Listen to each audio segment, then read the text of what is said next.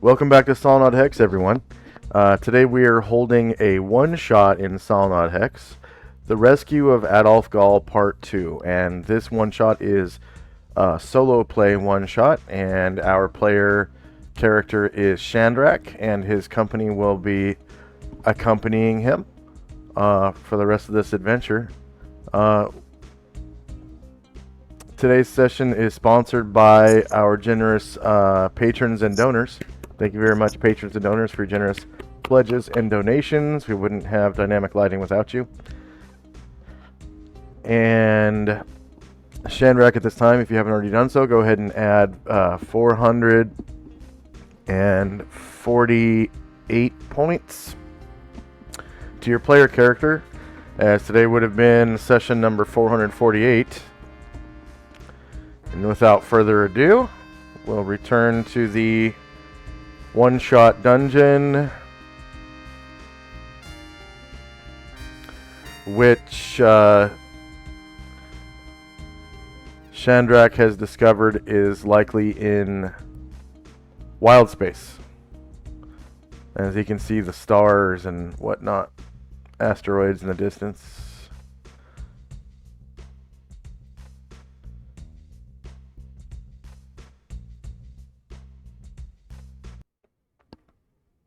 Right through the floor. Right through the glassy floor, or the glass steel floor. Steel. And we were in the middle of combat with an Ultraloth and a flock of Migo? Flock? There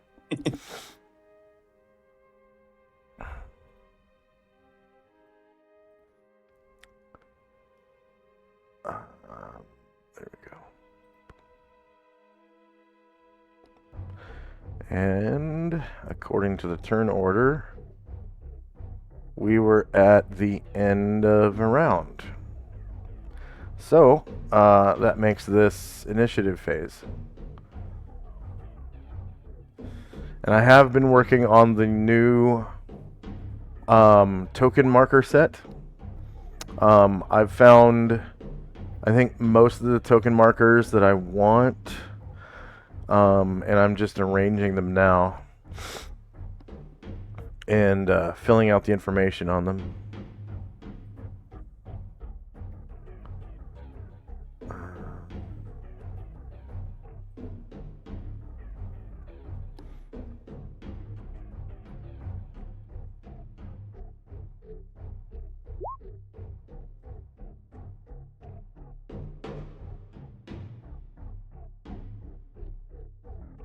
See, I believe Gargamond and Shandrak were still charmed, but they get, I think they get saving throws every round because it was his gaze attack that charmed them. Do they? Something like that. So I remember you were making multiple. Let me read his gaze attack. Actually, I guess we'll read his gaze attack when his turn comes up. All right, so are you through with rolling initiative? No, just a second.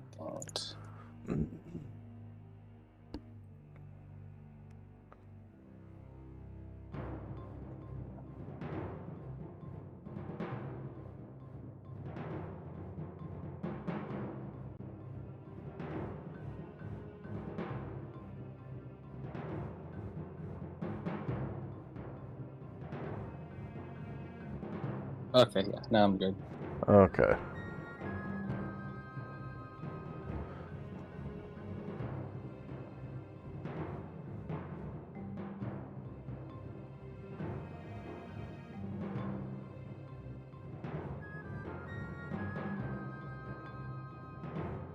So just sorting. All right. So Luther's got protection from evil 10 foot in operation for 69 more rounds. Shandrak has Enlarge on Gargamond, cast through his staff at level 9. Time now is 2:41 a.m., September 22nd, 11:85. And Shandrak has cast Enlarge on Ryer through his staff. Shandrak cast Enlarge on Luther through his staff. Enlarge on Gargamon through his staff. So Charm 1 is Ultraloth Hold Person through his Gaze.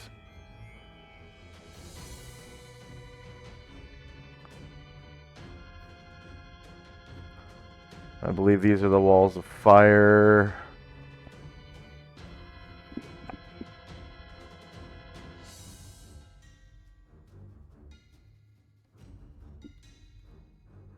So Shandrak's mirror image is up first.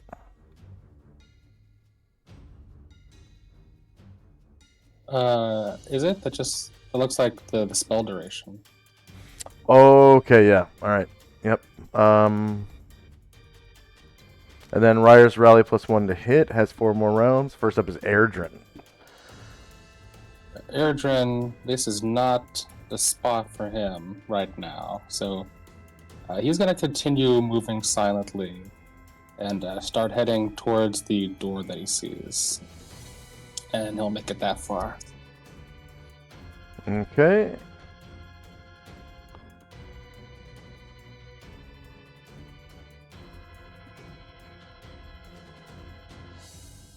St. Luther. All right. Well, St. Luther, he will turn and face the Ultraloth so he can hit it with his mace. Okay, so he turns his back to 3 of the Migo in doing so. So they get attacks of opportunity. They're going to... They only have claws. They don't have a bite, so they're going to use their right claws against his rear AC.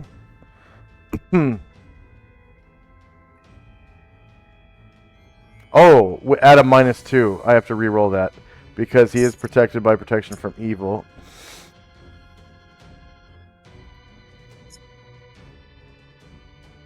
So shorter melee and actually higher elevation because they're flying.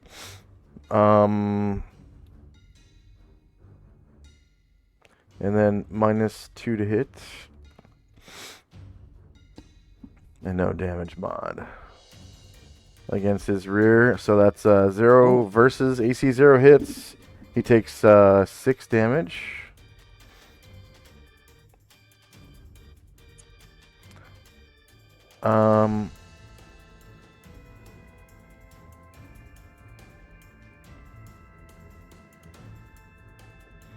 Oh, they have maneuverability class B, so they are hovering.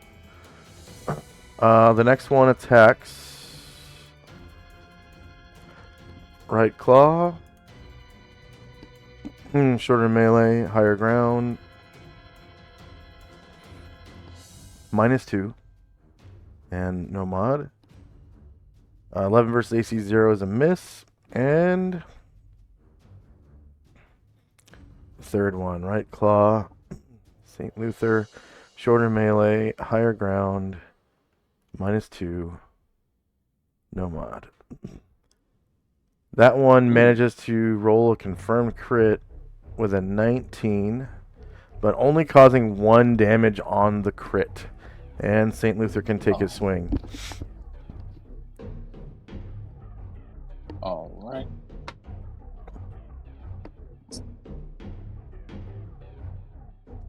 Swings his mace and prays to his god. Oh wait, gotta reroll that. Didn't use his enlarge damage. Oh, right. His was not through the staff, but a slotted one. I think so.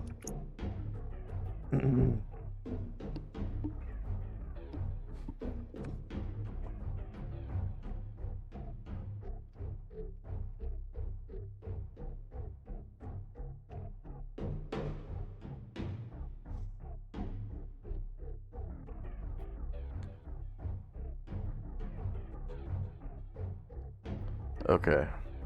Yes, it is. It just it just says staff. Okay, I'll reroll that.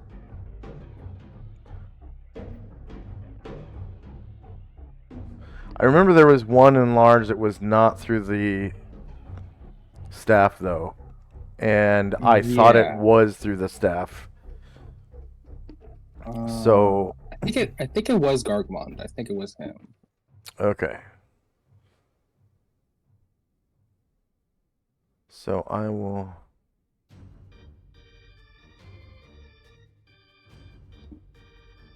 Alright. The Ultraloth is shieldless, and you smack it at -8 at -8. -8 versus AC -8. So you're able to hit him. He is a medium creature. So he takes that 16 damage, and he's looking pretty sad. Oh, still standing. Good job, Luther. All right, one of the Migo is going to attack the illusionary Shandrak. It is an illusion, so you are able to choose, whether or not it appears to take damage. Yeah, sure. Yeah, I think it will appear as though Chandrak's double takes, let's say 4 points. All right.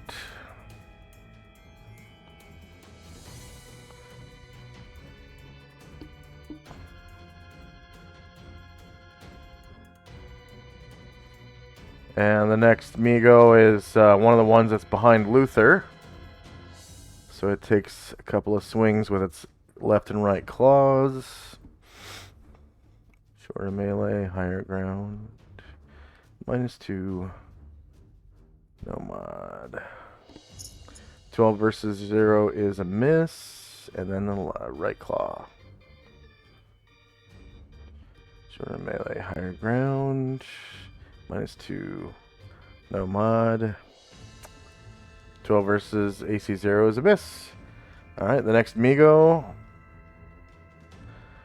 is also facing Shandrak's double. So if you want him to appear to take damage, that's up to you. Yeah, he will, he'll appear to take another 4. Okay.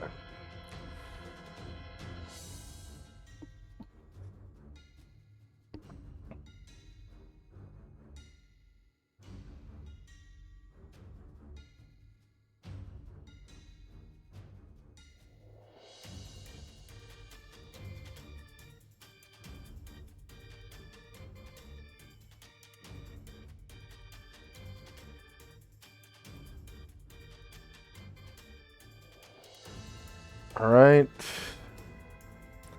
The Ultraloth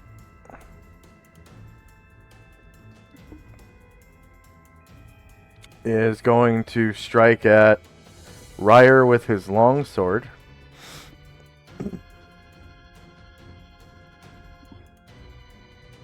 And his open hand. He is within the protection from evil, so he's making his attack at -2. He's on the same elevation as Ryer. It's 2 to hit, and +0 to damage. Ryer has no shield. AC -8 versus -5 is a hit for 18 damage to Ryer. Woo! And then he comes back All right. around. He comes back around with his left hand, with like a punch. Shorter melee, same elevation, -2 to hit, no modifier to damage.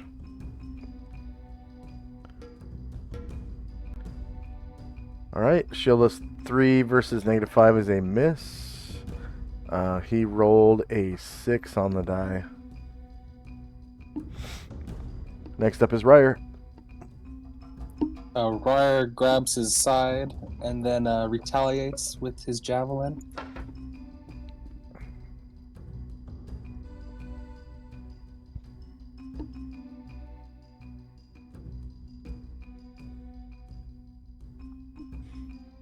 All right. The Ultraloth is shieldless. -5 does not beat -8.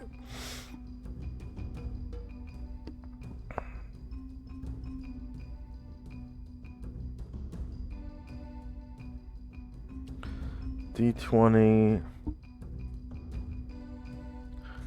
Crit fail 1, crit fail 20, crit success 20, crit success greater than 18.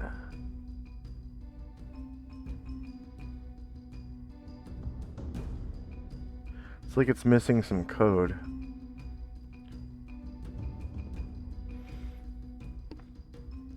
The attack roll? Just that line. Well, I guess.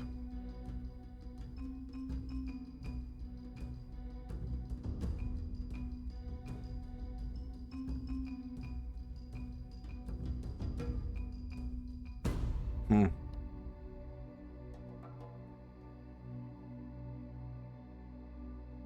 Okay. I don't know what's going on there. Gargamond is still charmed.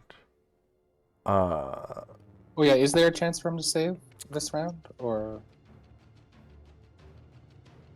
I think so because he's taking damage.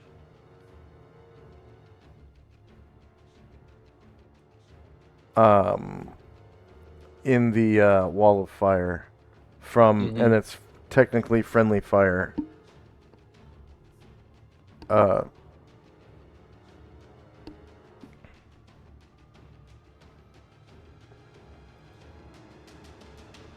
Yeah, he can was go that ahead and make a save versus spell. Let me check.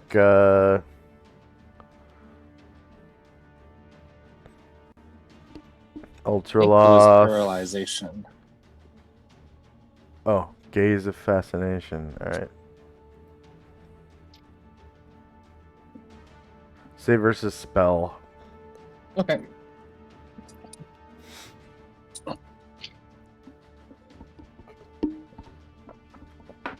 And I'm not having him do it right now because he's inside the fire. Oh wait, sorry. Do you want me to roll the save, or do you want me to wait? Yeah, Gargamon can go ahead and roll a save because he's taking damage from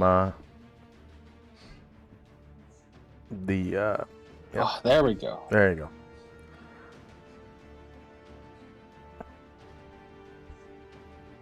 So he's able to act. He is. Okay, cool. And in that case,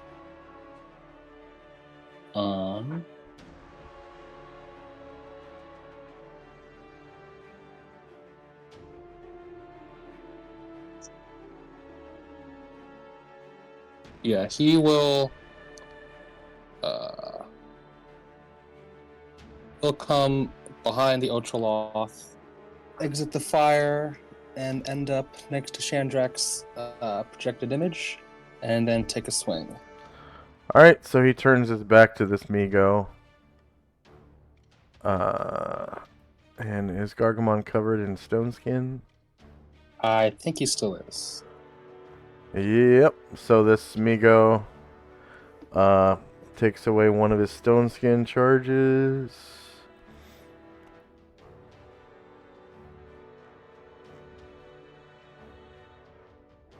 Alright, you can go ahead and make your attack. It's at a -2 Yep, from that's right. attacking through occupied squares.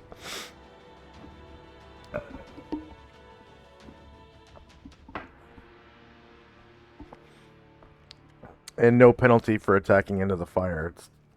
There's no mechanic for that. At least in second edition. Alright, the Ultraloth is shieldless. -14 versus -8 is definitely a hit, and you cause 18 damage to the Ultraloth, killing it. Go ahead and describe how you do so. Alright, so after a couple rounds of getting burned, Gargamon finally snaps out of it. And so he comes up next to Chandrak, takes a big swing over his head, chopping into the shoulder of the Ultraloth, who kind of falls back into the fire and doesn't burn in the fire, but just kind of starts glowing.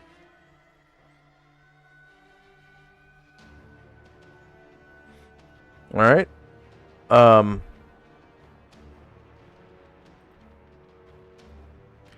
The Ultraloth's corpse disappears.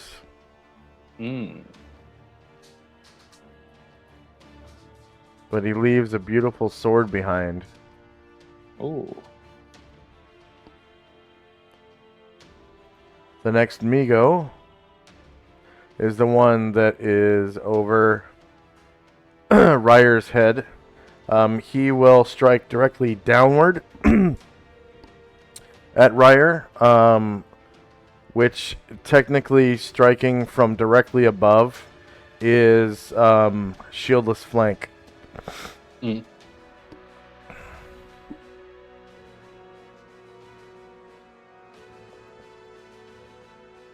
So I'm just going to put him on the GM layer for now so I can make the attack.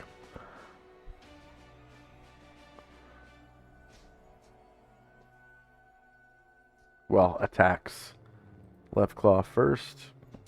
Oh, I think Ryer also has stone skin on. Okay.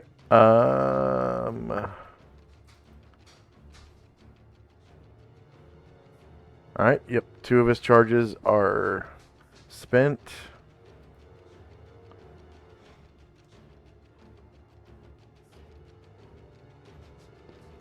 And next up is Chandrak, who gets a saving throw versus spell. Alright. Because he is taking ongoing damage from the wall of fire, which was cast by his captor.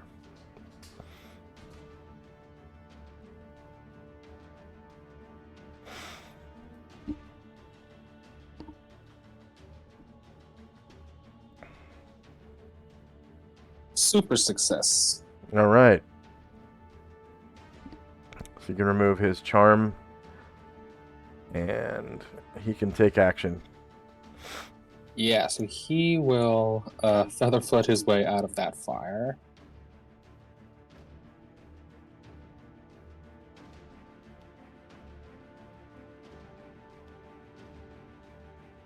And he'll end up...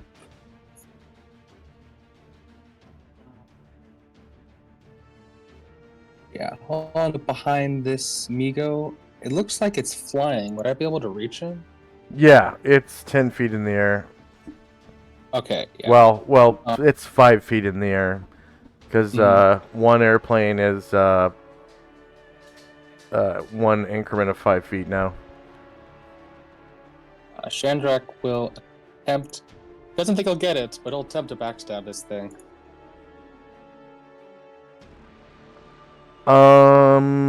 Let's see.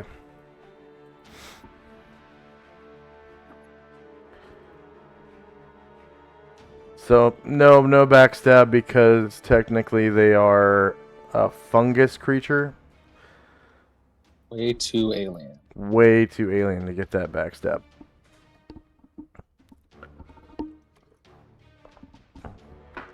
Definitely no backbone up in that mushroom. You do get a rear attack, which you manage to roll a natural 20 on. Migo are large creatures. And so with that crit, you cause 27 damage, killing it in one shot. Go ahead and describe how you do so. Alright, so as these things are flying around and swiping at our people, all of a sudden one of them just like, its wing just like gets cut off and it just like falls down and spurting from its wound. Yeah, some weird like yellow juice. Next up is one of the Migo. It is also facing Chandrak. So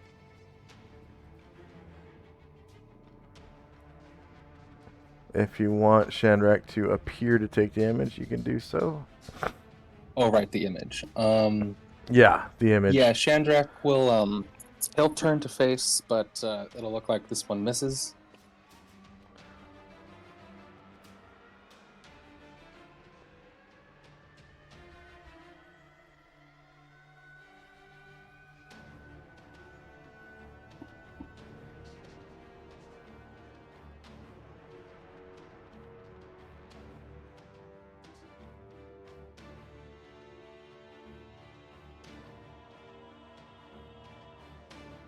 Okay.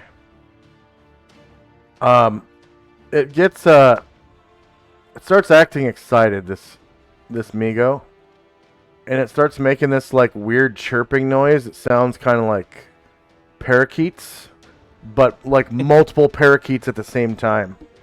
Mm-hmm. And the other ones start making the same sound and like kind of looking at each other and nodding in agreement.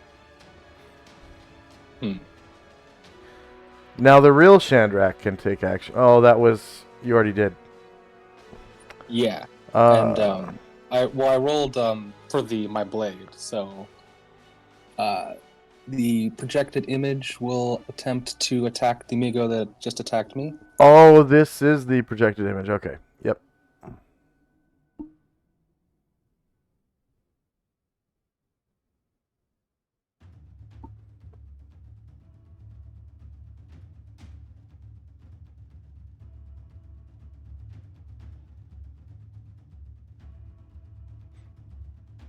Okay. It is Shillis 0 versus AC 4 would hit normally. However, it appears that this creature has successfully disbelieved the existence of the mirror image or the projected image. Okay. Smart buggers. Yeah. Next up is another one of the Migo. He is attacking St. Luther from behind.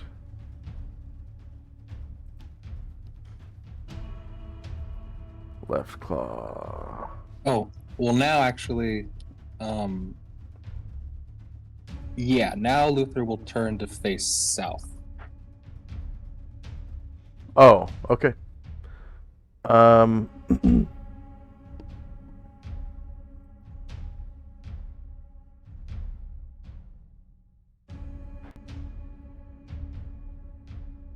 Alright, so this is shieldless flank.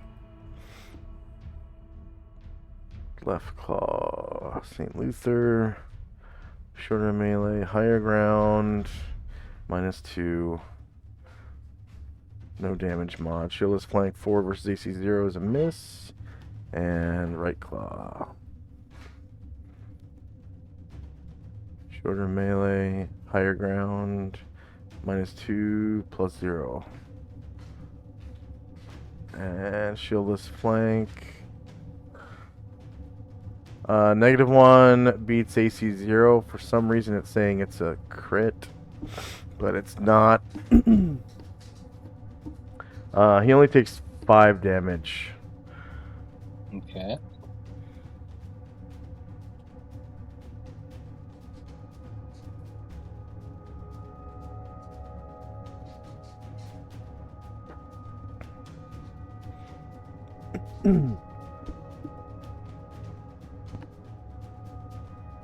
Alright, next Migo. I think this weight marker is from last round.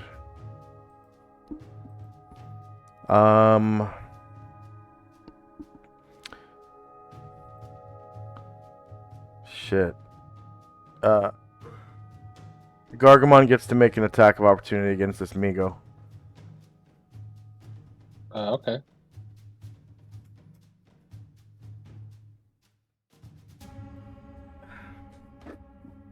He does have oh,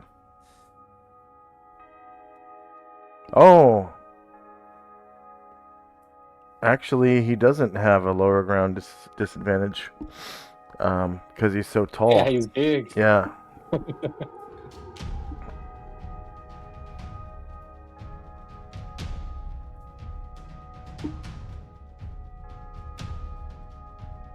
All right, and that's supposed to be against his back AC because it's a attack of opportunity, and it looks like it puts Gargamon off balance. This Migo flies around the group to Gargamon's rear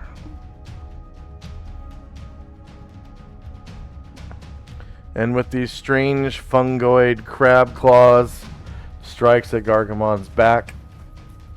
He may still have stone skin.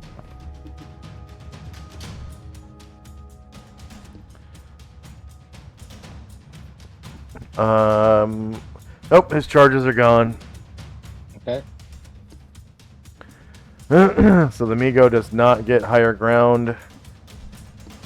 And attacks left claw. Gargamon, shorter melee, same elevation. The advantage of +2 from Gargamon being off balance. Yeah, he gets that +2. Oh, come on.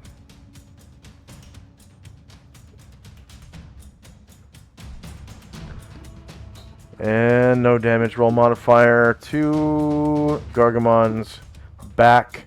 10 versus AC 2 is a miss. And then the right claw.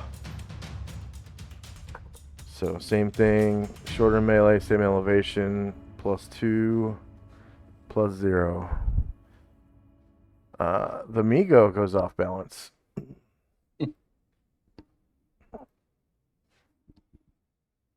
And Gargamon is off balance, so that's the end of the round. Was anyone waiting? No, none of my people. Okay, you can remove your shit. Watch Your Pants gave us a shit in the chat. Thank you. Okay, I guess it's initiative phase.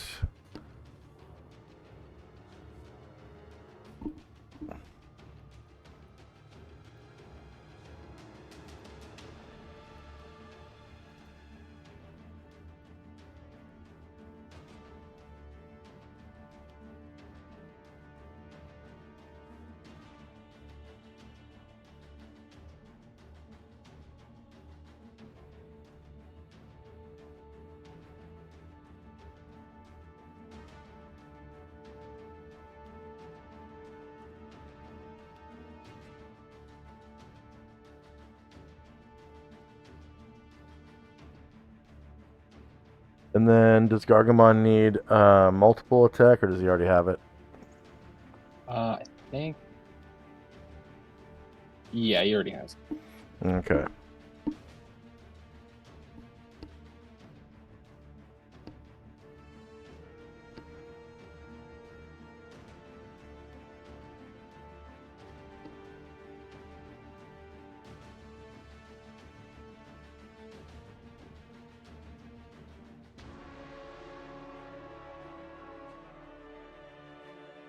Ooh, nice. Shandrak is using a ring. I'm ready when you are. All right.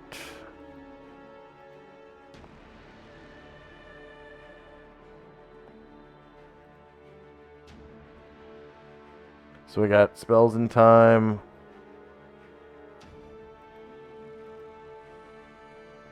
First up is Ryer. Ryer will yeah, he will go for a poke on the Migo to the south of him.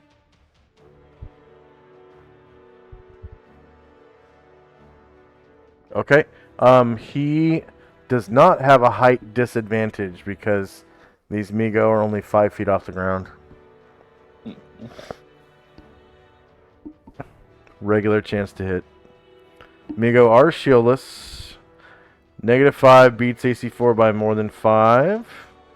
So you get 20 damage in on this Migo with Nice. your Javelin Stabby.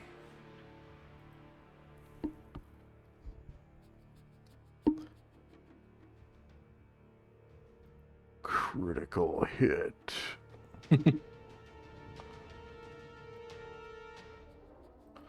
Boom, boom, pow.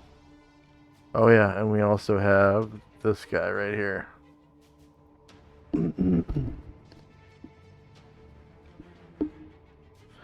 St. Luther. And Luther will see if he can finish the job Ryer started.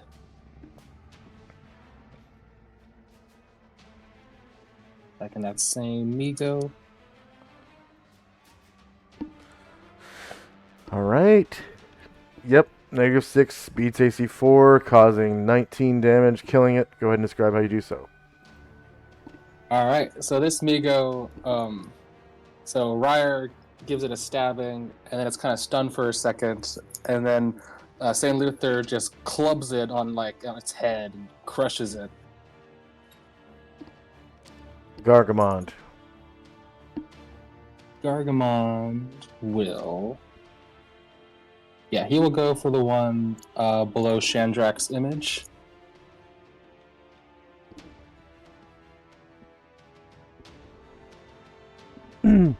So for our viewers, this floor, it's made of glass steel, and everyone can see wild space outside of it, like a window that they're standing on.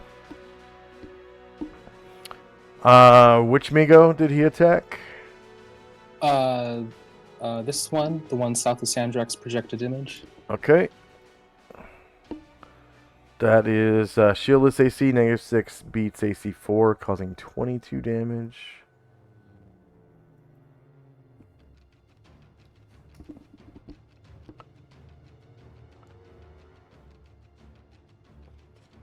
Alright, the Migo behind Gargamond attacks him with 2 crab-like but fungusy claws. Gargamond will try to give him his flank.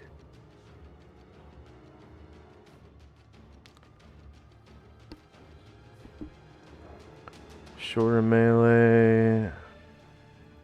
Same elevation. No mod, no mod. Yep, that is shieldless flank. 1 versus AC1 hits, causing 7 damage to Gargamond. And the right claw.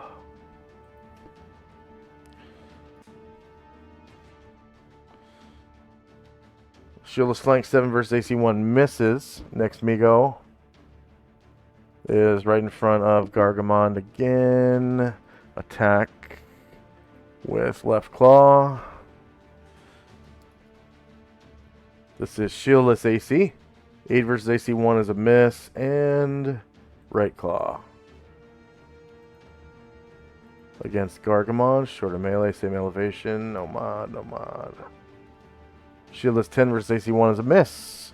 The Yugoloth is dead, and for some reason... Oh, it's because I put him... Okay. Okay. 1 second.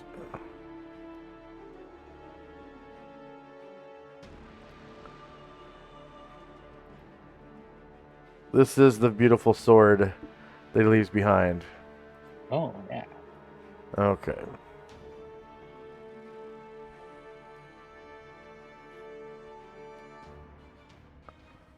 Alright, another Migo is right in front of St. Luther. Attacks him. St. Luther is covered in magical field plate and has a magical large shield. So left claw to St. Luther. Shorter melee, same elevation, but -2 to hit because St. Luther is covered by protection from evil 10-foot radius. And no damage roll mod. That is, it's actually going to be St. Luther's front turtle AC.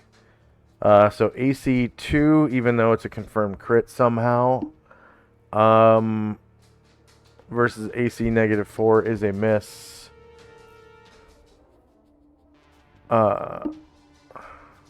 Right claw.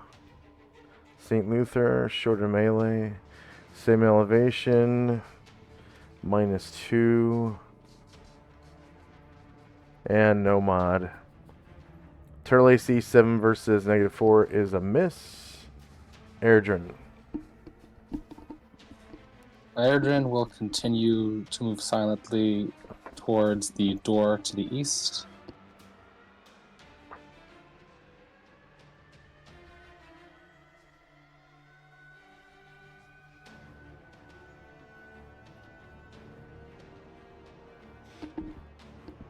And the next Migo is in front of Gargamond. Gargamond is shieldless. It attacks with left claw against Gargamond. It is inside the protection from evil. 10-foot radius. So shorter melee, same elevation, -2 to hit, no mod to damage. Shieldless AC 16 versus AC 1 is a miss. And then it's right claw. Same target. Shorter melee, same elevation, -2, no mod. Shieldless 12 versus AC 1 is a miss. Next up is Shandrak, the real Shandrak. Nope. Yeah, the real Shandrak. Yep. The real Shandrak appears from out of hiding, and then he raises up his hand with his left hand with his gold ring on his finger, and he says, "I wish to cast Gate to summon my friend Ashrael."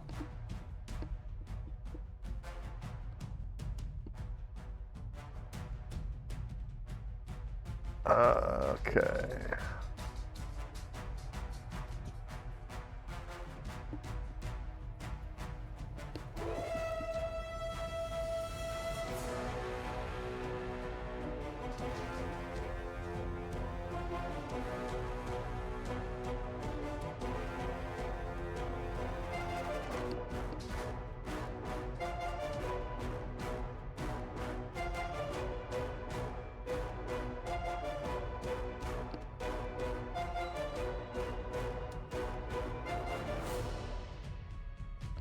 Okay, you can put that anywhere within view. Okay. Yeah, I'll just put it a little bit closer, just at the outside of the. Yeah, that's good.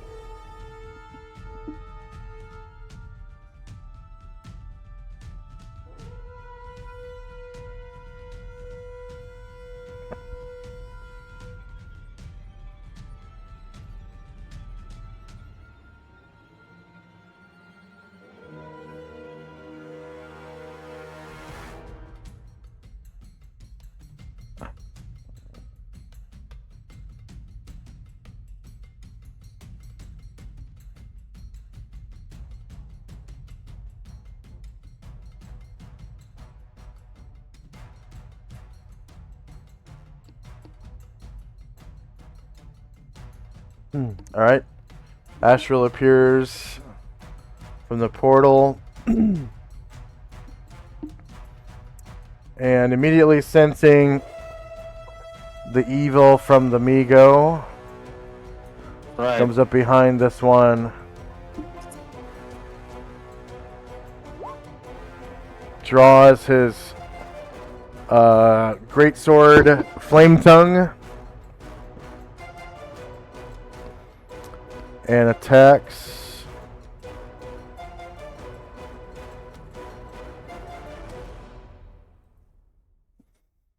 At an altitude of 5 feet as well.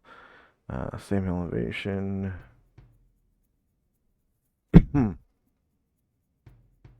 No attack roll mod. Target creature is not regenerating. Not cold using, inflammable, or avian. And not undead. So it will be normal. This will be against its back AC.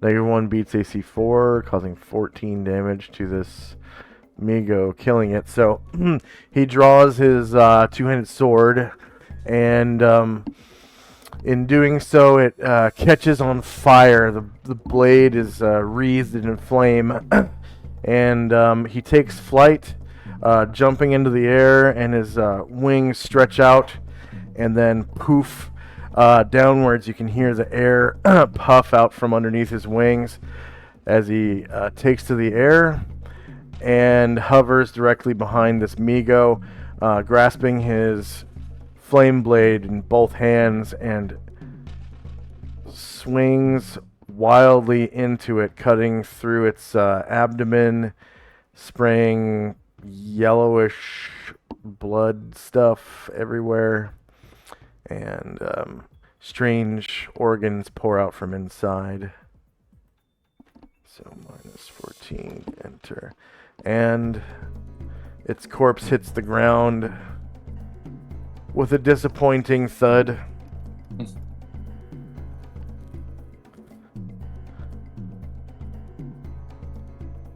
And next up is one of the Migo.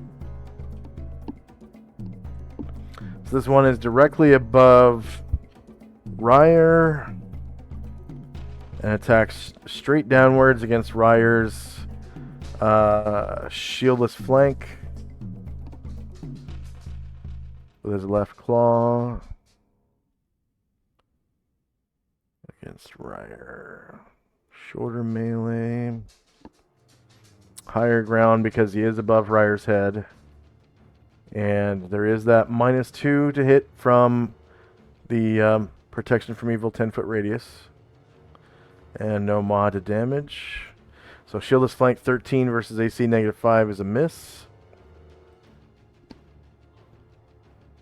And then the right claw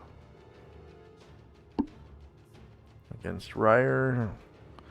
Shorter melee, higher ground, -2, +0.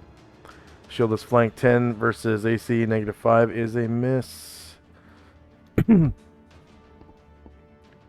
And this is the Illusionary Shandrak. Well, he will attempt to swing at the Migo that attacked Ryer. Okay. This Migo will get a save versus spell at -4 because he was only told that this projection was an illusion. So saves, spell, -4.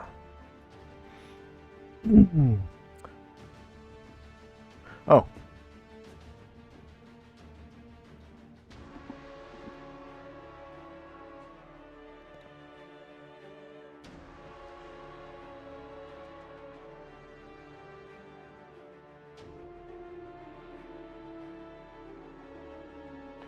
Once again, -4.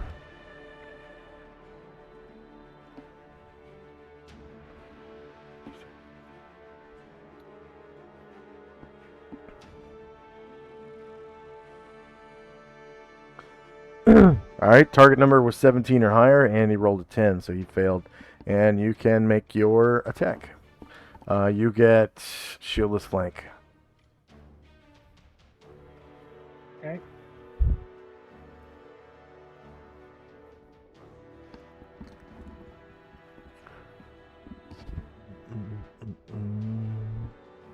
-4 beats AC 4, you cause 17 damage.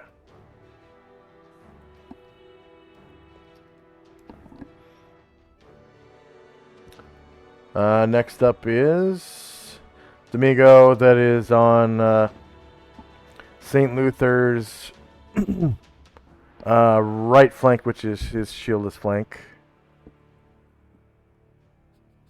Attack with its left crab-like claw. Shorter melee, same elevation, -2 to hit, and +0 to damage. Shieldless flank, 9 versus AC 0 is a miss. And the right crab claw.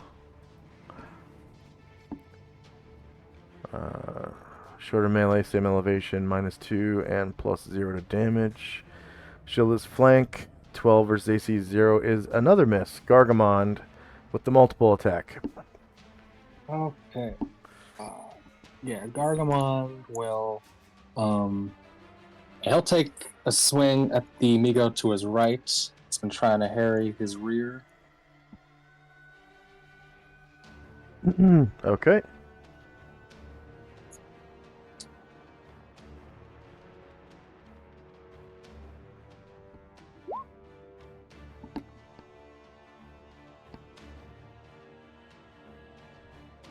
They are shieldless, -13 versus AC 4 hits, and you cause 20 damage. Sorry, 24 damage. Nearly killing it if you can see his life bar. Oh, There's just one little sliver. Magic pixels. I am going to give this guy a morale check. Success. The guy below Gargamond. Success. The guy below Luther.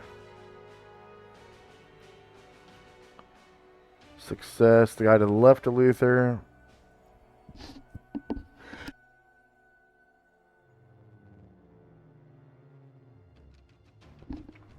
Just had to sneeze. Success. And the guy above Ryer. One above Ryer. Success. They all succeeded. Alright. End of round. Was anyone waiting? Nope. Okay, the gate disappears. And we're now in initiative phase.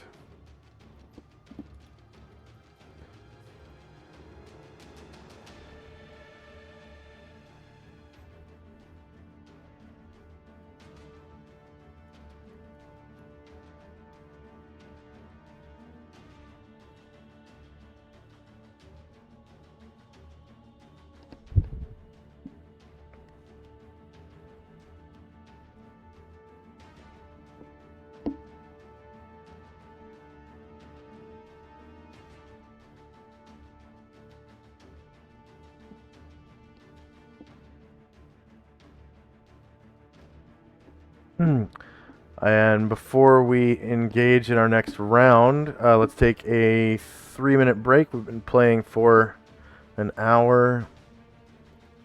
We'll just take a quick 3-minute break and we'll be right back. Here we go in 3. And right now.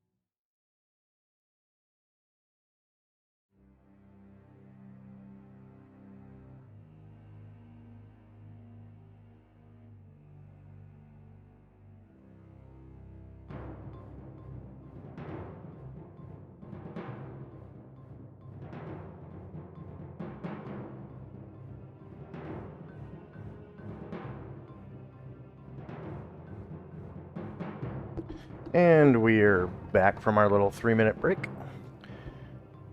Okay, just gonna sort the order.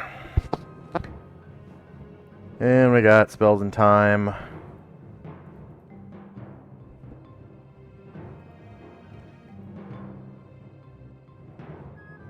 First up is Ryer with that javelin.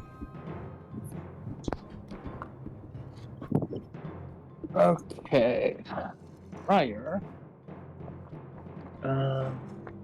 Yeah, he is going to stab directly upward at the Migo that's flying above him. Okay, that is gonna be shieldless flank as well. You want me to move the Migo? I can just click a different one. Oh, okay.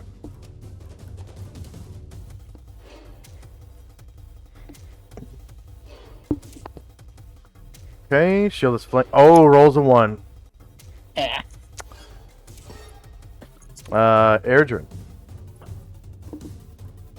Okay, so looks like this round, Erdrin will move silently and make it to the door, and he'll attempt to listen at it.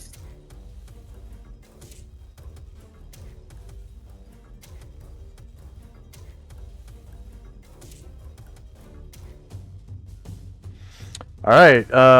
He can hear a muffled voice of an old man going. Oh, okay. Can't really tell what he's saying because it's so muffled, but yeah, it's like. Okay. Erdrin will note that and keep his stealth.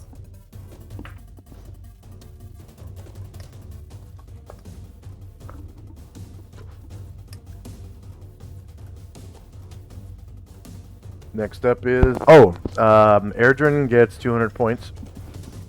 Yes, thank you. And next up is Gargamon. Try to finish off the Migo at his right-hand side.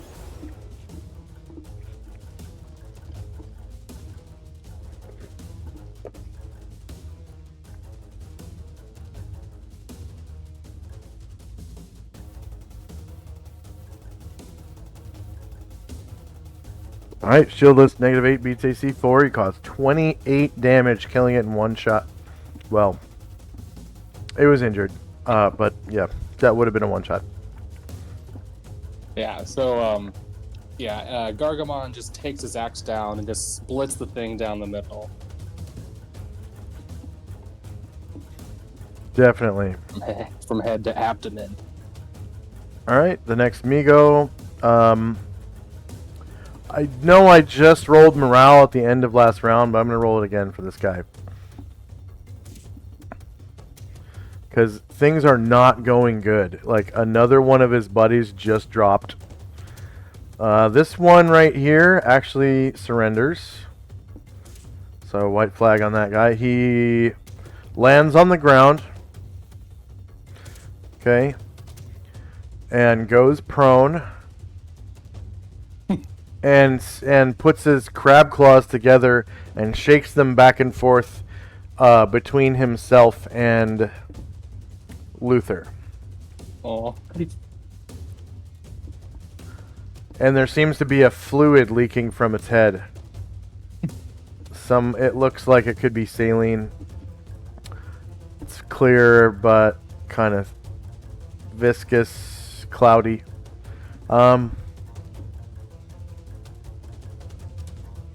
Next up is the real Shandrak. Alright. Seeing the Migo in front of him cowering, Shandrak will move past him and attempt to attack the Migo that's above Ryer. His red velvet longsword. Alright, this is a rear attack.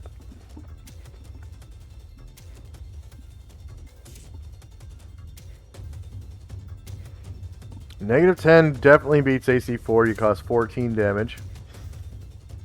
Killing it. Go ahead and describe. Alright, so this Migo, like, it chops at Ryer, and like causes Ryder to like whoa stumble, and then Chandrak comes up and cuts off the a couple of its feelers, and it just like falls to the ground, spurting its yellow gook. And Ryer rolled a 1, right? Yeah, he did. Okay. So I was gonna have Ryer roll a dex check to see if he could avoid being pinned underneath the falling Migo, but he was already off balance. So now Ryer is prone, pinned underneath the dead Migo. Gross. St. Luther. Okay. Luther will turn to face the Migo on his left. It seems like the only aggressive one next to him now. And he will start clubbing.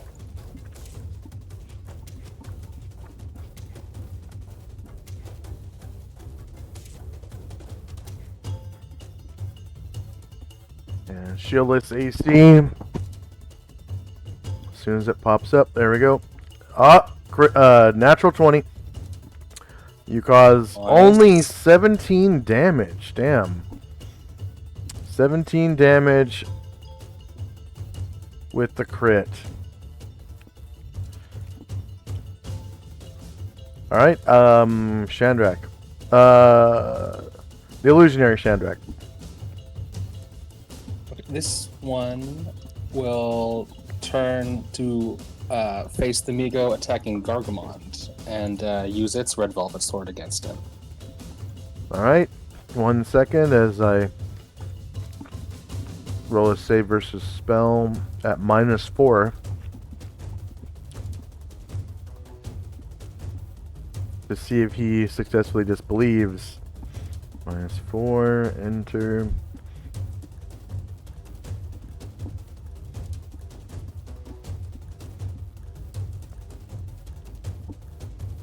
Okay, you get your attack.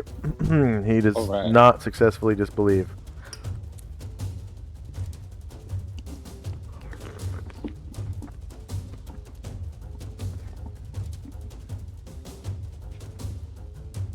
Alright. Shieldless -11. Beats AC 4, you cause 22 damage.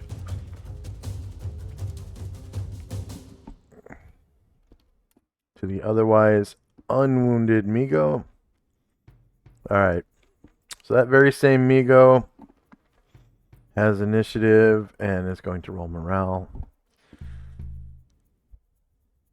And he remains steadfast, attacking Gargamond.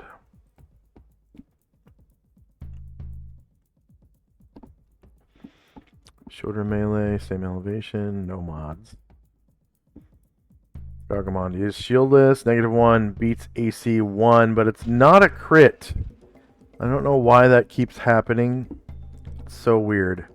That's only supposed to happen when there's like huge adjustments as minuses to hit. So something's broken. Gargamon only takes 6 damage from that claw. And he comes back around with his right hand claw. Same thing, shorter melee, same elevation, no mod, no mod. And shieldless, 5 versus AC 1 is a miss. The next Migo rolls morale. And remains steadfast, attacking St. Luther. Shieldless flank, I think. Nope, he's facing him now, so it's Turtle. Turtle AC. So attack. Left claw. St. Luther. Shorter melee, same elevation. -2 for the protection from evil. 10-foot radius spell. And no damage modifier. Turtle AC 5 does not beat AC -4. And right claw. Same target. Shorter melee, same elevation. -2. And no mod to damage. And again, Turtle AC, 10 versus AC -4 is a miss. Just clang against his shield or something. Gargamond with the multiple Argamon will attack. try to finish off this Migo to the south of him.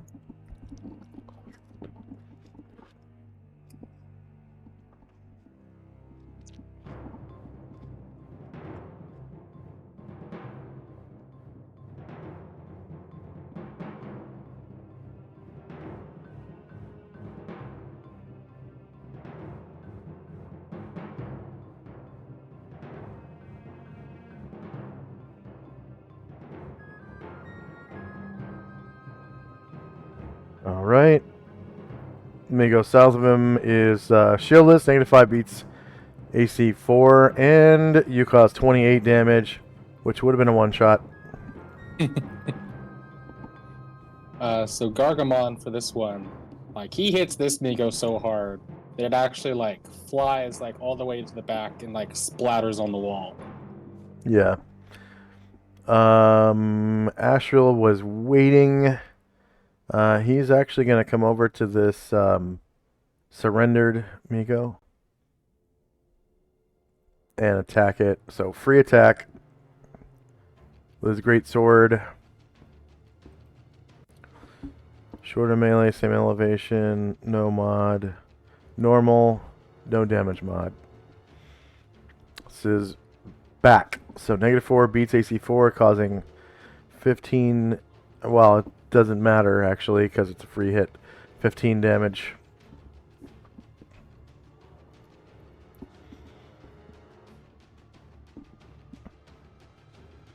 And end of round. Does Ashriel normally get 2 attacks a round?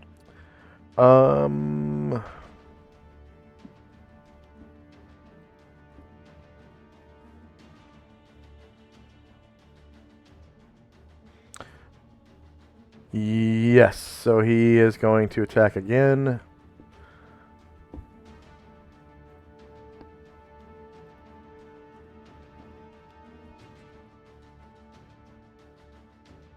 Causing 16 more damage, killing this Migo that already surrendered.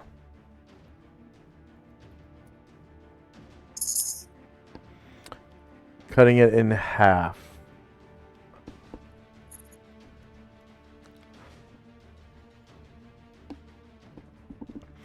And we're in initiative phase again.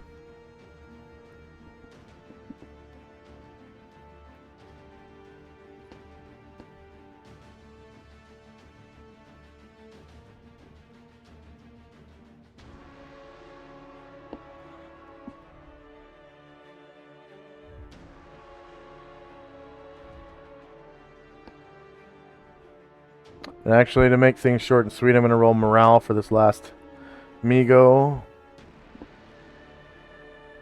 Ah!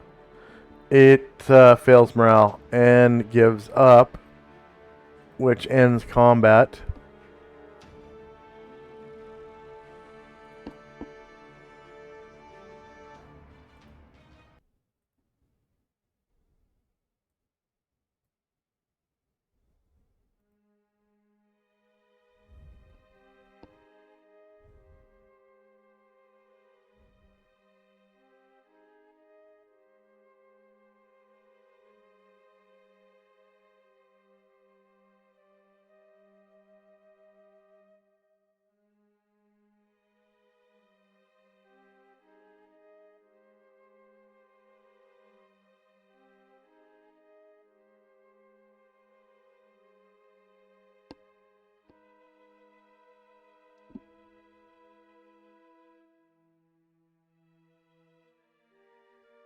Alright, spells in time.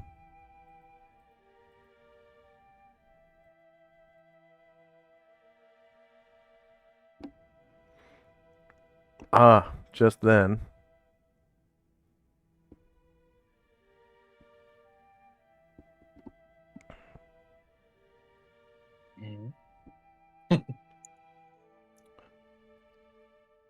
Question mark.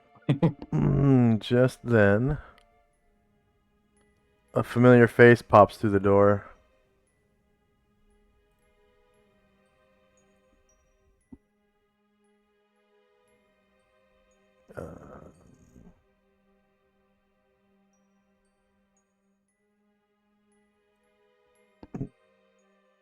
The Wendigo. Oh shit. And it had to walk through the wall of fire. So it's going to take some damage.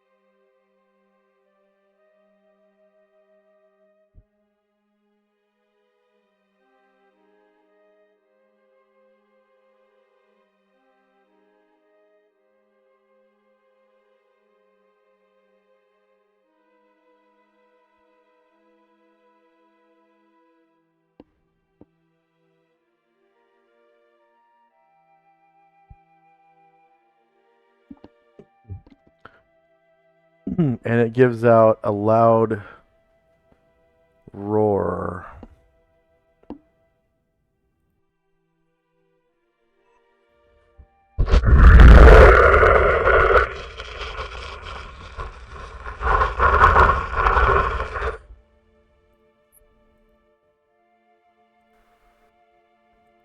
And it advances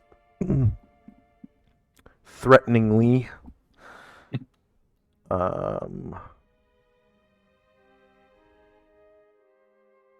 I suppose that would be initiative phase again. All right.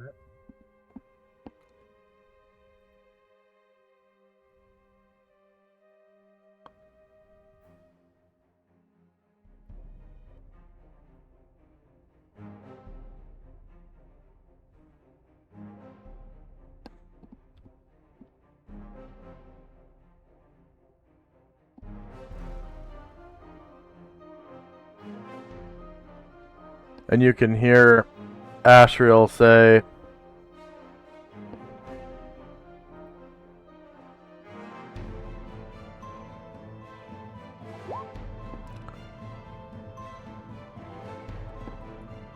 What is this, my friend?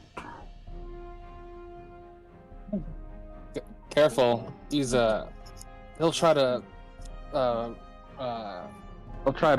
rip you apart if he gets the chance. I had to fight one of these on the way in. I shall set its soul aflame with my righteous wrath.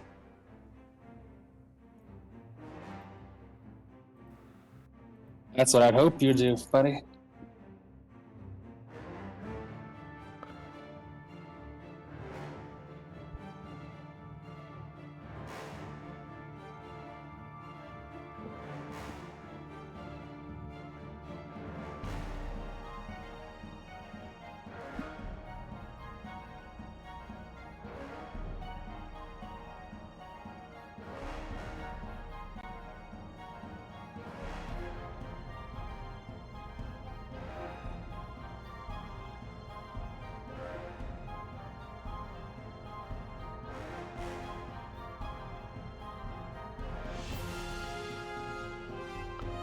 Looks like now I'll need that second attack for Gargamond again.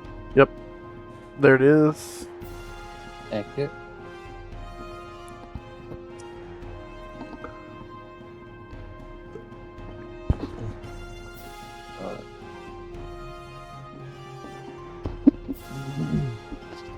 Ooh, thank you, Thaco Tuesday, for the 100 biddies. I Heck appreciate yeah. that.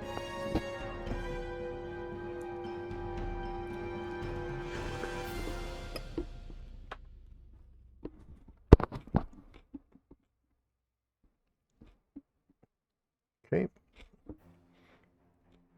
Just gonna sort the tracker. Are you still rolling?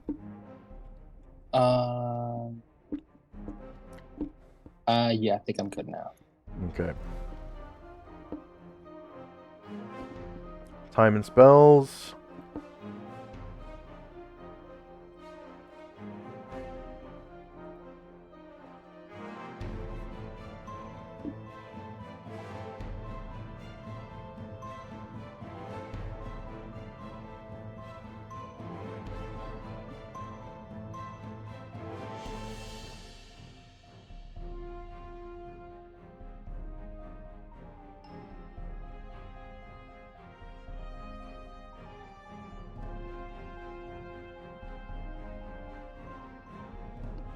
First up is Gargamon. Okay. Let's see.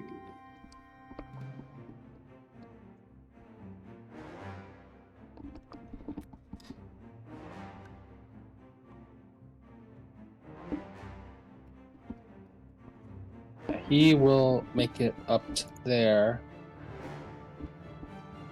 And yeah, he will wait for this beastie to come in his range. St. Luther.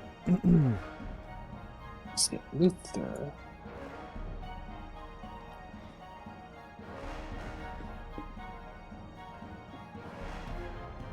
He'll take half his move for now to end up behind Gargamon and wait from there.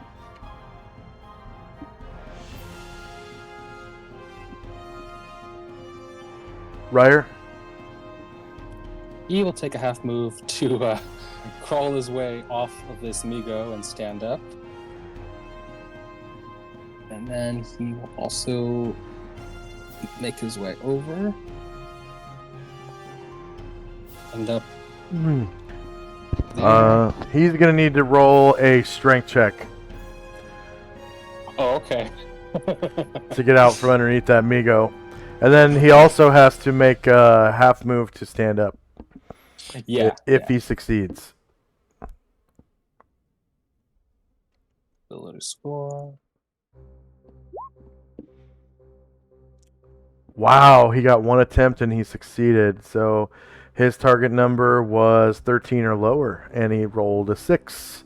So he gets 6 squares of movement from that. Wait, he's not encumbered, is he? No. I don't No, think he's not. He shouldn't be right now. No. Okay, so he can move 6 squares from there. Okay, good. And then the fake Shandrak. Nope, the real Shandrak. So real Shandrak, just rolled for movement this round, so he is going to end up behind Gargamon and hide in shadows. Behind his huge leg right now. All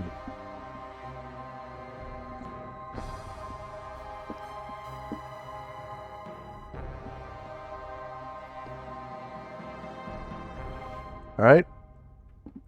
The Migo is gonna scree and kind of go over here, and it makes this sound like a myriad, I guess budgies. And it just kind of like draining liquids from different parts of its body. Next up is the Wendigo, who is going to, I guess, come after Gargamon. Nearest target. Oh wait, sorry. Can I move my image? Because I'm just doing the same thing this round, which was a movement. Oh yeah, yep. So my image, he's actually gonna end up just in front of Gargamon. Okay.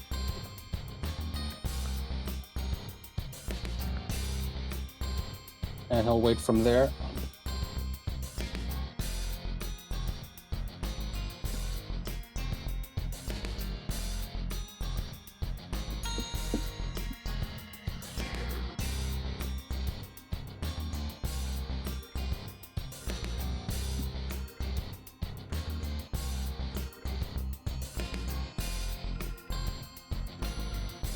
Then he will come after the 6 feet, 6 squares, 5 squares. I guess he's actually going to go after the Migo.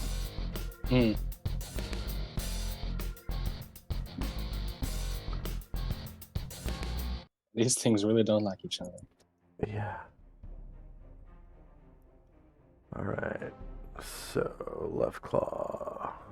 Migo, and this is free damage because the Migo is not defending itself. Okay, 4 damage to the Migo.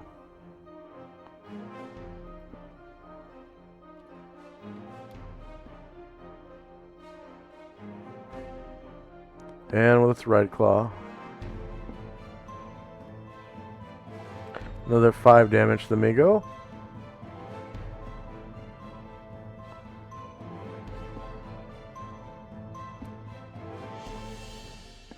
And the Migo gets shredded up by claws and dies.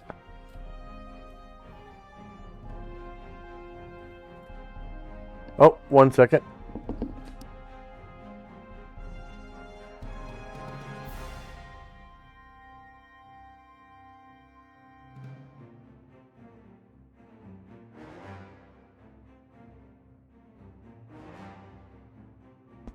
Alright, and comes after Chandrak's double with a bite. And then, of course, you choose whether or not he takes damage or appears to take damage. Yeah, it'll appear that he bites him on his shoulder for 10 damage. Okay.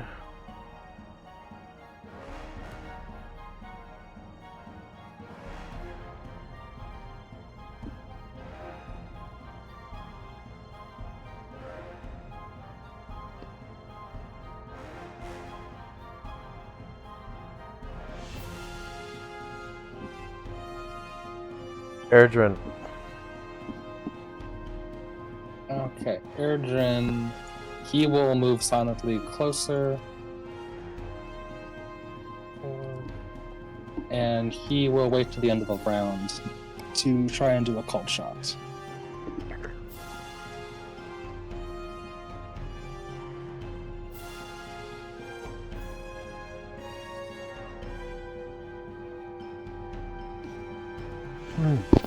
Alright. Ashriel comes right over to the Wendigo. And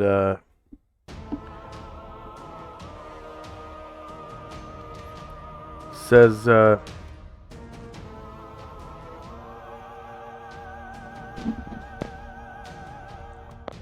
at thee, rotting creature.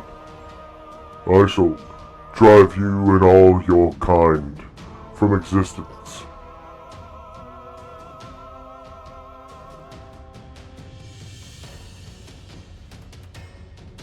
and he attacks him with his Flame Tongue. Short melee, same elevation.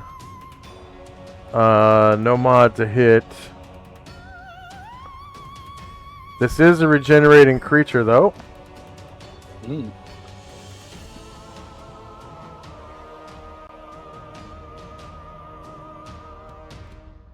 And it is shieldless. 0 versus AC -3 does not hit.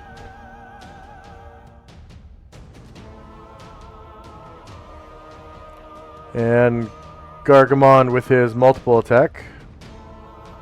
So the Gargamon will take a 5-foot step to take his first attack at this Wendigo with a nice clear shot.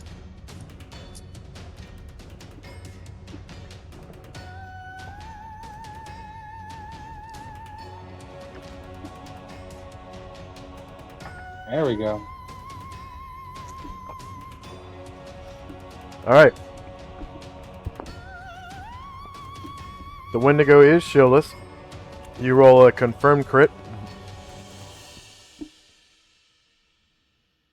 -17 definitely beats his AC. You cause 29 damage to the Wendigo. And Gargamon will take his multi-attack now. All right.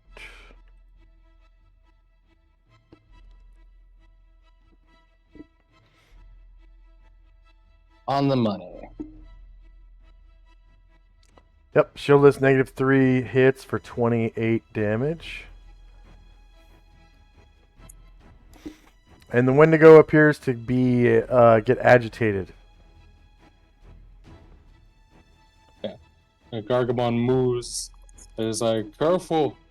He's gonna go into a fury now.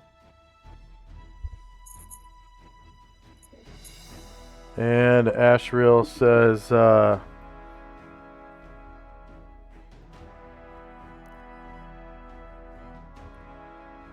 do not care.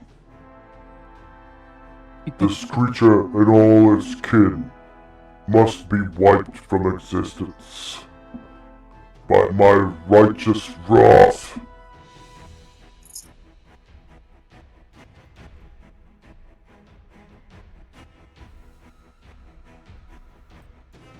Alright, and Gargamon will take his 5-foot step back. That's right.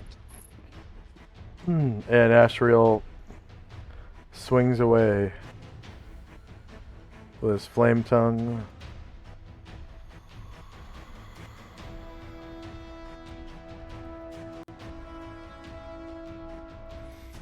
Shorter melee, same elevation, no mod to hit, regenerating creature, and +0 to damage. It is shieldless 4 versus AC -3 is a miss. Ashriel can't buy a 10. End of round. Was anyone waiting? Looks like Luther was. Oh, that's right. So, Luther will come up first.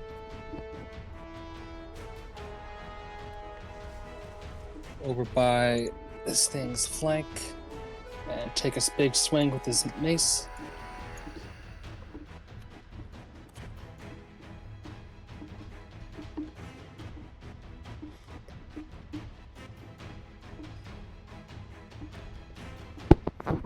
And Wendigo says,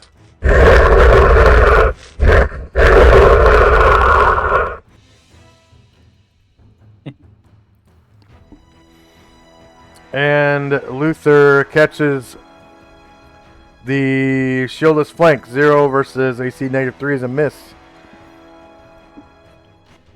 And last but not least, Erdrin will take a medium range backstab shot at this creature.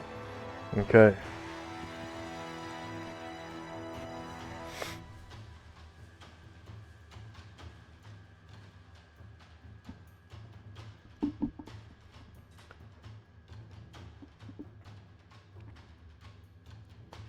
Oh, there we go. Okay. With the silver bullet?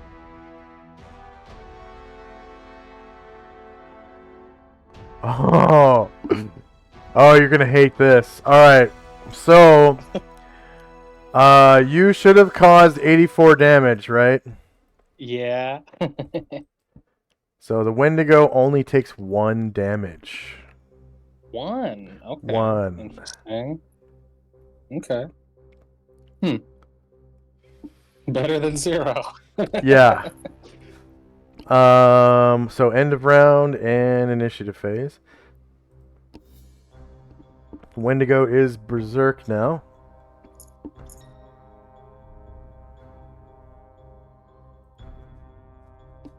For a second, I was afraid you're gonna say like he heals 84 damage. No.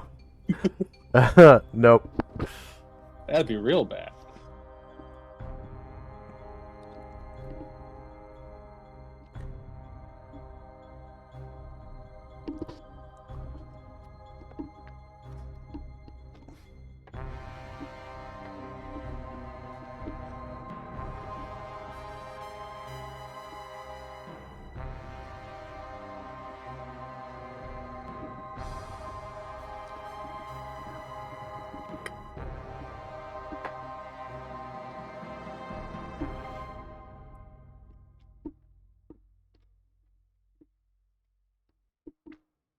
All right. Any more initiatives?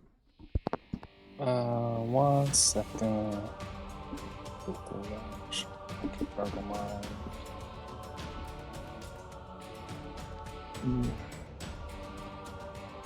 Alright, there we go. Quick shout out to our loyal viewers, Watch Your Pants and Thaco Tuesday. Thank you very much for joining us. We have another viewer who hasn't said anything. Glad to have y'all. Glad to have everybody. All right, just sorting initiative real quick.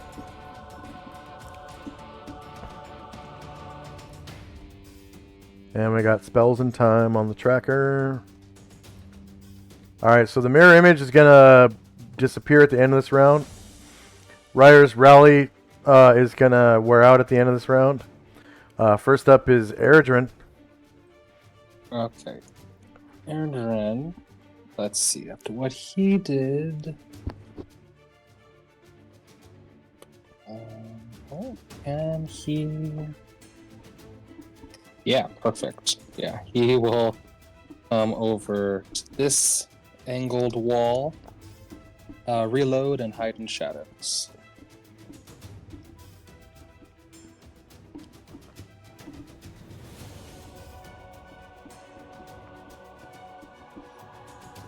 All right.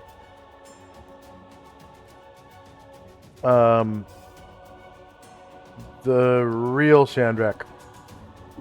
Okay. Shandrak will quietly featherfoot his way around Gargamond, Luther, and his image to backstab this Wendigo in the back.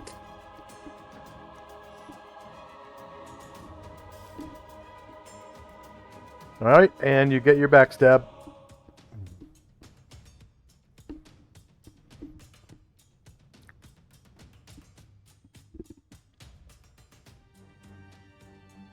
Longsword +4. -7 beats AC -3. And you cause 28 damage with the backstab.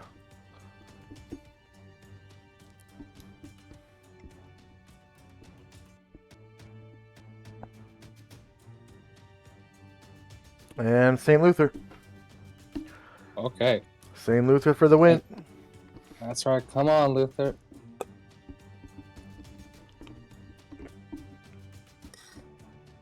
This is going to be your shieldless flank.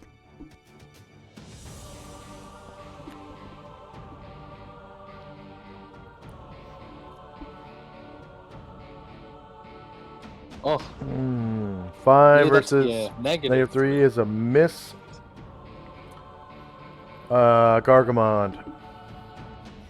Alright, he will take 1 step to the north and then thrust his halberd, trying to impale this creature.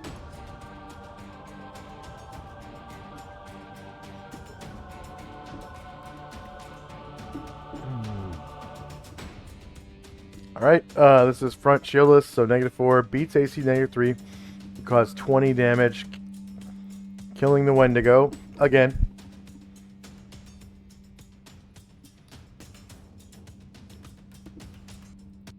So Gargamond thrust his halberd past the Chandrak's duplicate and Ashriel, piercing what he thinks is the creature's heart, and then just tosses it to the side.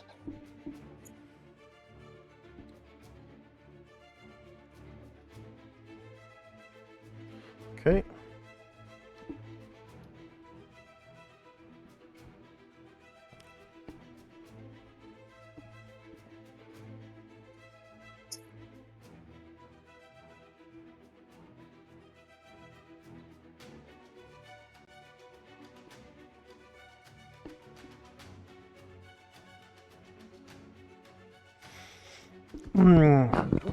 Ashriel says,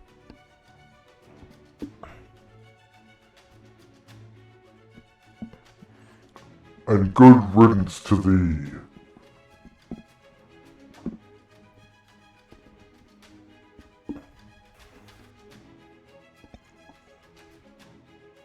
alright, end of round and end of combat.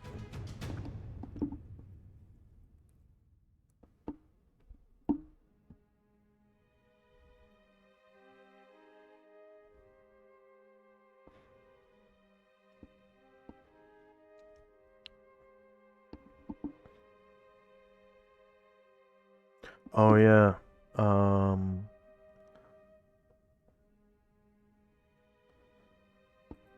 Could you show me the gate spell template with Shandrak at his current level?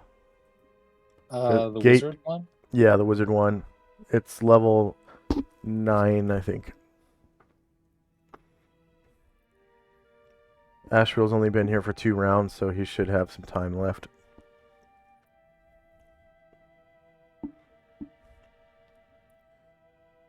Casting the gate spell has 2 effects. Oh, sorry. Do you want the full version? Yeah.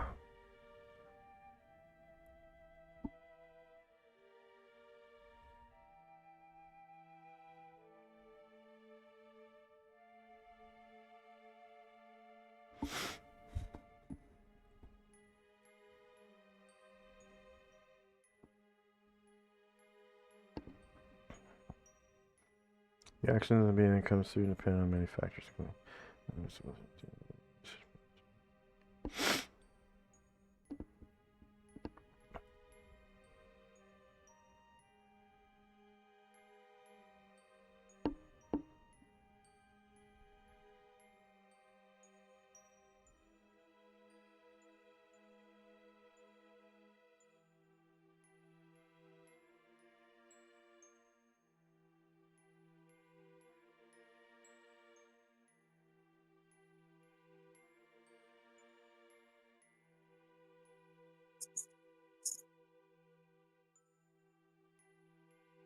And Shandrak will say to Ashriel, "Thank you for hearing my call to you.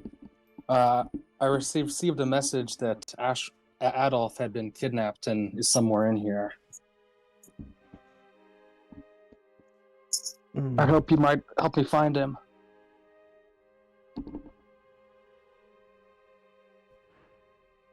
Ah, my old friend. Yes, I shall assist you, though I cannot stay long. I understand. You've already been a big help.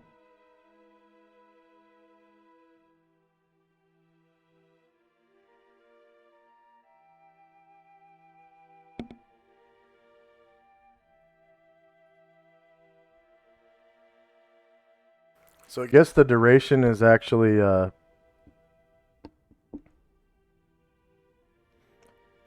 it's until the objective is fulfilled, Mm-hmm. which at the time was combat.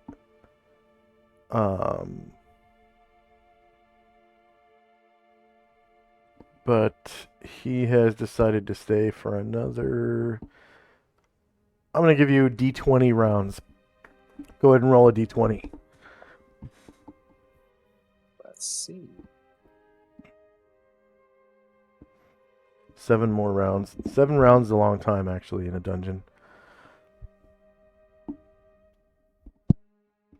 Okay, so gated Ashriel +1.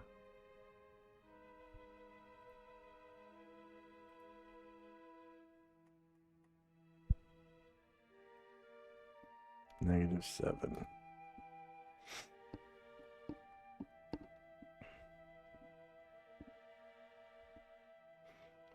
Okay.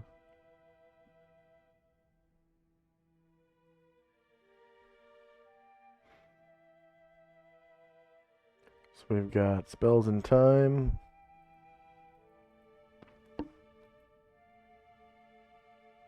Including gated Ashriel. 6 rounds left at the end of this round. And you can go ahead and remove the treble clefs. Oh. No, not treble clefs. Those are just musical notes from everybody. Yeah. Because like Ryer's Rally Takes notes. is gone. And then also the mirror image disappears. Boop.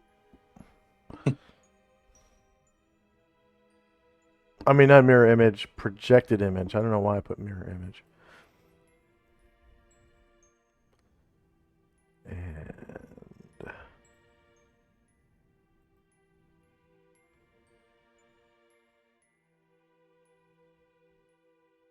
there we go.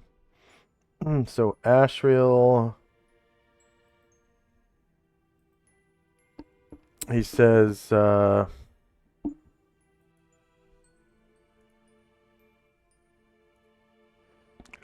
Whereabouts we meet? Whereabouts in these environs may we find my friend Adolf?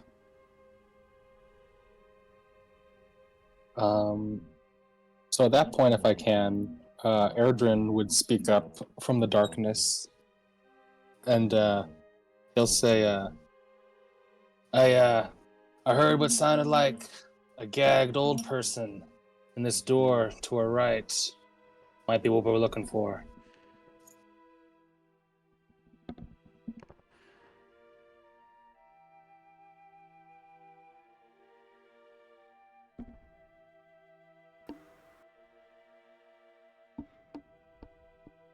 and that was Ashriel's action, which was a pertinent question. Next up is Shandrak. He looks so like Erdrin- he flies over to this wall of fire.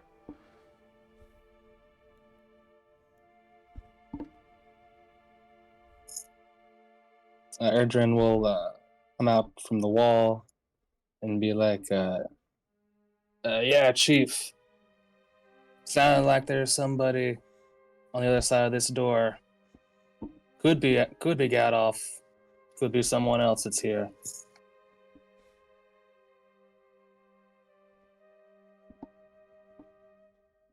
And hearing that, Chandrak's group will start heading towards the door.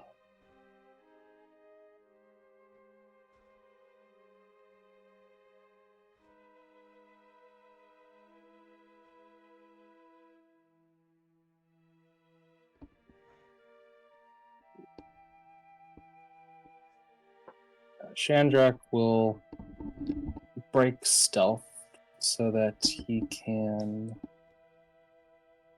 also approach the door.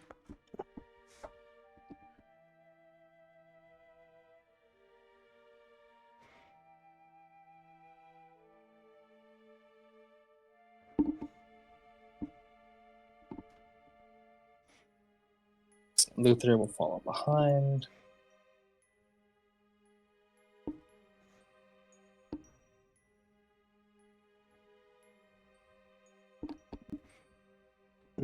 And Erdrin will come to this wall above the door and hide in shadows once more. Fear not. Fear not. What was that? Fear not. I shall dispel the magic of these walls of fire. Oh, thanks, Ashrael.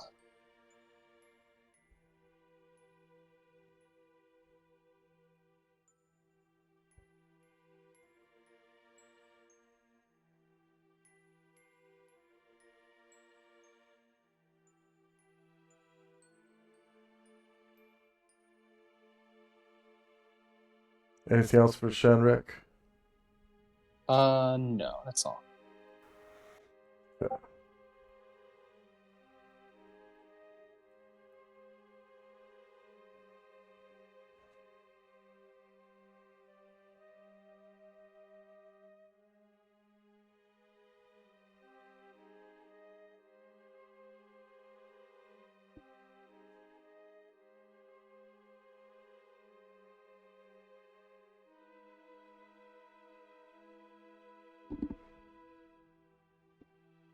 So we got spells in time.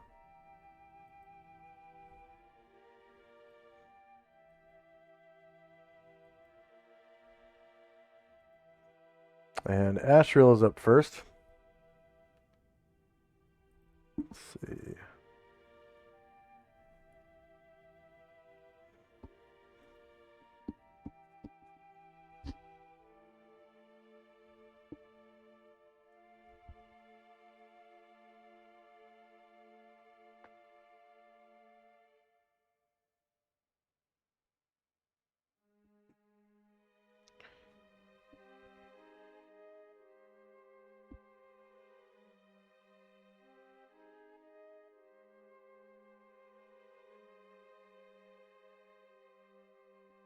So he casts at level 8.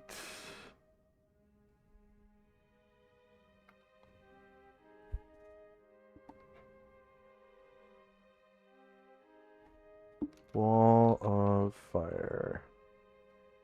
Level of magic to be dispelled, I think, is 13. Dispel is cast at level 8, so that's going to be hard. Got to roll a 16 or higher. And he fails on the first attempt with a 13. Next up is Shandrak. So Shandrak will He flies over to this wall now. Shandrak will come behind Gargamond and hide in the shadows once more.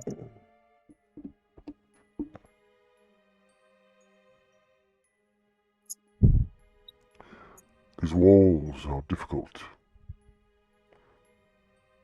I shall have to make several attempts, my friend. Yeah, Saint Luther says, I know, strange one. That's I myself have tried and failed to dispel these walls. Strange one. Are you not familiar with the servants of the gods? The celestials? Of course. I am a Who do you serve? Movana Deva. I'm Ashrael. Ashrael. Servant of the goddess Isis.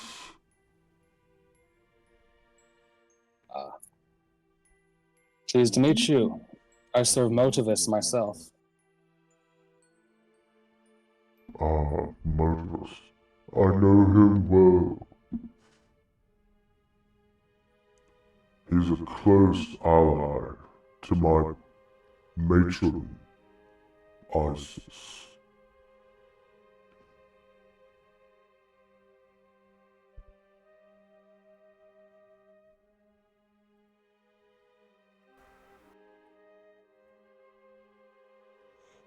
And Gargamond will attempt to open the door. And of course it's locked. Yep, you can see that the door is locked. And it's not a particularly fancy lock. It's just a regular good lock. Mm-hmm. Yeah. And Raya will say, Gargamon indeed tried. Right. It's locked. And hearing that, Erdrin will try to come over and see if he can pick it. Locked, eh? If there was something in my repertoire that I could use to help you.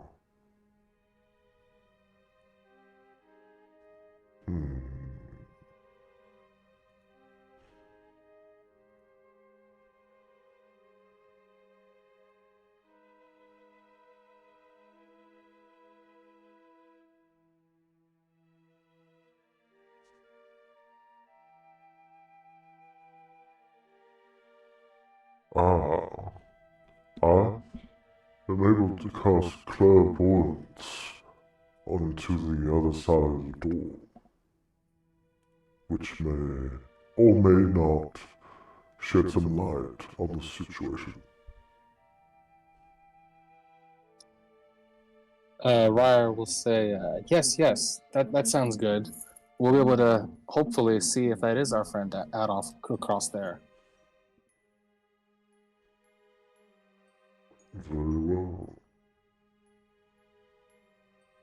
Though I'm only able to cast 10 feet beyond the door.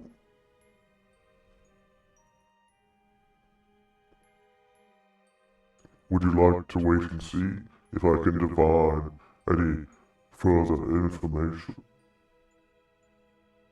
Yes, that does sound good, says Ryer. Very well.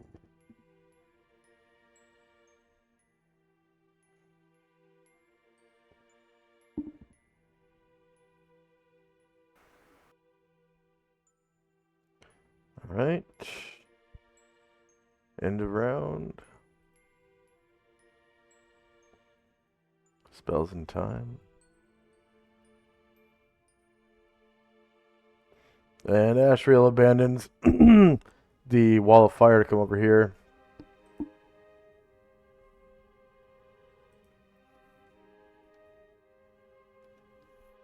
And he sort of closes his eyes.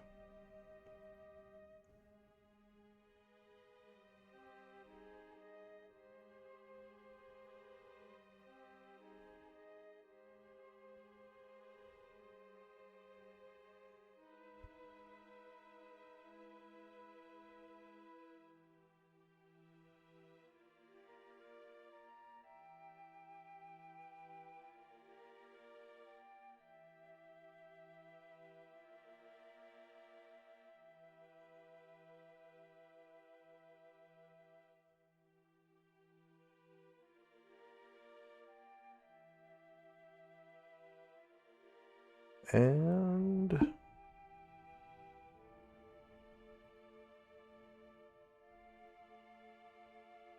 see, Wizard 3.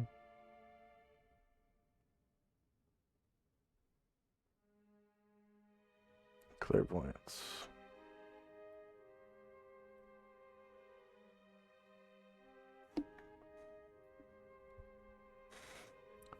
Alright, he says,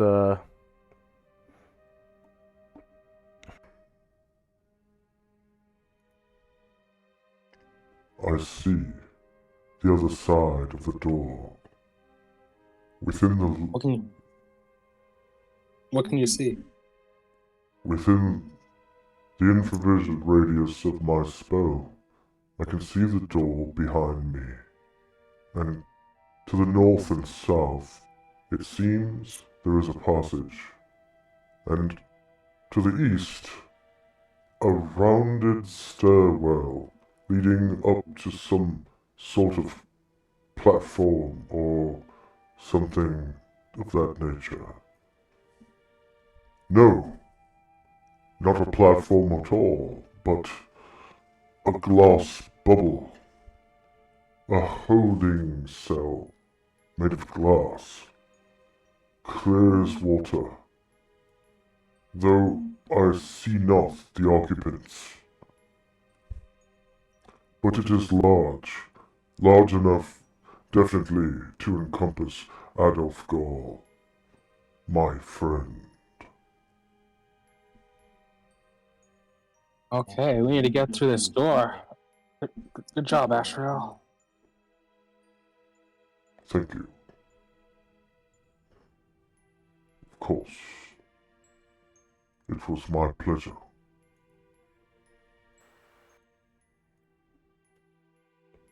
and Shandrak and Company.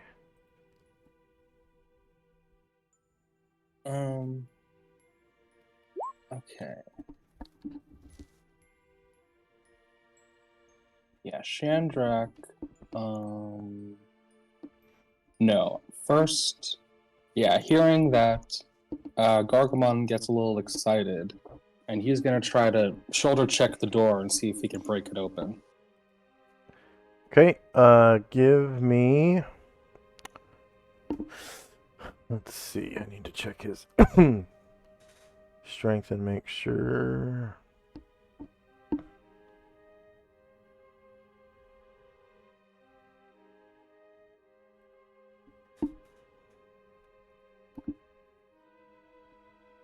Okay, give me an open locked doors check. Let's see.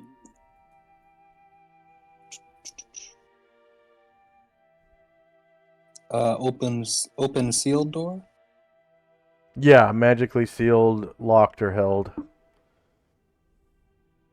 Ooh.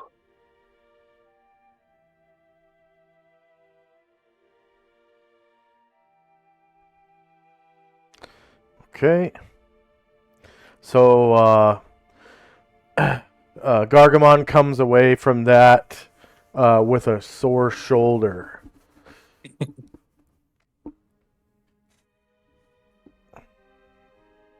And he says,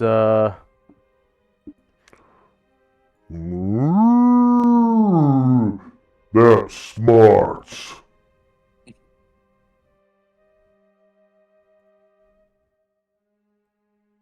Shandrak will come out of hiding. Say, well, alright, let's see what I can do.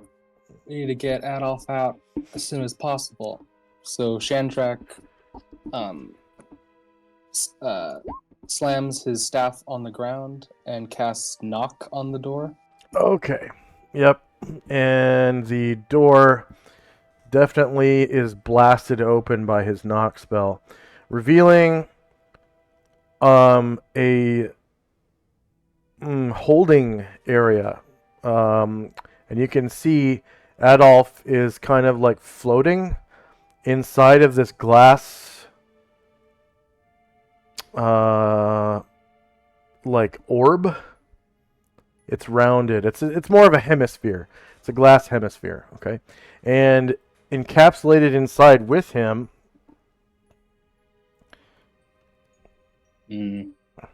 are these creatures that look like this. Oof, okay. Okay, and you can see other creatures encapsulated in other hemispheres to the north and south that look similar. Jeez. And they're kind of just like free floating. They seem conscious. Like you can see Adolf is like waving to you and you can hear his muffled voice behind the glass, you know, going,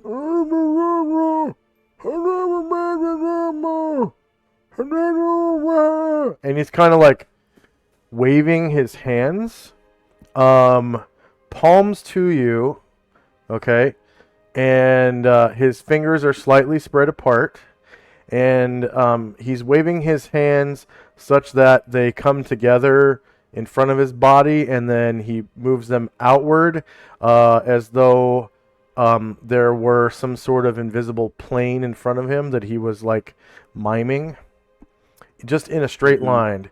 So together again, and then away from each other again, and together again, and away from, and he's like shaking his head like in a no, shaking his head no.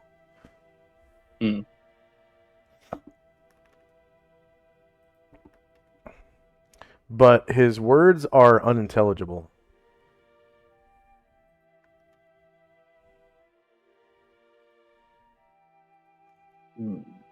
And you can see bubbles coming out of his mouth when he speaks, as though the interior of the hemisphere were watery. And he's somehow able to breathe water right now.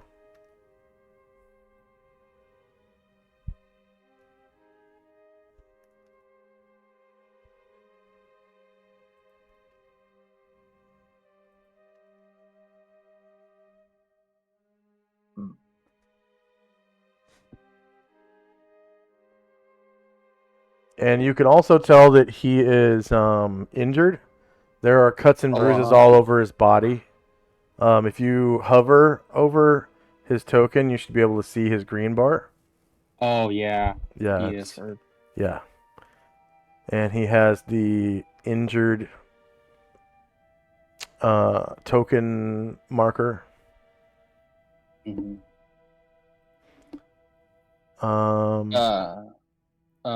Ashril, Shandrak says, do you think you might be able to try to dispel whatever field Adolf is inside of?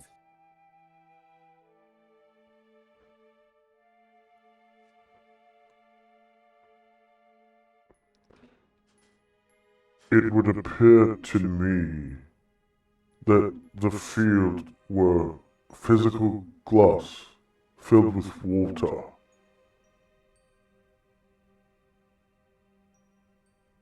Hmm.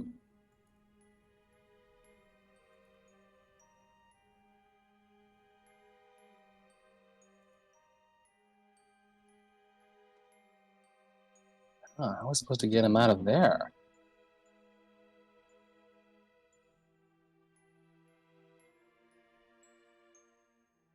Hmm.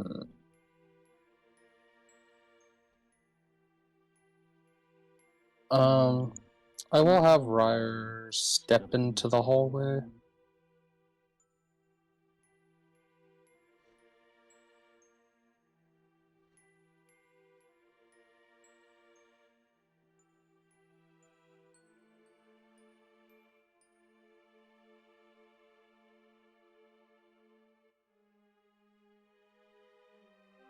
Explore south a little bit.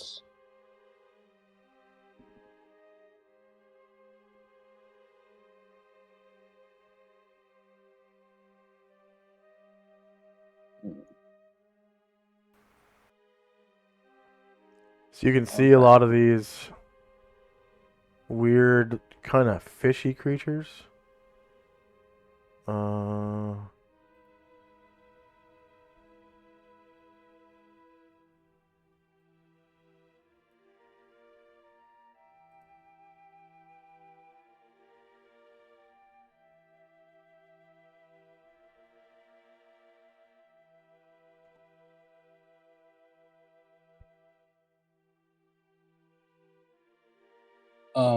Gargamond will he'll so he doesn't make an attack, but he kind of mimes taking the axe and tapping on the glass. And you And, can see Adolf reacts to it. He waves his hands again and is like shaking his head no, and he says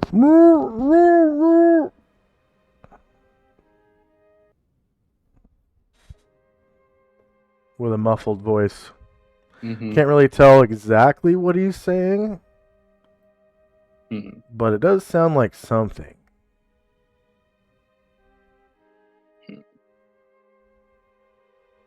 Okay.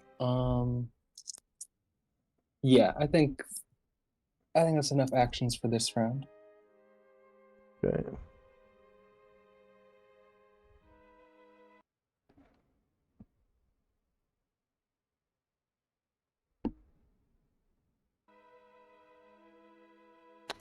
So now that you're close enough, I'm going to describe what these creatures look like. They are humanoid amphibious menfish. They look very, very muscular, like He-Man or the Hulk. They have clawed, webbed hands. And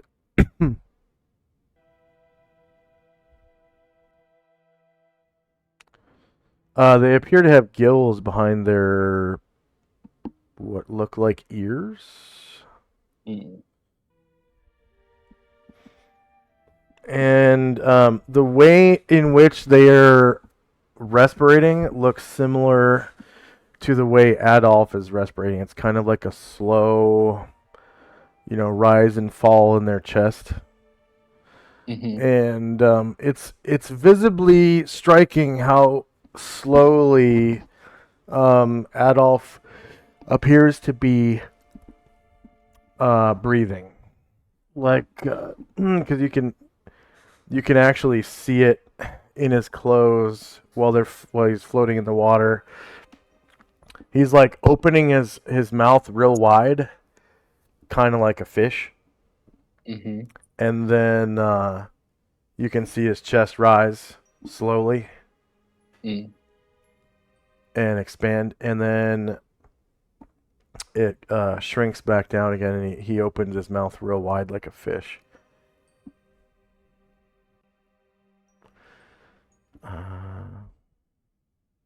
And that's pretty much all the description I got on these fishmen. Okay. They kind of have weird fins all over their bodies, like They have fins kind of sticking off of their calf muscles and their forearms, and then like off the back of their head. Kind of like a dorsal fin almost. Mm-hmm. But they're basically anthropomorphic fish. Hmm. And even their hands are webbed like fins, fish fins. Yeah. And they have these long, nasty claws and sharp teeth.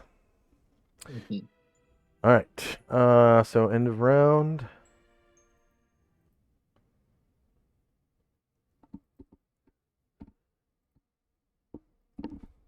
Got spells and time here.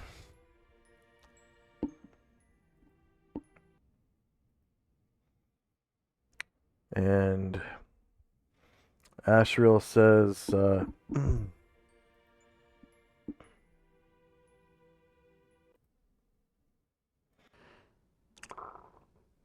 I shall make another attempt at dispelling the wall of fire, my friend.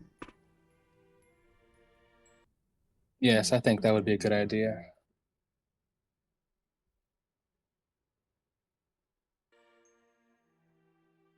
Try the one to the north. We haven't been able to check through that door yet.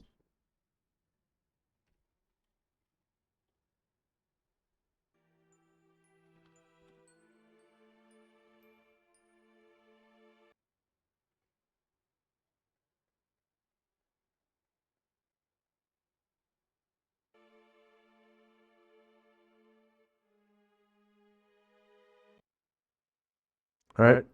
He rolls a 4. He's got to get 16 or higher, and he rolled a 4. Shandrak and company. So Shandrak starts going through his backpack and pulls out his helm of telepathy, and he'll put that on, and he'll focus trying to communicate inside Adolf's mind and say, Adolf, what's happened to you? So that one is free ESP at all times, right? And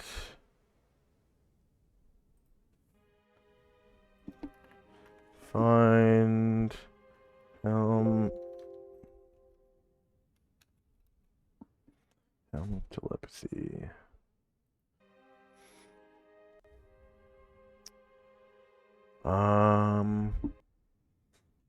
Able to determine the thoughts of creatures within 60-foot range. There are 2 limitations to this power.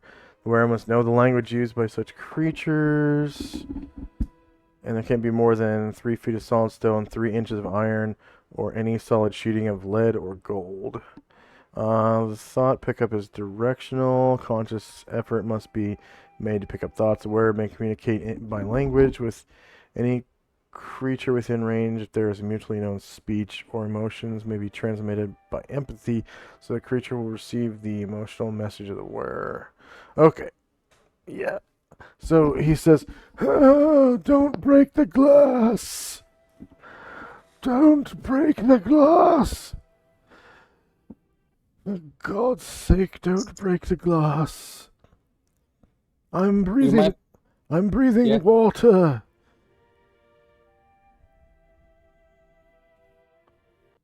If we break the glass, I might be able to dispel it from you. And if you fail, I shall drown. What did this to you? These creatures, master, they are able to convert my lungs to gills. Dreadful creatures. They won't leave me alone. I've not slept. I'm so very tired and hurt. This room, you don't know it, but it's set up so that if any of the glass is broken, all of them break. And every last one of those creatures should be released.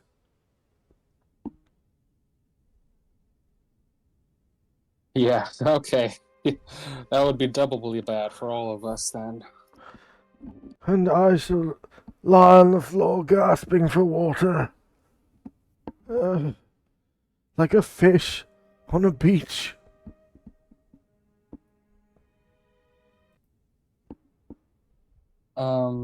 Shandrak turns to Ashrael, and he says, Ashrael, it sounds like Adolf's lungs have been magically turned into gills or something else that can breathe water.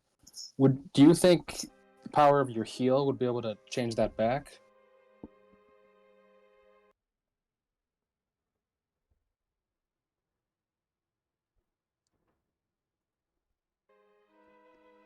Perhaps, my friend. Or perhaps dispel magic.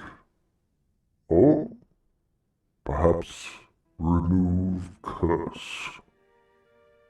It sounds like a curse to me. Okay. Well, if it sounds like a curse to you, I think we should start that first. Yeah, so Shandrak thanks to Adolf again. It's like, okay, Adolf, we're gonna try something. I'm going to. I have my ring of wishes. I've used one wish to bring Ashrael here. I'm going to use another to teleport you safely out of the sphere, and hopefully we'll be able to take care of you before you suffocate.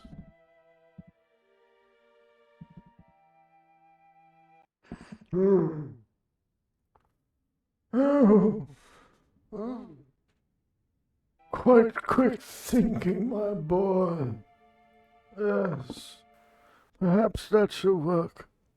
But how do you propose to save my life once I'm out of the water?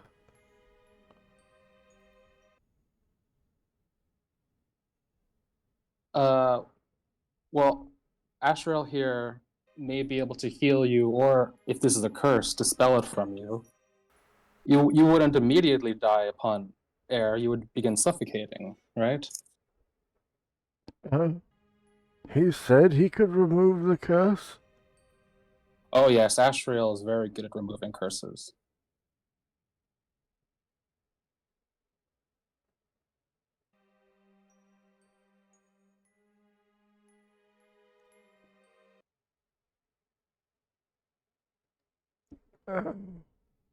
Well, in that case, wish away. Alright.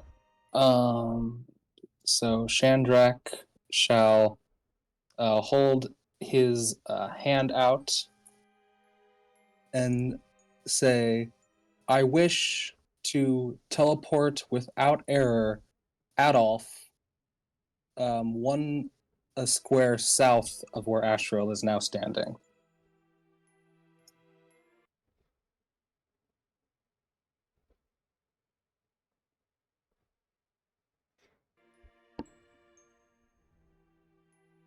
Okay, and right before you say that, you can see Adolf sort of takes this huge gulp of like inhale of water, Mm-hmm.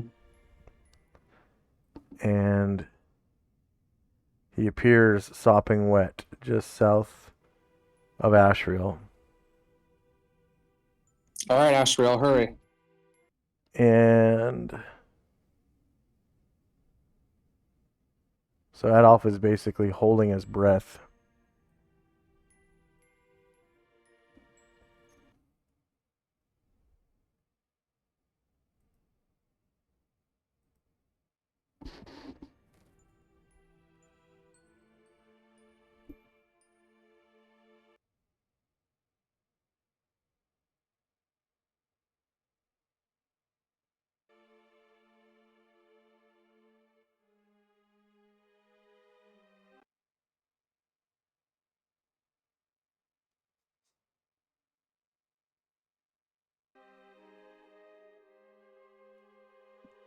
Okay.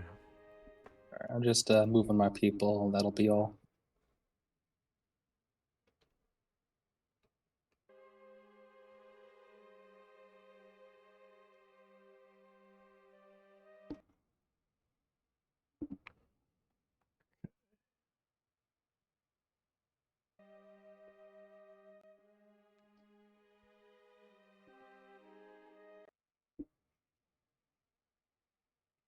All right. So end of round.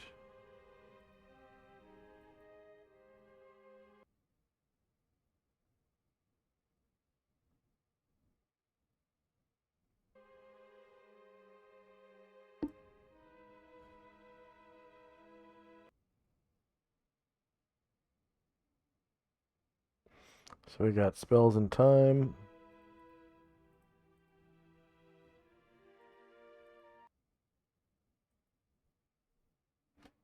All right.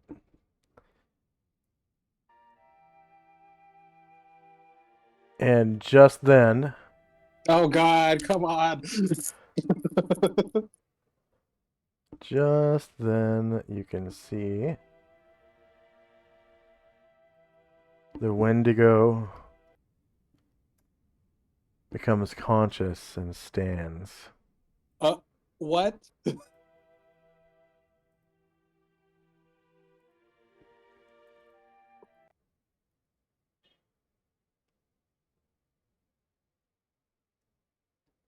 And again, initiative phase. Oof. Okay.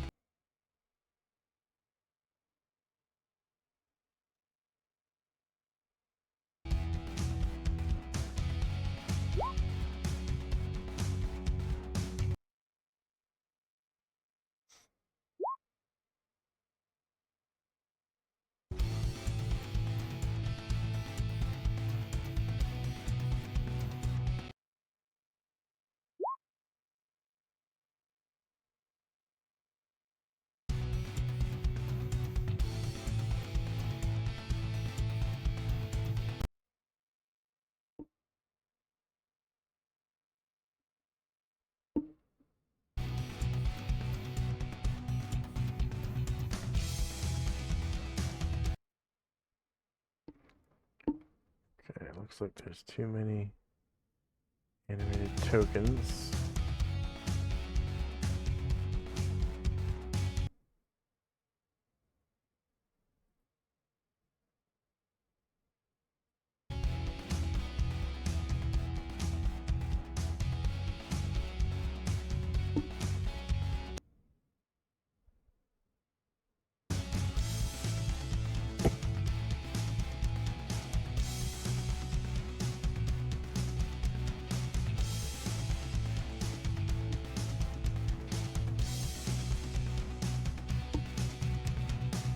And I'm guessing Gargamon needs another Yes, please. line.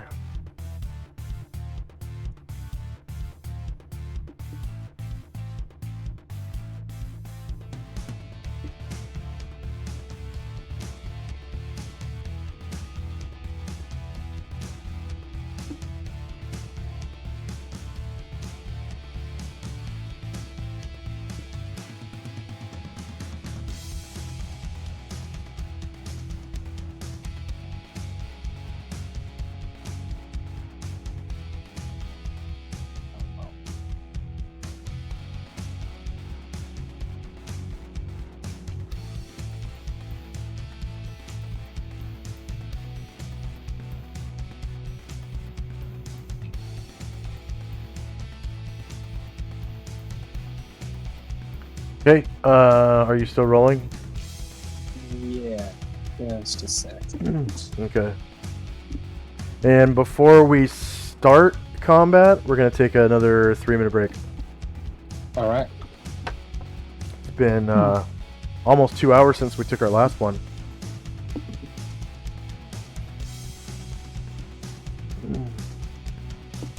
All right, we're gonna start our 3-minute break right now.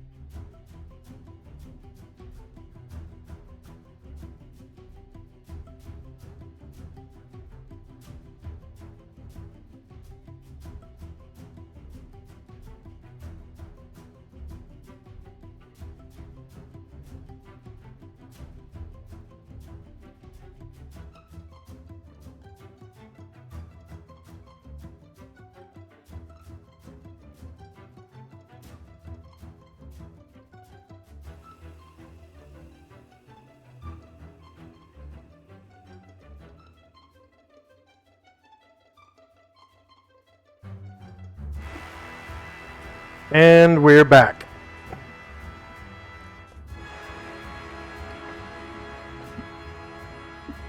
Okay. So I'm assuming you finished rolling initiative, right? Almost. One very important question. Hmm. Is Saint Luther capable of casting Remove Curse? I don't think he has it memorized, but I'll check. Yeah, no, I didn't see it on this list.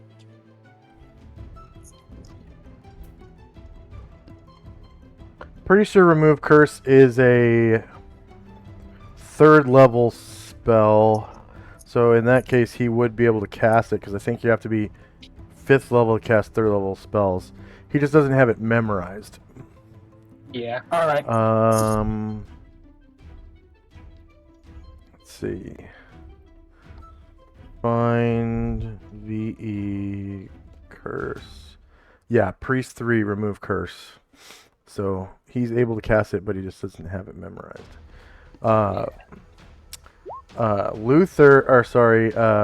Ashriel can cast it ad nauseum. Yeah. So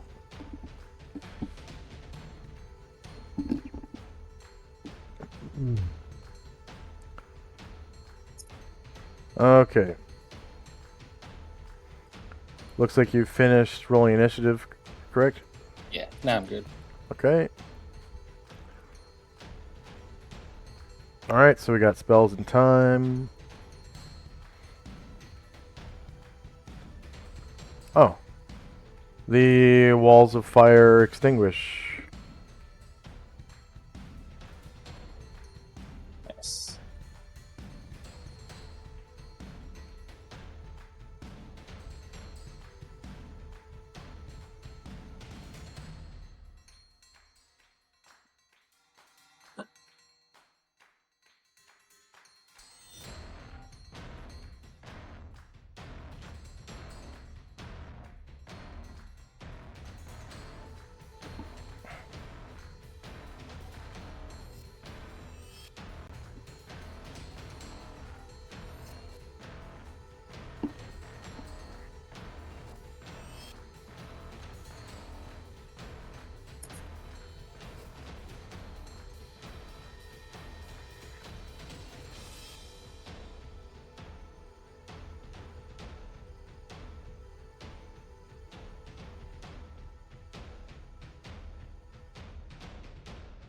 Alright, Gargamond.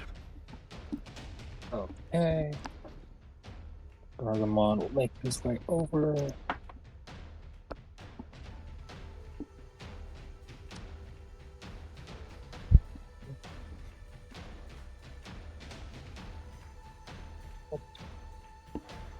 Eleven, 12. He will wait from there. Okay. Ryer. Ryer will make his way.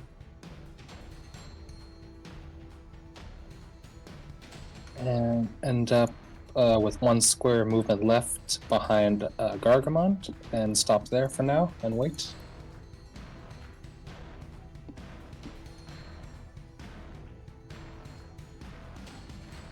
Oh no, he'll stop. Yeah, south of Garg.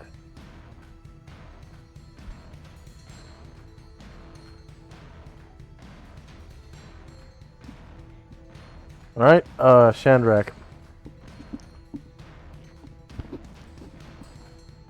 Shandrak will hide again behind Gargamon's huge thighs.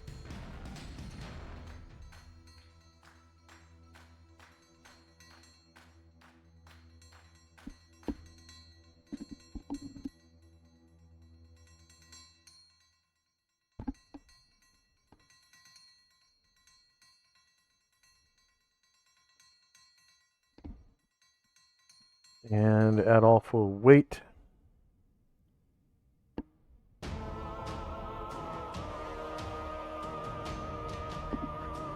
He is now gasping for water. Gasping for water.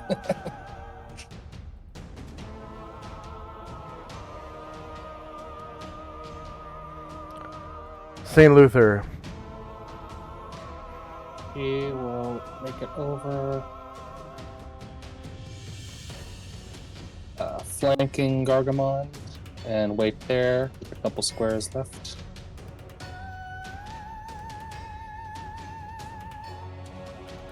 Erdrin.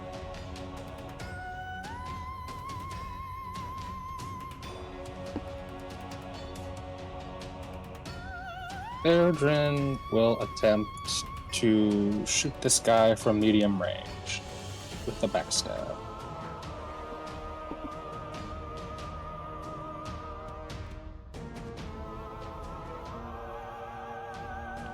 Okay, you get your backstab.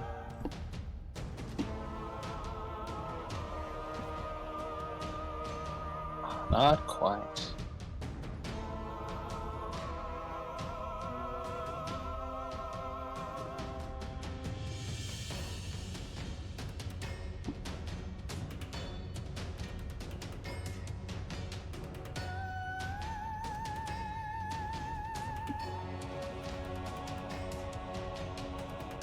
Okay.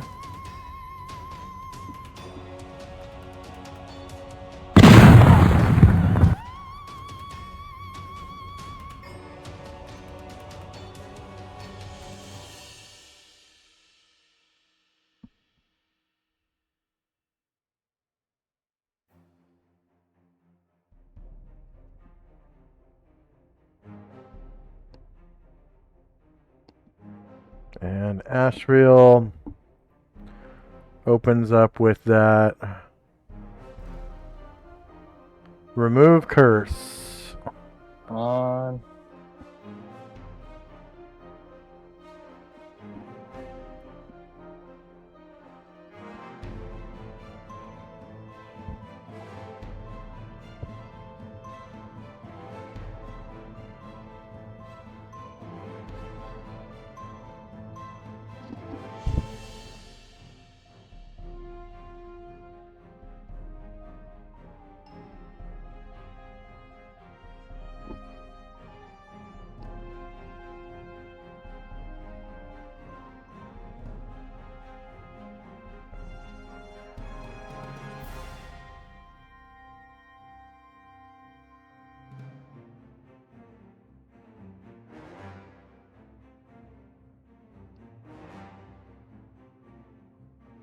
Okay.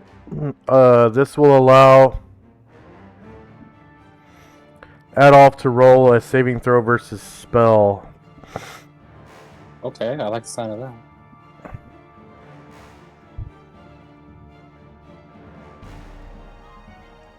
that. To counteract the mutation, the curse. So, save. Spell. So he counts as Wizard 29. Woo! Okay.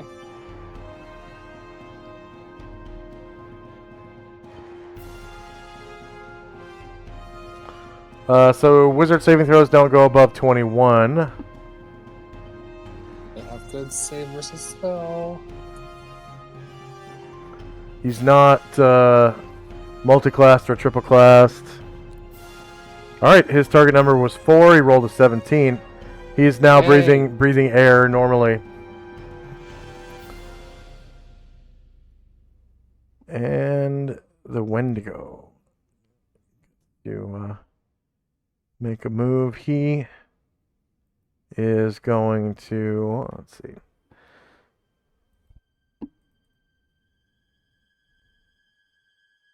If he approaches us, Gargamond will use his range to attack him.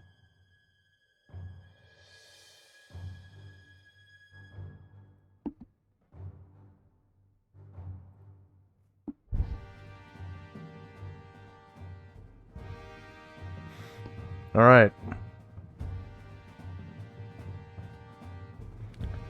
The Wendigo.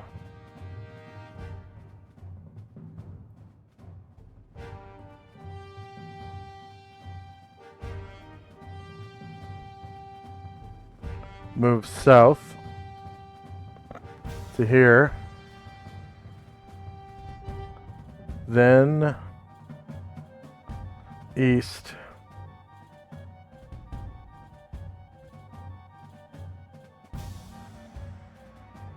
To here. Ooh, okay.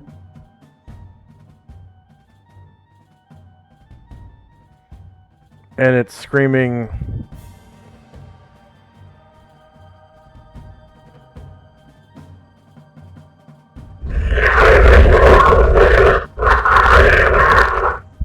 The entire way.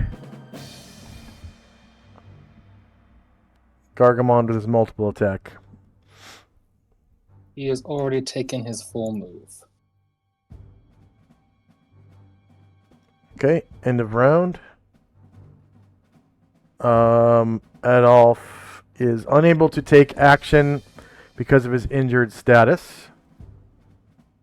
And San Luther had a couple squares left, so he will move east. okay.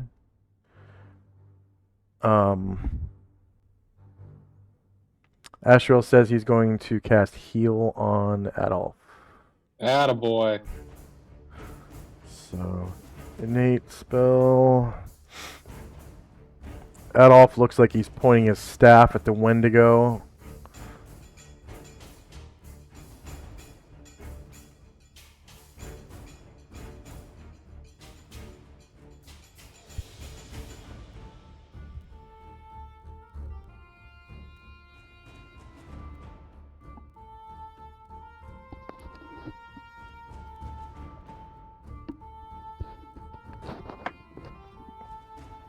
Are you still rolling? Oh, I'm sorry. Yeah. Yeah. Let me roll real quick.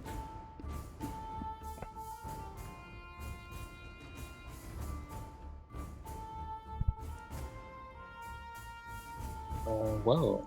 Oh.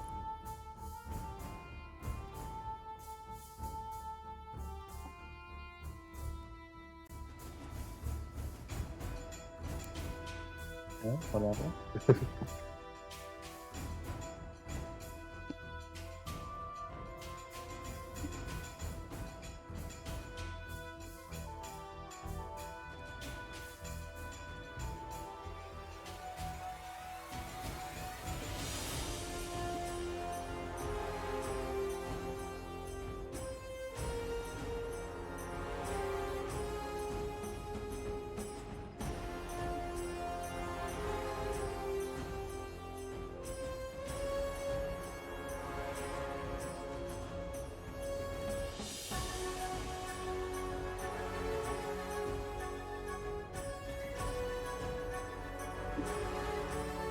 Still rolling?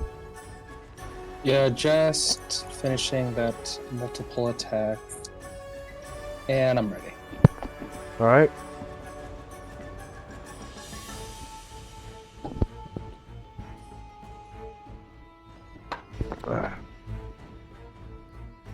Sorting the initiative order. Spells and time.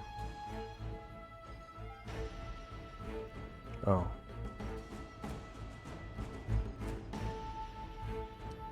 Yeah, Adolf's no longer gasping for water. So, Ashril will disappear at the end of this round. First up is Ryer. Ryer makes his way. Will only make it that far. Hold his javelin out, threatening towards the Wendigo. And Shanrek. Seeing the Wendigo get dangerously close to Erdrin, Shandrak pops out of hiding and starts lobbing magic missiles at him.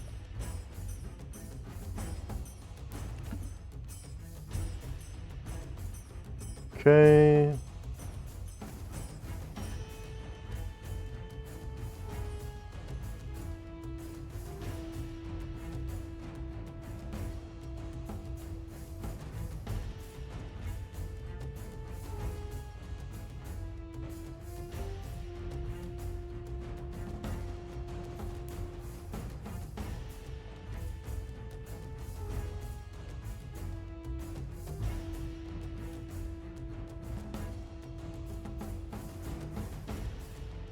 Oh,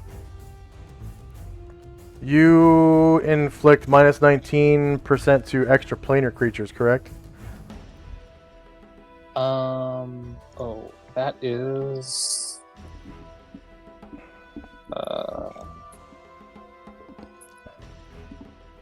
17 right now. Is it extra planar creatures only? It's magic resistance.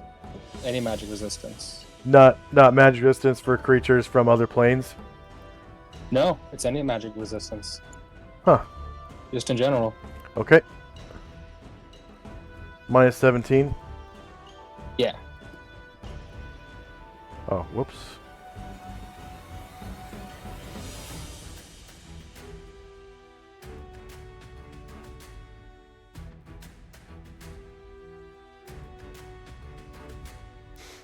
Okay, you inflict 5 damage. Okay. Ooh, come on, good rolls, come on.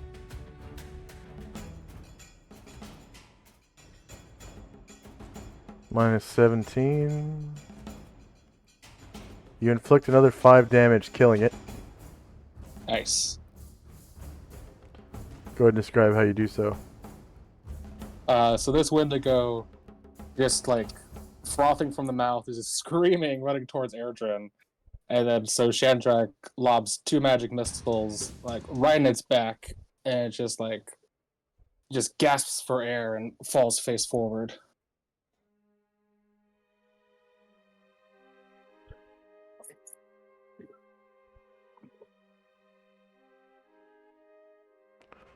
Okay.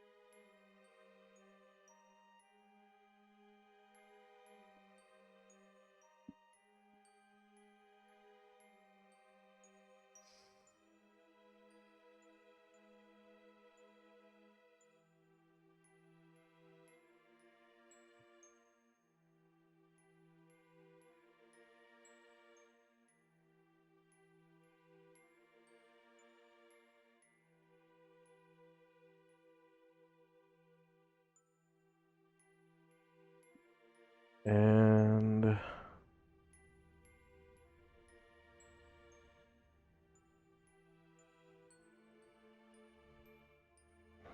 Adolf seems like he's waiting.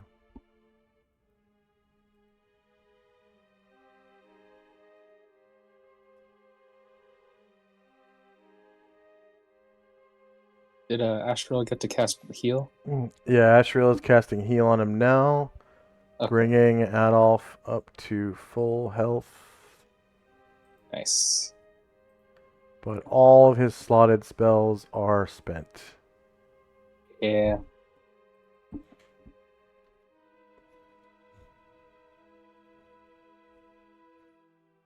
And Ashriel disappears. Thanks, buddy. You're a good big help.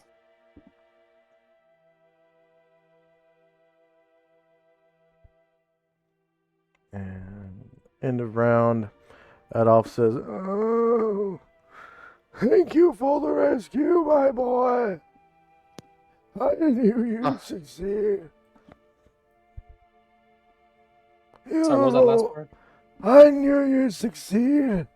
You of all people could rescue me." Couldn't leave you behind. You saved our butts in Timtabula. That's the least I owe you. Oh, yes. I remember those days.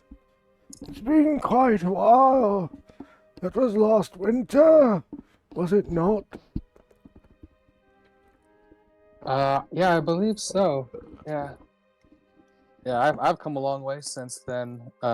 You actually missed it before we rescued you, but I'm able to project my image and understand the sixth circle of spells now.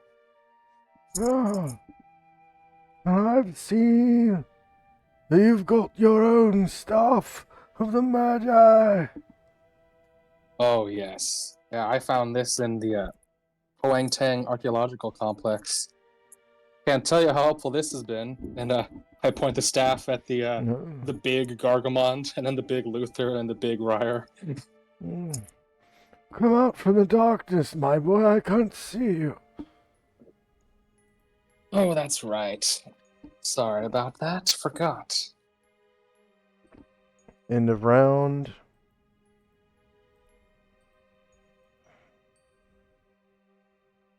First up is Shandrak. Alright. Erdrin moves closer to the group.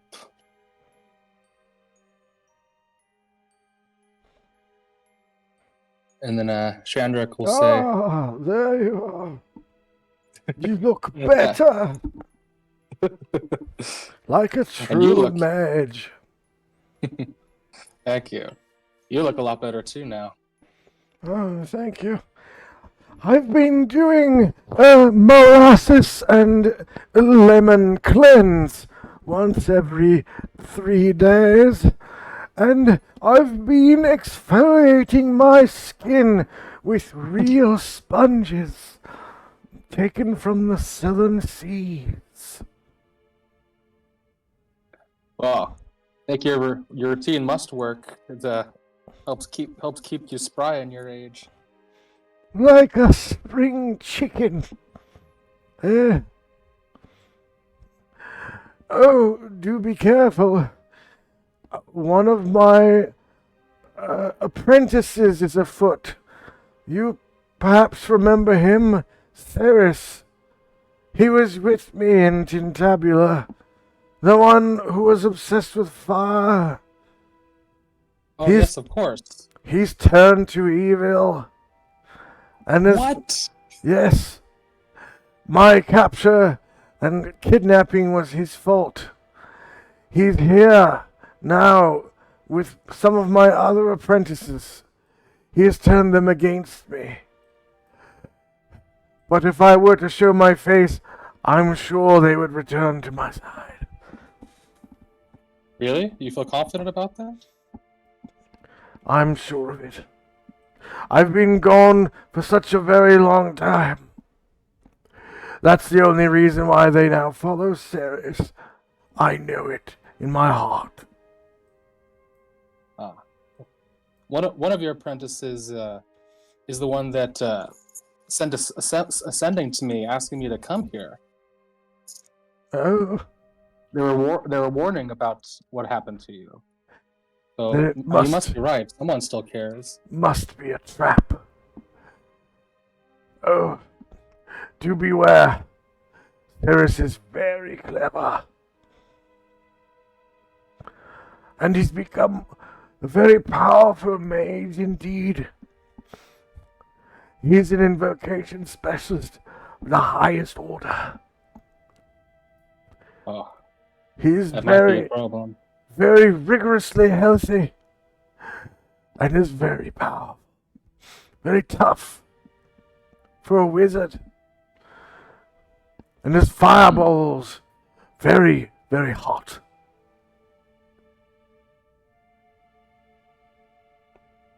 Okay, well, yeah. If you don't want to leave, if you want to try to rescue the rest of your people, yeah, I'm willing to help. We haven't checked out this door to the north yet, so let's start there. What is that? Polearm there. And the sword here. Ah, yes. The polearm was already there, but the sword, it came from a Yugoloth that we had to slay. Yugoloth. A greater Yugoloth, I believe, or no, an Ultraloth. Oh, an ultra. It is likely that that sword is very powerful indeed. And Ryer polearm as gets well. up, like, yeah, that sword definitely hurts.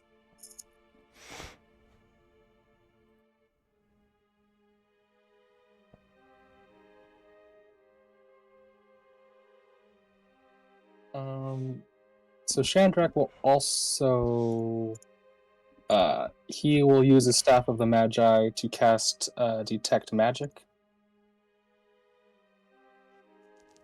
Okay. 18 rounds.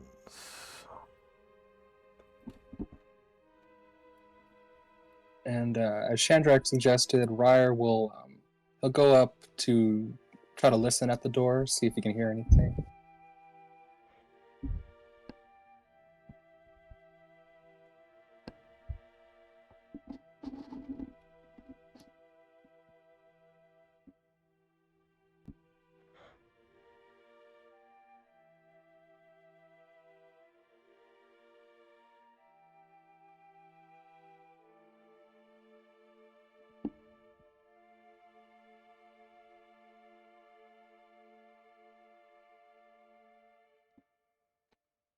You hear a young man's voice saying, Dion, how's your research coming along? And, Mizuko, yours as well. My,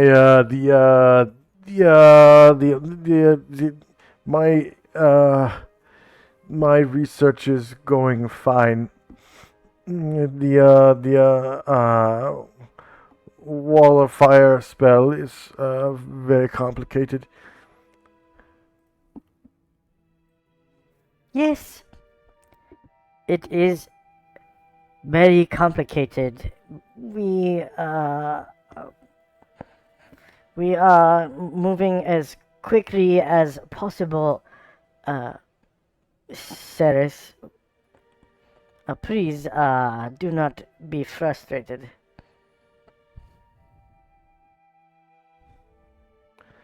And you hear a fourth voice with a slightly elvish accent saying, Don't worry, we will accomplish our goal shortly.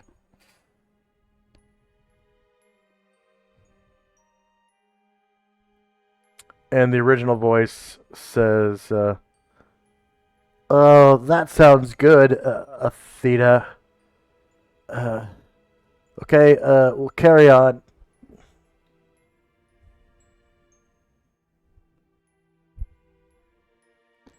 And And Ryan. go ahead. Okay, yeah, go ahead. Yeah, go ahead. This is Ryan turns back and says, "Yeah, sounds like what we're looking for. I hear 4 different voices, and one of them did mention the name Ceres."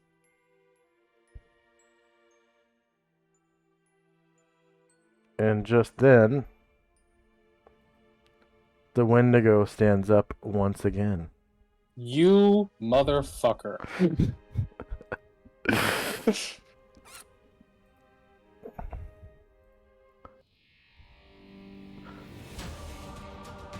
And we're now in initiative phase. Adolf doesn't know how to stay down. Adolf seems to point his staff at the Wendigo and say, Alakazam, Alakajuice. Or wait, no. Alakazam, Alakajuice. It is to you I cast Reduce. Nice.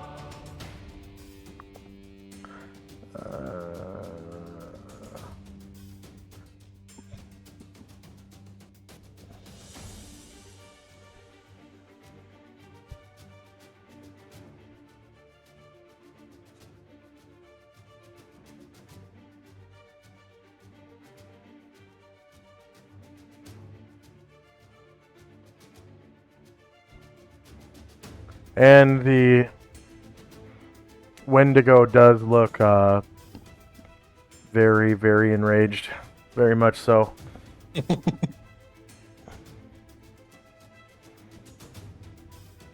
And here's a second slot for Gargamon.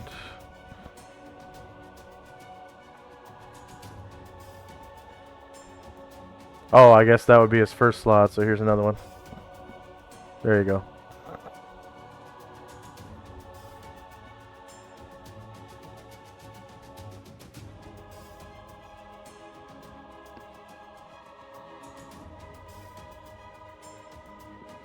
Oh, no, he already had. Okay. There we go. Alright. Did you finish rolling initiative? Just gotta do that for Ryan.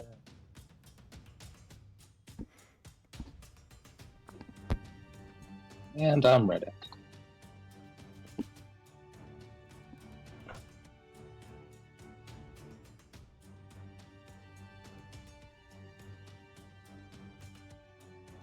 Okay. Spells in time.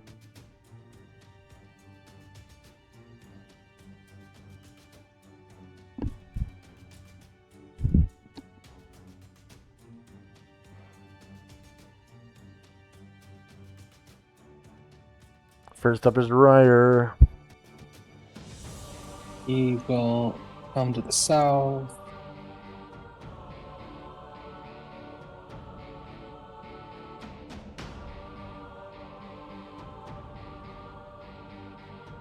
And yeah, he will stop right there and hold his action.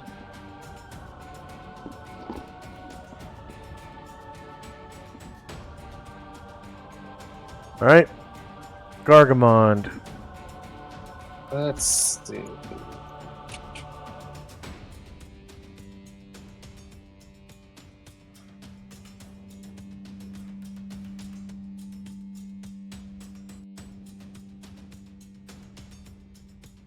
Just within his mighty reach, he will swing down on him once again.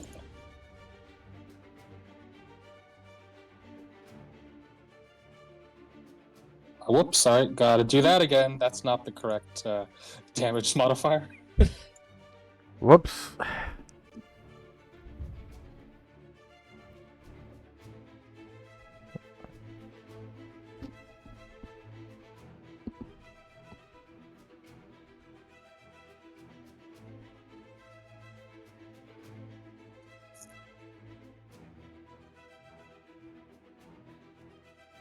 $2.2.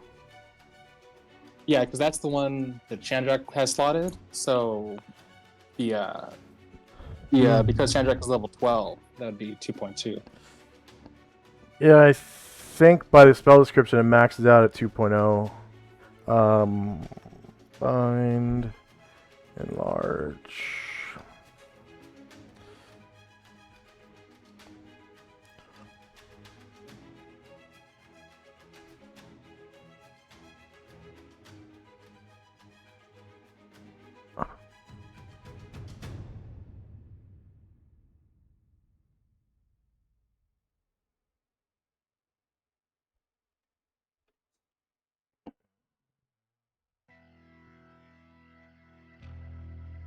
Yeah, it looks like there's a minimum you can reduce them, but not enlarge.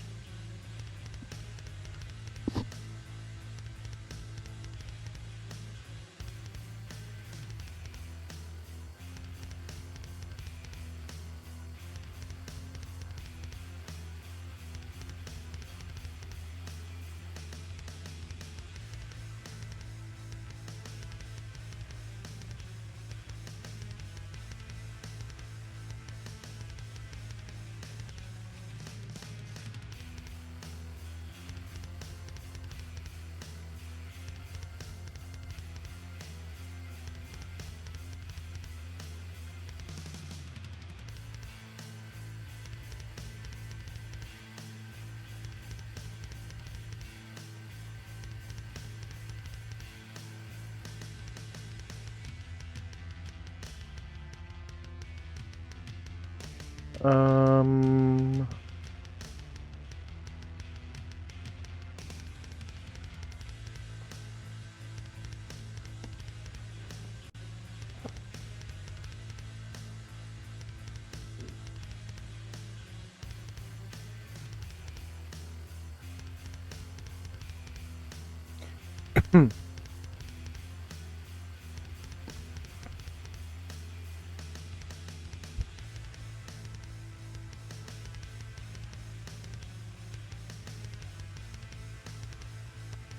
maybe it's in high level campaign spells. Wizard spells.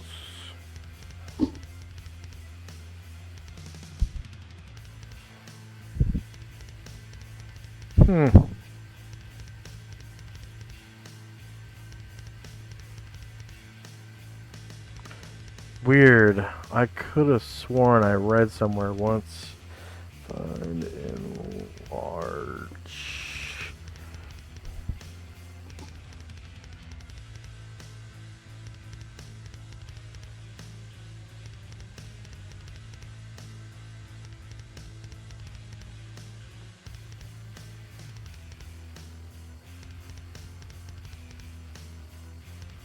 Yeah, wow.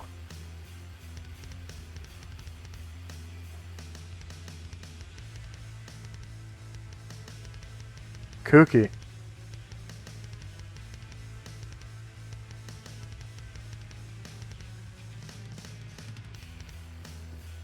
Okay. So it is shieldless, and Gargamon rolls a 1. Womp womp. Okay, Adolf casts Reduce at level 29. Let's see. Come on. Spells and powers, Priest. Level 1.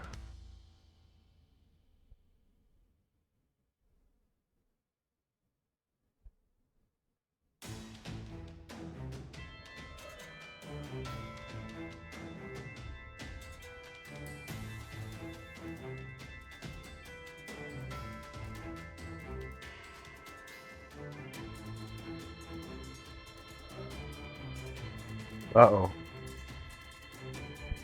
Find enlarge? Oh, Wizard 1 alteration. Why did I do Priest? That was weird. Okay, Wizard 1 alteration.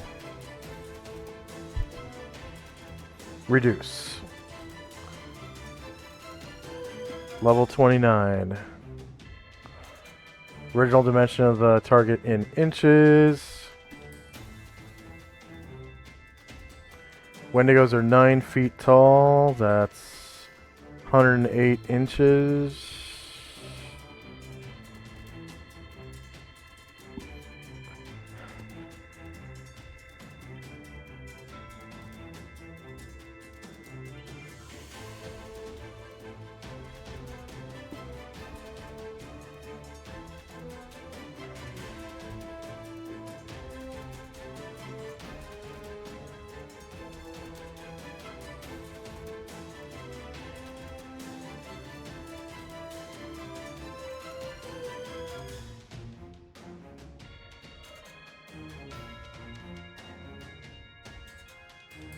Okay, the Wendigo is now 10 inches tall. Yeah, nice.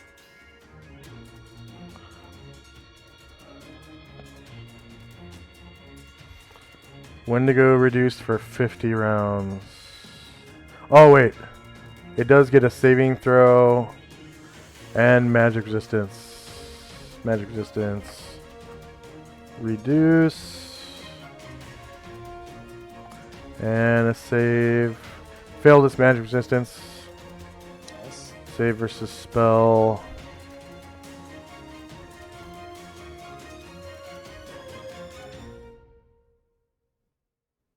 Oh, it's save versus spell and is not reduced. Okay, Erdrin. Okay, Erdrin. So sorry. To the south of me, is that a pit or is there Yes. ground right there? It's a pit, but it goes out into outer space, into wild space. It's Okay. you can see that it's really deep though, like hundreds of feet. And you can see it goes down like from your perspective through the glass.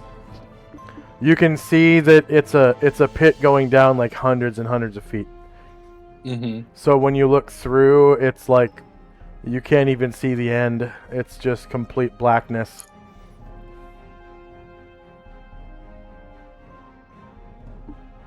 Whoops. Tried to go to like half a square and Erdrin got stuck in the wall. Oh. There you go.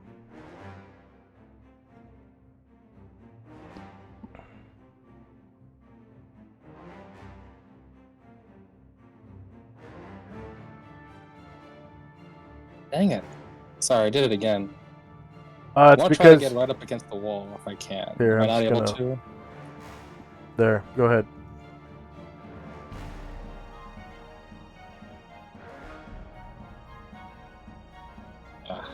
Not quite. Okay. Yeah, you're out of his line of sight. I am? Yeah. Okay, then yeah, I will hide in shadows from there. And I think he needs to reload, so I will do that.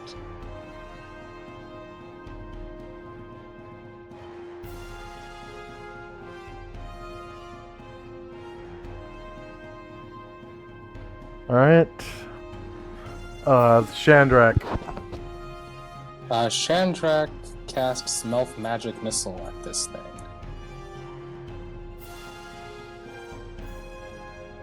Melts, that's an arrow? Okay. Yes, not Melf, yeah. Yeah, exactly.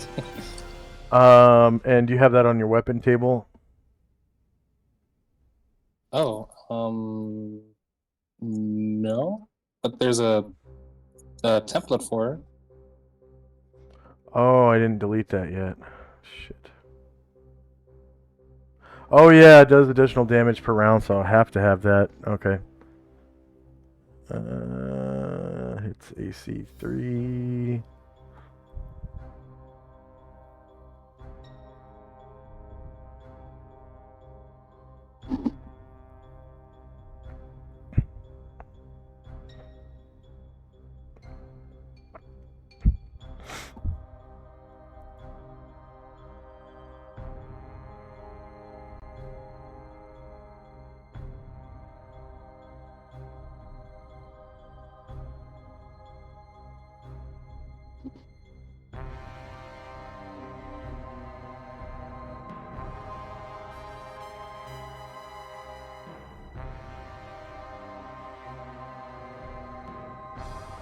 So that's a miss. Yeah. Same Luther. Okay. Luther will come up and flank Gargamond, and he will wait for this creature to leave the darkness. Alright, the Wendigo is going to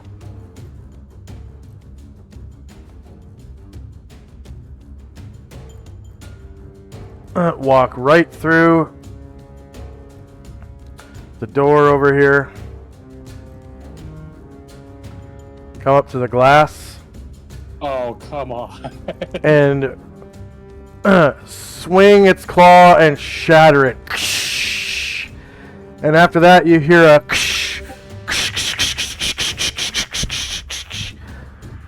as the rest of the glass globes shatter open as well. And you can hear the running of water as it comes out of this room.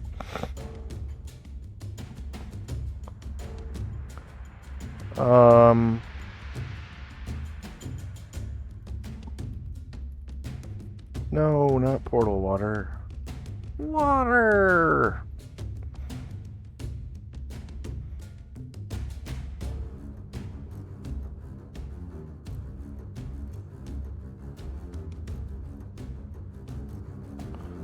I hope they suffocate.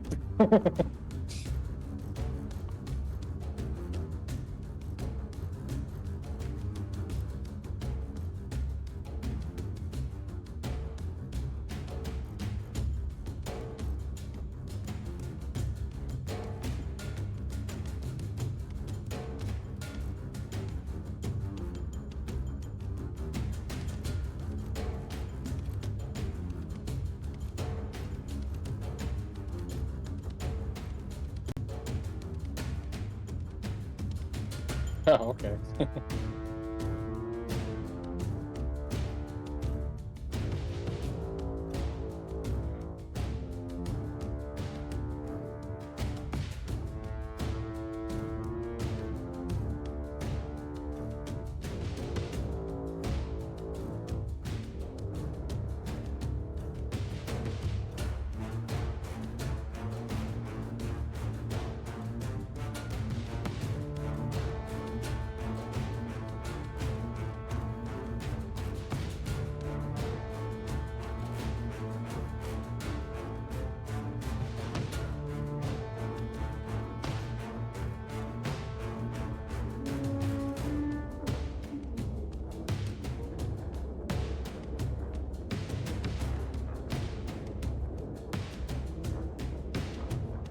Okay, and then Gargamon's multiple attack.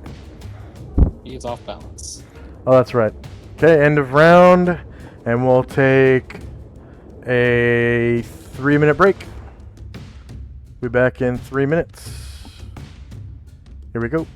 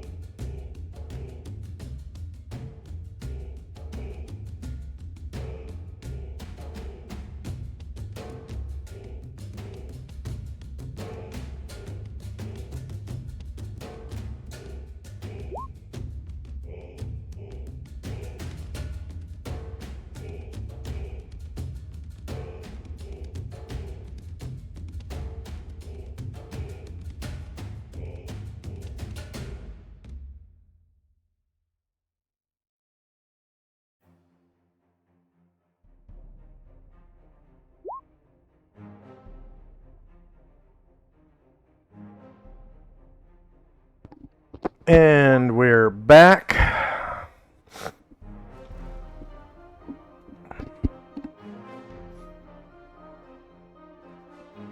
And yep, we're in initiative phase.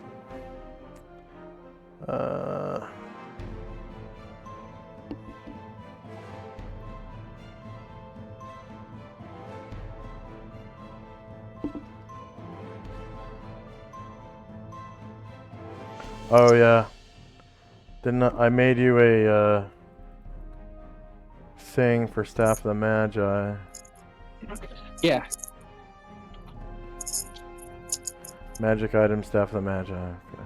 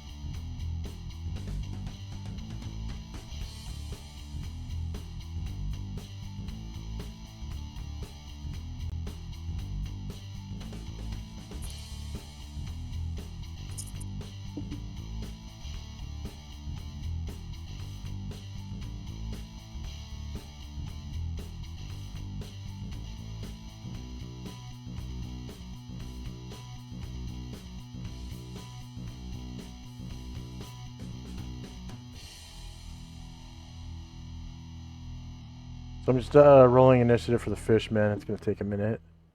Right. Because there's so many And of them. so Shandrak begins twirling his hand around his staff. He says, "Stay away from the door until I'm done." And at the same time, Adolf says, I'm going to shock them with that water! Nice. Exactly what I was thinking, but I was out of range.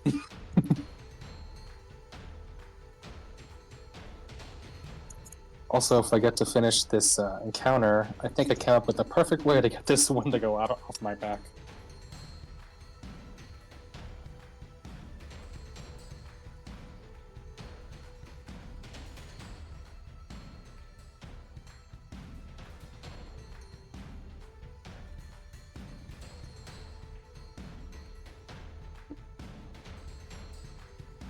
Actually, I don't need this one.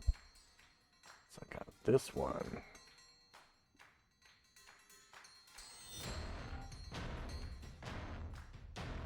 What? Woo.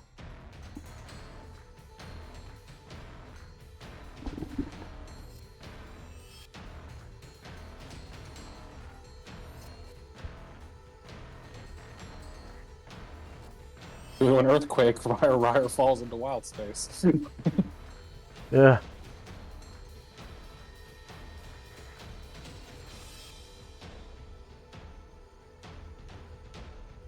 There we go.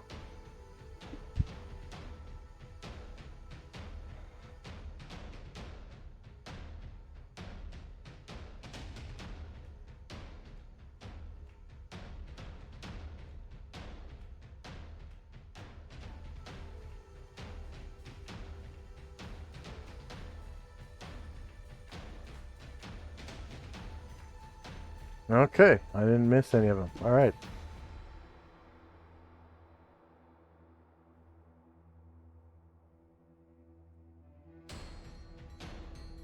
So we got spells in time.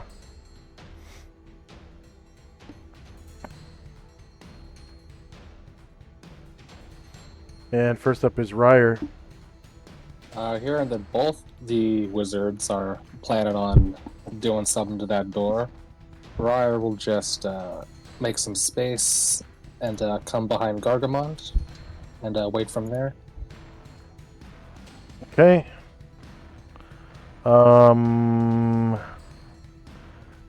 So Adolf holds out his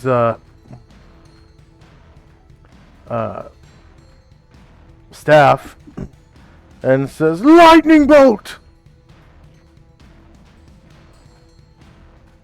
And instead of there being a bolt of lightning, wet lightning emits from right here where he strikes the water. And unfortunately, the AoE is not large enough. Oh, it doesn't conduct all the water? Actually,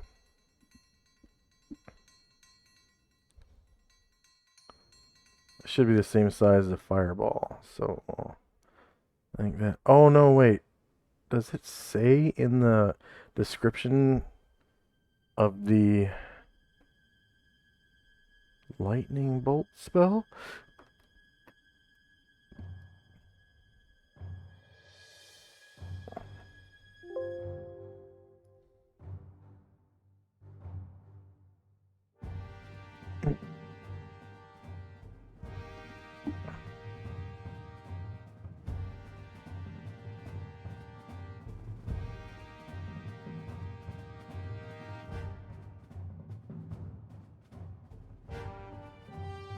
No, it should be the same size as a fireball.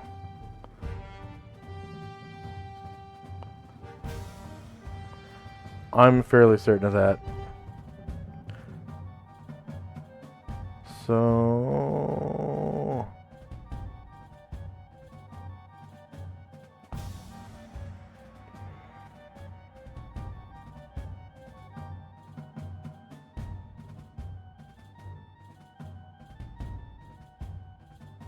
Oh, that looks better.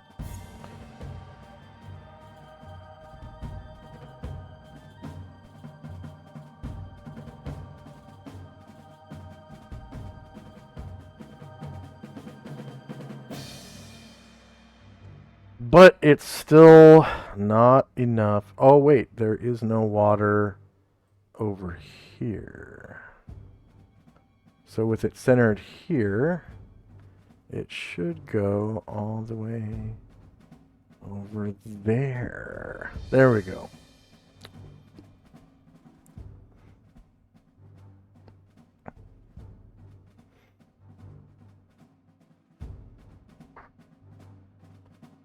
All right. And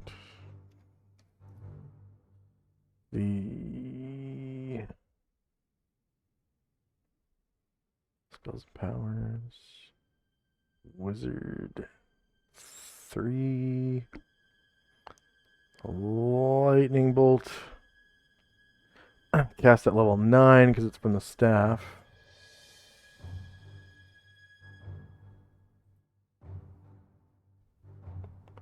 Lightning bolt damage. Level 9. Wow! 40 lightning damage. Alright. That's pretty fucking good for level 9. I rolled 4 Yeah. 6s. Hell yeah. Okay. So no matter what, the fishmen die. Because they don't Nice. have... I don't think they have magic resistance. Nope.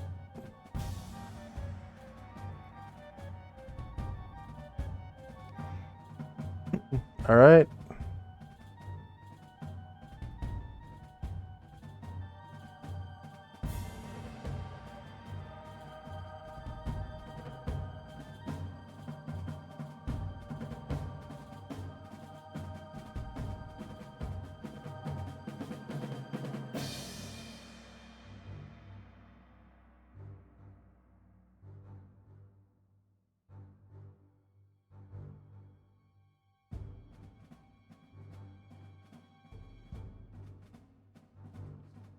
Two,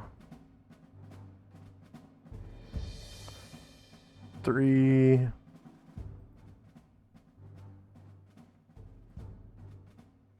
4,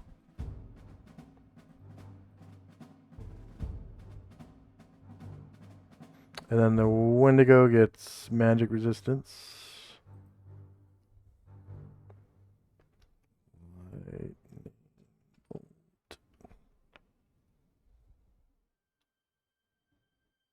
And succeeds. I think I'm going to give the lightning bolt token an aura. Like a yellow 0 feet.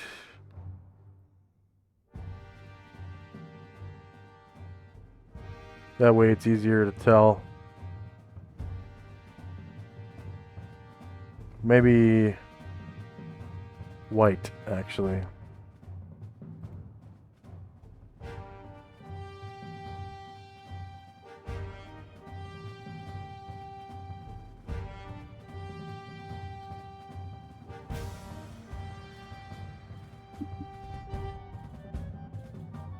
White.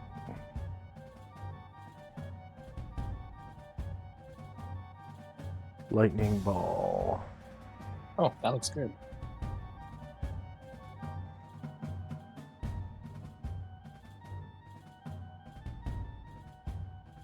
Good color for lightning.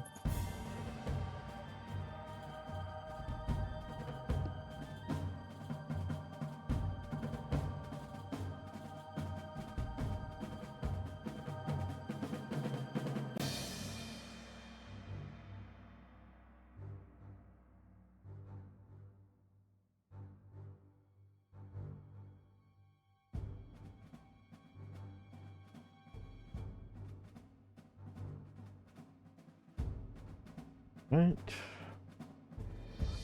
And that's it. So this one died. And these ones died. Whoops.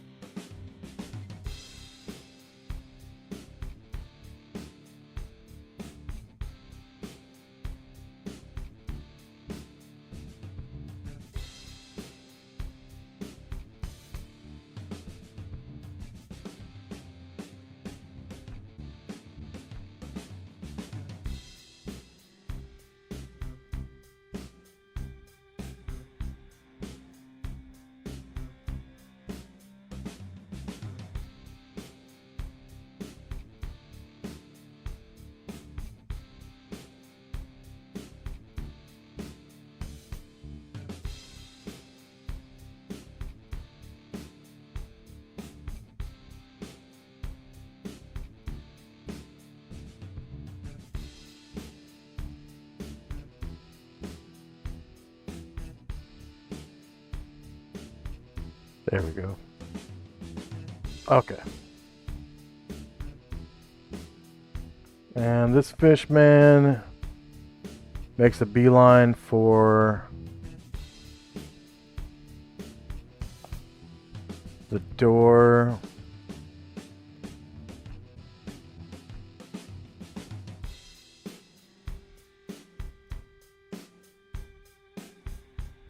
Whoops.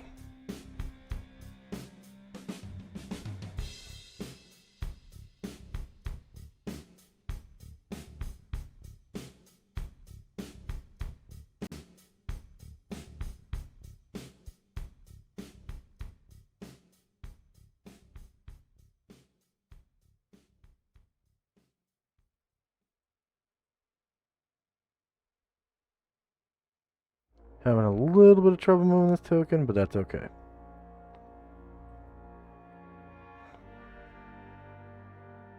That's 4.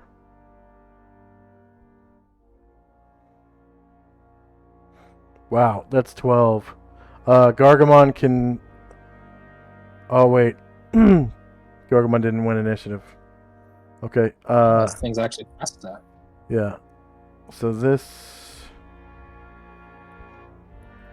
They are medium creatures. So they have a speed of 3. Yeah, he didn't roll very well for his initiative this time. Yeah. So it runs right up to him. And attacks. These ones are unarmed. They're all unarmed that you've seen. Mm-hmm. So left claw. And they do have the -2 from their protection from evil.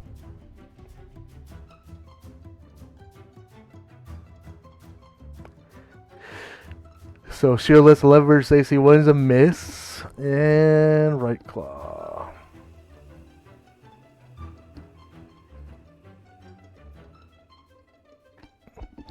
Shieldless 2 versus AC 1 is a miss.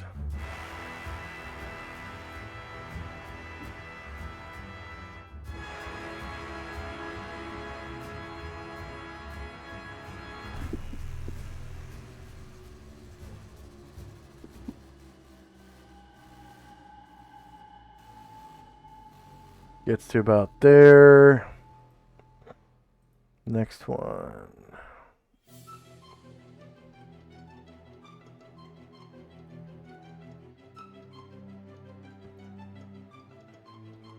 Whoops.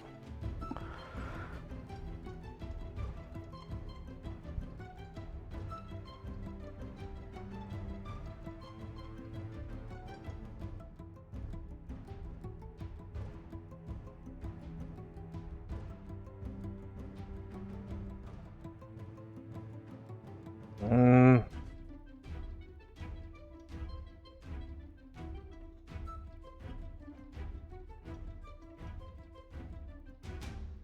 Okay.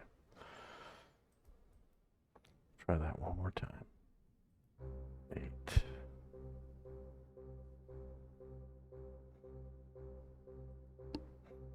All right, gets to there and stops.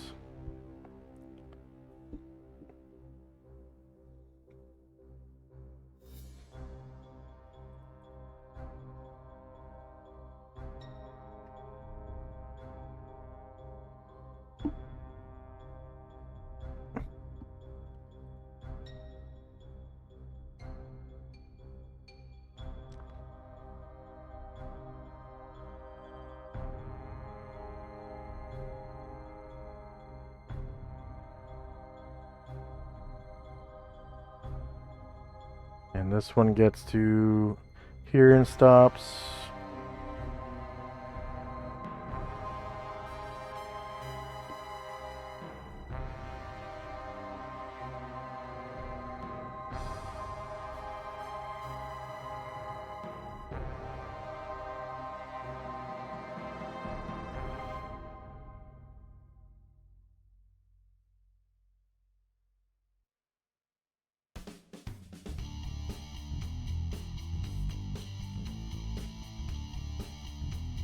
And the next one, I'm just gonna zoom out. That'll make it easier. There we go. All right. So this one gets to there and stops.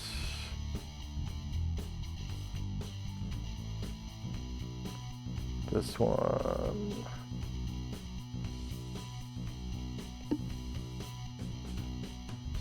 gets to there and stops.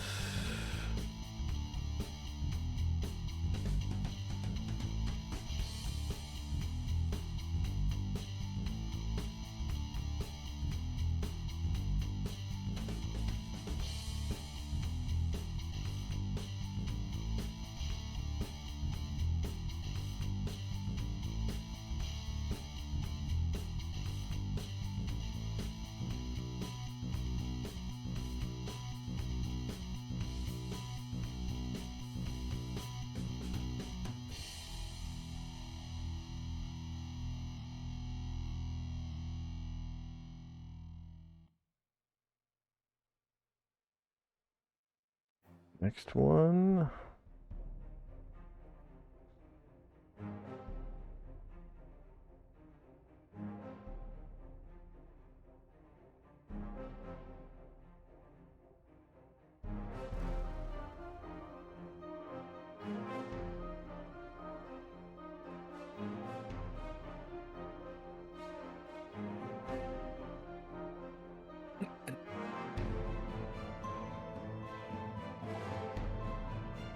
That can't be right.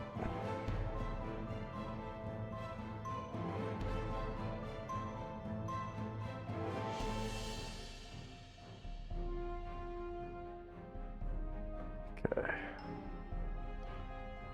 Gets to there and stops.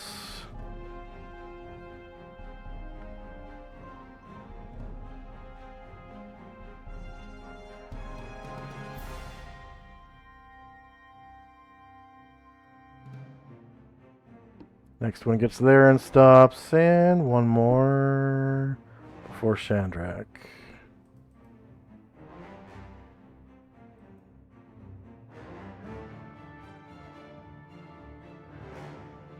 And Shandrak. Shandrak. Go ahead. He's just gonna wait to see if any more will come through the hall first.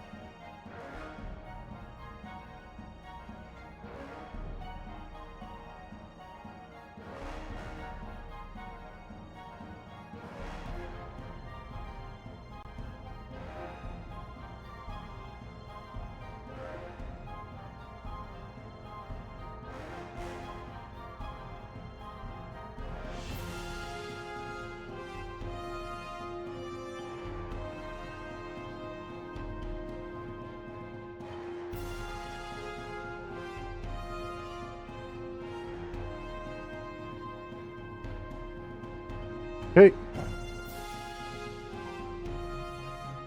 Another one.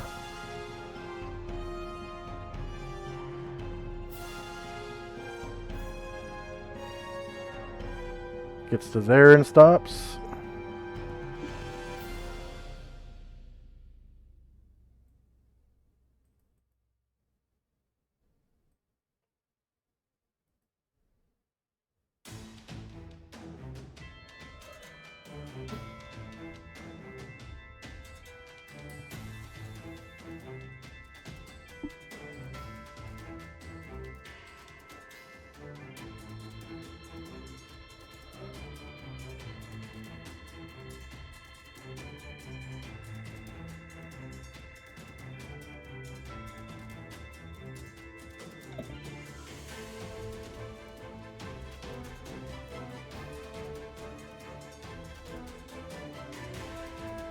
Alright, and another one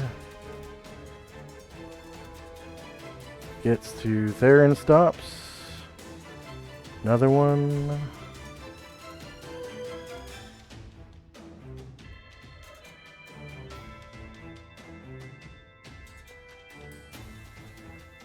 Gets to there and stops, and then the Wendigo. He just sort So- of. Go ahead. Uh-huh. Go ahead. I was gonna say, if the Wendigo goes past the doorway, Shandrak will let his fireball off. Okay.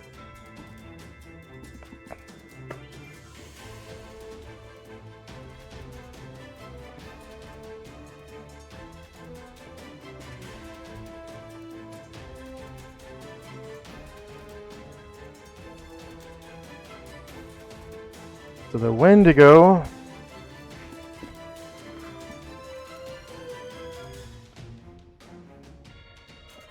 goes south. In the hall? Yeah. Okay.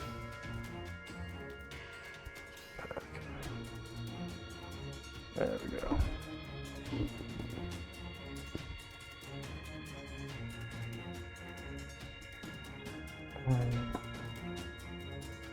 And next up is Gargamon.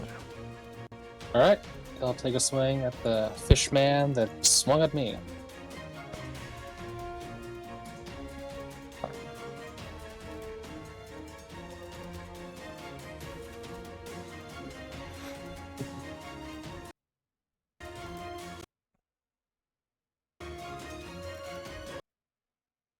Oh, wow. I gotta turn these guys off. The animation. It's making my music skip. Okay. So Gargamon attacks the one right in front of him. It's shieldless. -2 beats AC 3. You cause 26 damage to him and kill him in one shot. Alright. As this thing comes and starts swiping at Gargamon, he just takes a big hack like through its middle, and just watery bile comes out from its stomach. Yeah. Okay. Another fishman makes it to right here and stops. And this fishman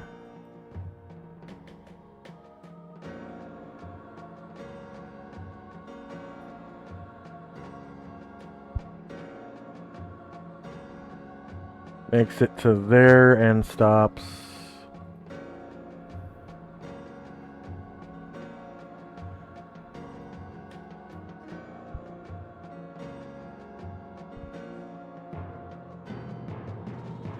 This fishman makes it to right there and stops.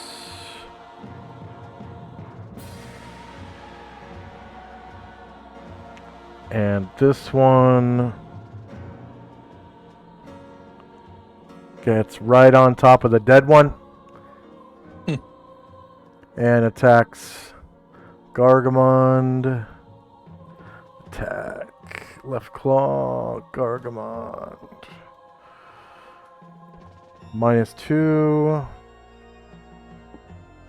Gargamon is shieldless. He rolls a 1. Look at that.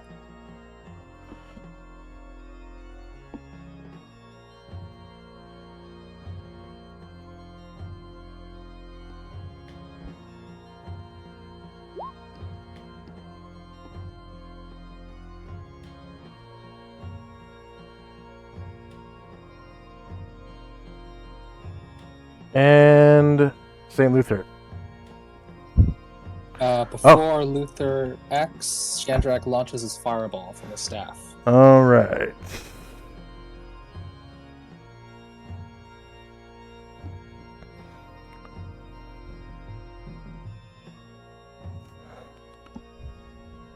So Shandrak has to be able to see the center of the fireball.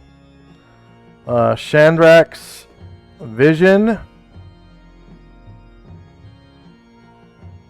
goes like this.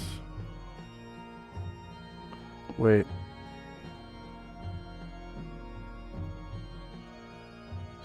No snapping.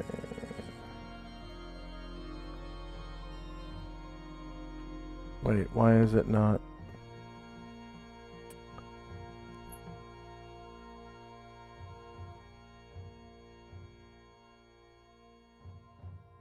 There we go. His vision goes like this.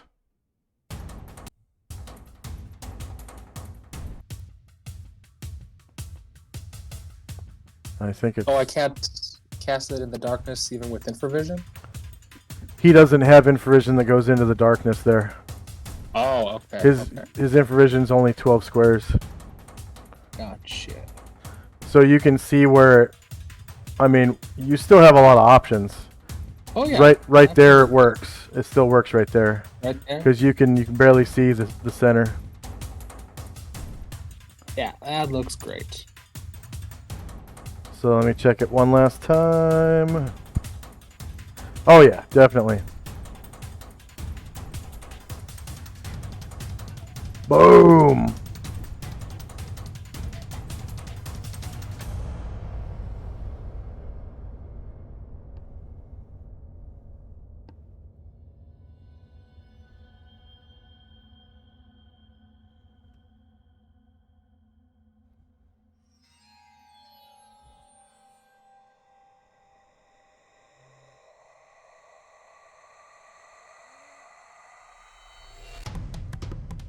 Alright, 38 fire damage. So I'm going to do a group save for all these bastards. You can see the red circle, right? I can still see that, yeah. Okay. Looks like it would hit everyone except the one guy to the south. Yeah.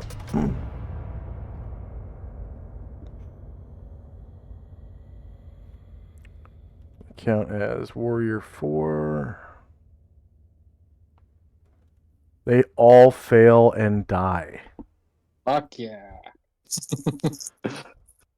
So these things run out from the hallway and then just like frog legs go everywhere. Yeah.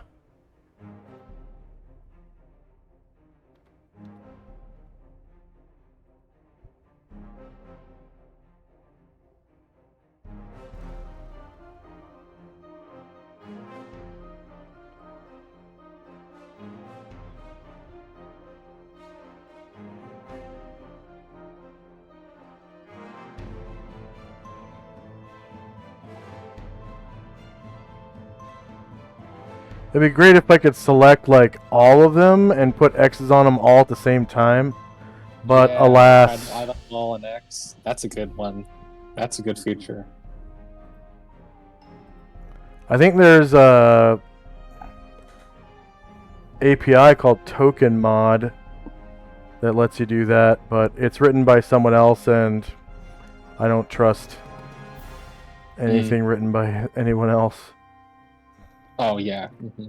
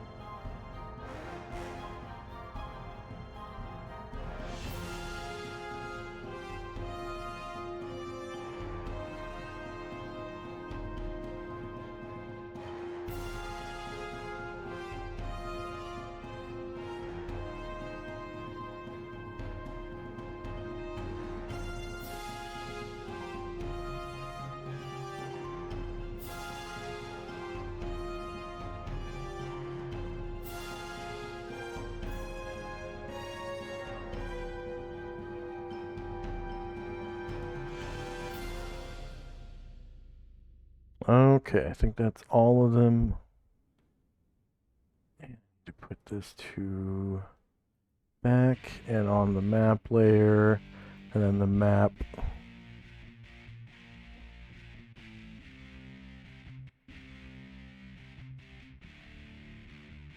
Map to back.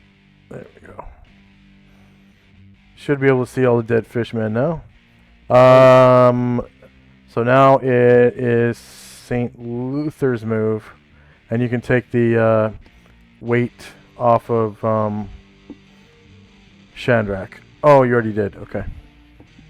So Luther can't see, so he's just gonna wait for right now. Okay.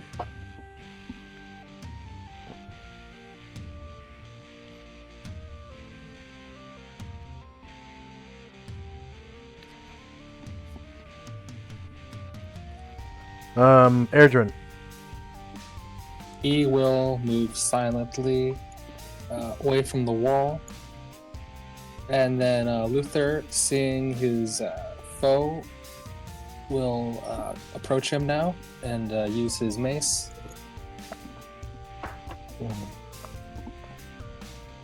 It will turn to face.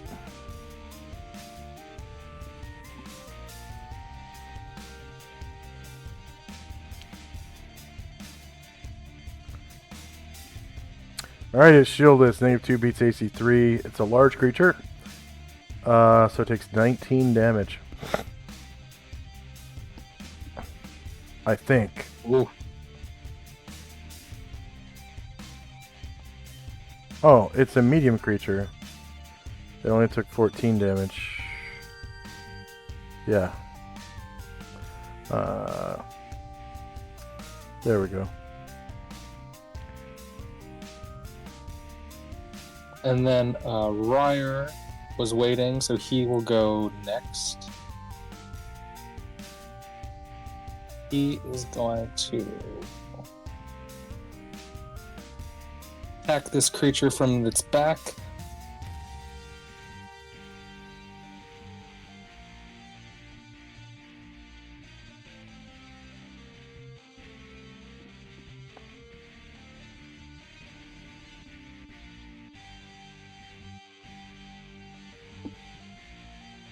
Okay, -4 beats AC 3. You cause 16 damage to it and kill it. Go ahead and describe. All right. So this guy is like how to not even pay attention to when Luther and Ryer comes up because the fireball, and then he just gets like knocked in the head, and then Ryer pokes him right in the eye. No, it pokes him. Pokes him in the back of the neck. Okay. Gargamon. Okay, well, wait, what? Oh, okay. Looks like I already did my full move, so he can't move anymore. Oh yeah, because he started off over here. Okay. End of round.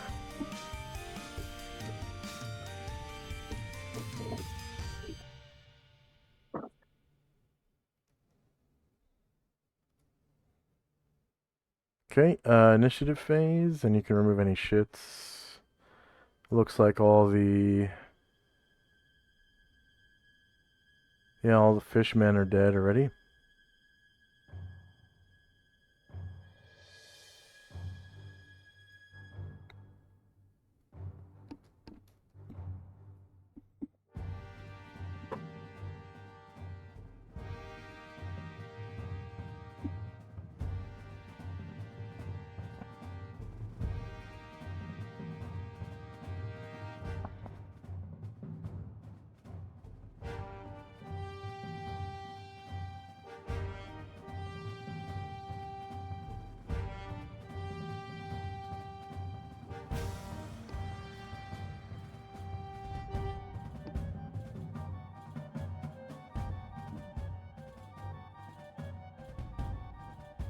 All right, I'm ready when you are. Okay, then think Adolf is going to use his staff as a weapon. So, initiative. Staff of the Magi. Doesn't it act as like a staff +1 or something like that? Let's see. I've never used it that way. Let me check.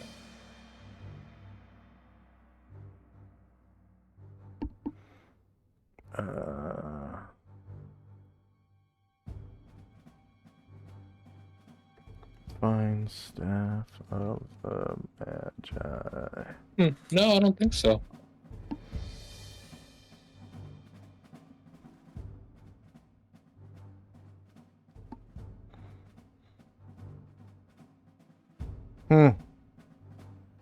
Yeah, you're right.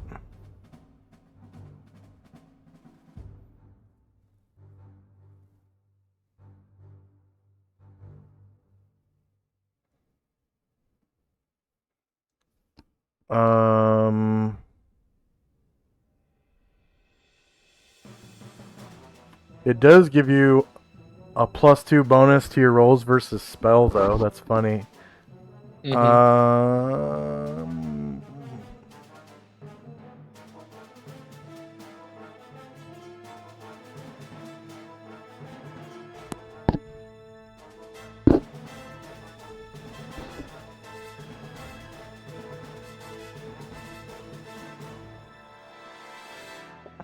Okay.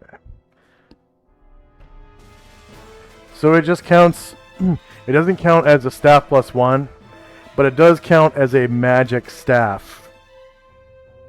So it doesn't do +1 to hit and damage, but for those few creatures that only take, because there's different categories. There's magic weapons of any plus or any kind of enchantment, and then there's weapons of +1 or higher, and then +2 or higher, +3 or higher. So the very bottom of the scale is essentially a +0 weapon. It's a magic weapon that's +0. Okay.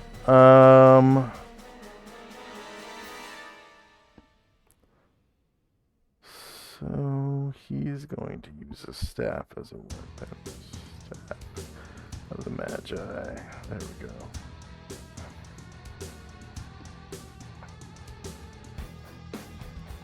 And are you done rolling initiative? Yeah, I'm good. Okay. So we got spells in time. Gargamond. Whoops, skipped right past him. All right. Let's see.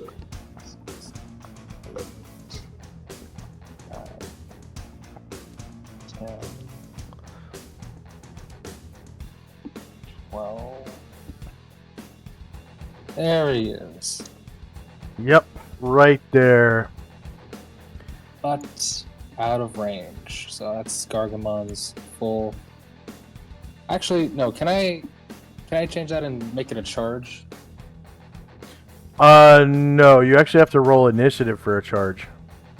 Oh, okay. Yeah. What And would then- that be? Is that on the initiative tracker? Or is that to declare it? So it's on the initiative.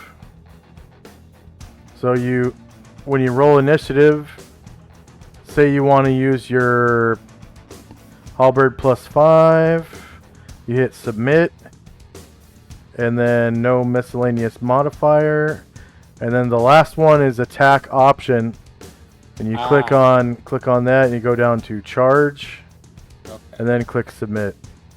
Gotcha. And then if you That's his see, full move. okay,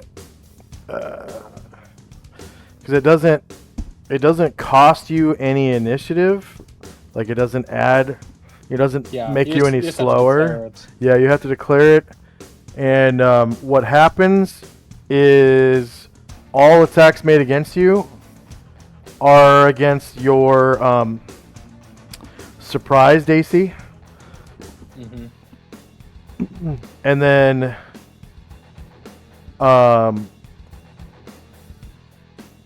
you lose any dexterity bonuses to AC or Yeah, right. yeah. You basically lose all your dex bonuses.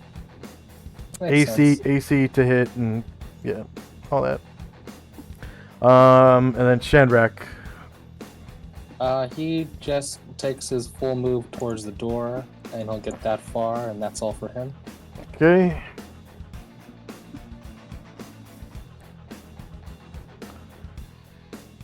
Ryer. Let's see.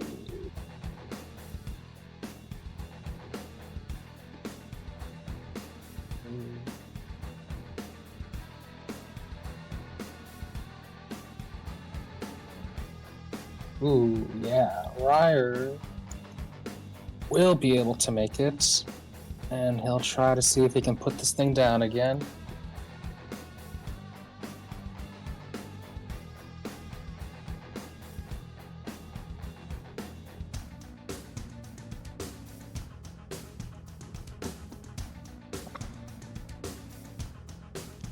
Alright, it's Shieldless. 10 versus AC -3 is a miss. Next up is Airdrin. Slowly moves forward silently and only get that far.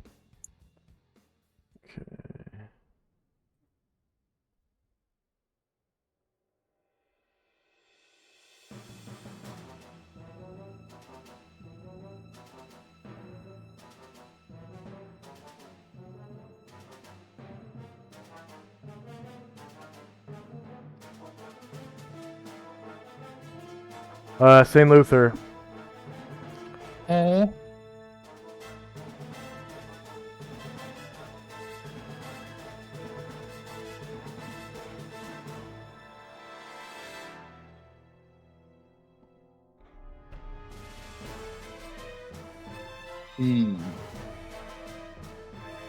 Yeah, okay. He will make it just before the Wendigo, and he will take a 5-foot step and hopefully put him down.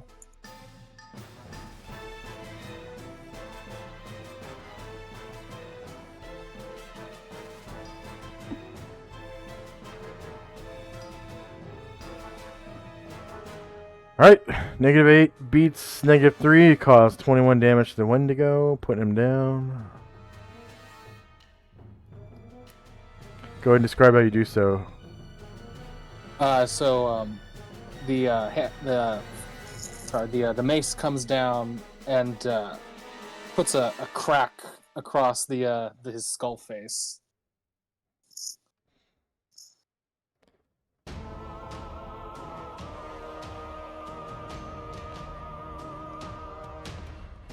Okay. And that's the end of combat. And let's take a 3-minute break and we'll have the finale of today's session.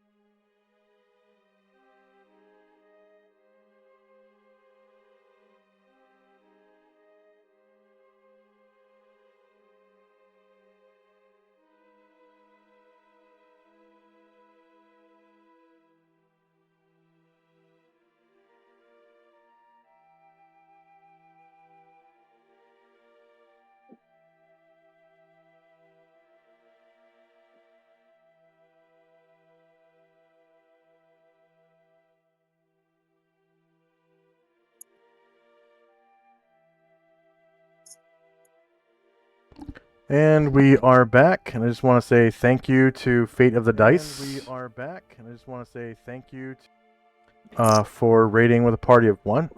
And then also, thank you, Thaco Tuesday, for resubbing for your first year anniversary. You've subscribed for 1 year in a row. Thank you very much, Thaco Tuesday, for that. Have you.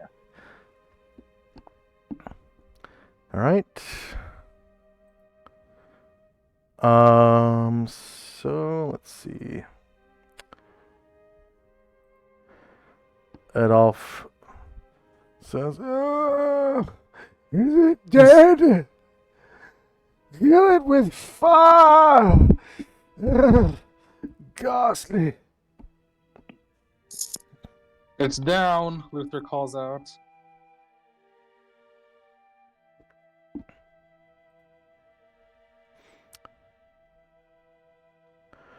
Oh, you know what? Luther's in the dark. Oh shit, uh-huh.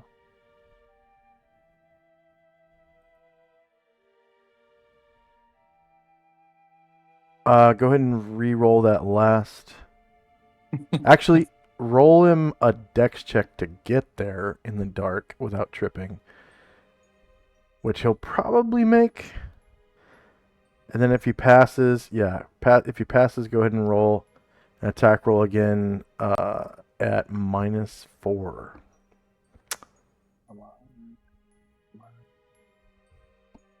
Which he'll probably still hit.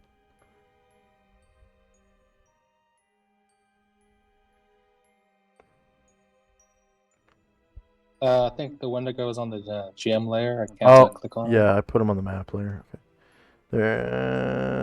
There he goes. All right. -4.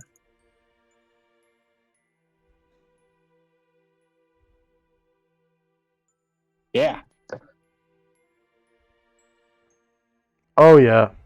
Yep. Good stuff. Still put him down. All right. Yeah. So instead, it'll say, "I don't hear it anymore. It doesn't sound like it's moving."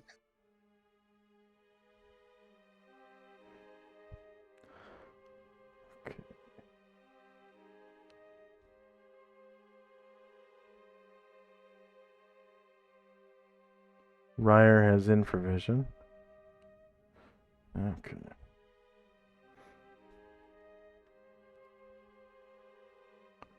Oh, and when to go back on the map layer? There we go. All right. Looks like end of round. So we got spells and time. First up is Chandrak and company.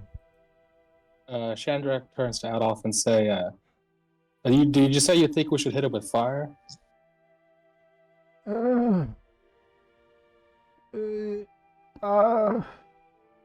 Yes, it seems to regenerate like a troll or something. Perhaps fire would put it down like a troll. Maybe. It didn't kill it, but it did walk through a wall of fire. Oh, then perhaps I'm mistaken. Maybe fire wouldn't work against it at all. Chandrak comes in the hallway and says, Gargamond, I'm tired of this Burke. Go over there and chop his head off. And Gargamon says, Ooh, you're the chief.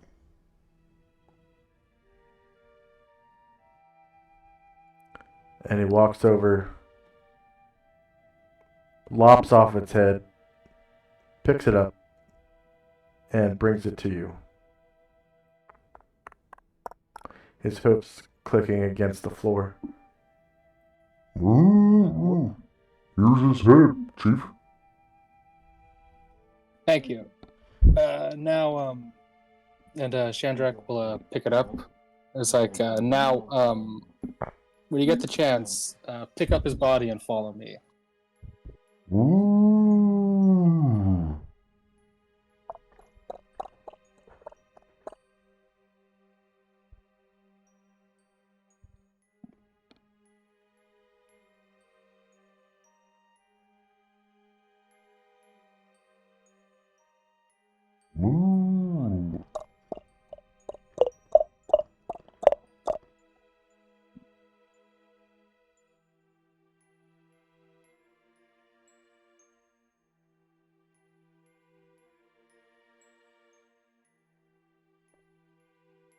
Right.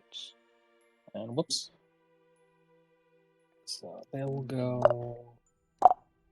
Whoops. 3, 4, 5. And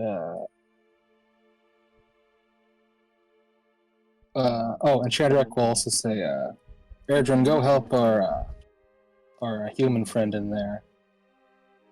Shed some light on him. Erdrin will walk into the room.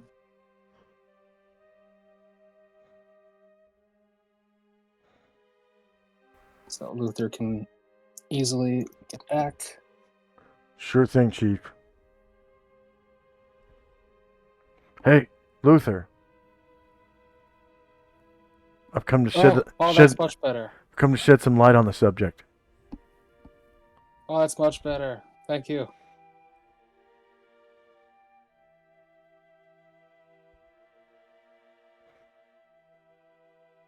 And that is all my movement for now. Okay.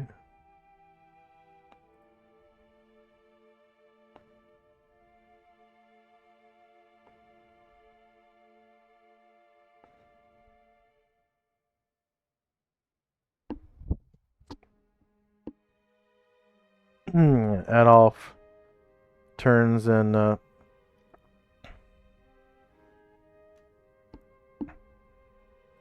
looks at the staircase, sees the door, and says, not more stairs.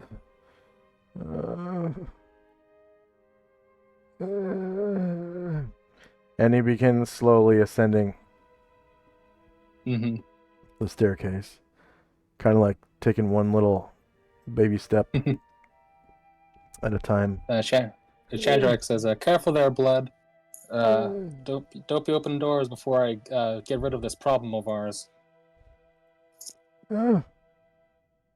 Don't rattle your bone box at me, Cutter.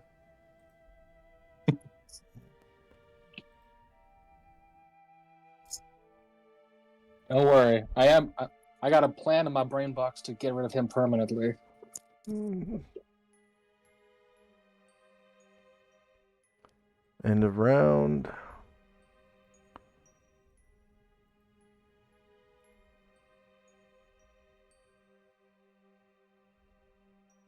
Oh, yeah.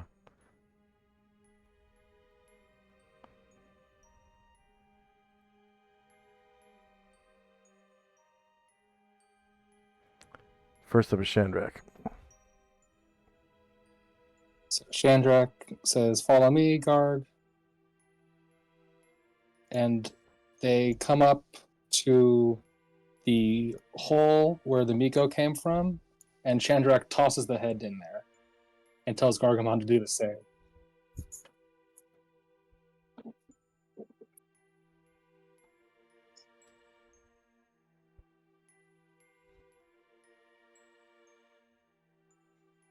Okay. So, Gargamon says, Ooh, here I come, Chief.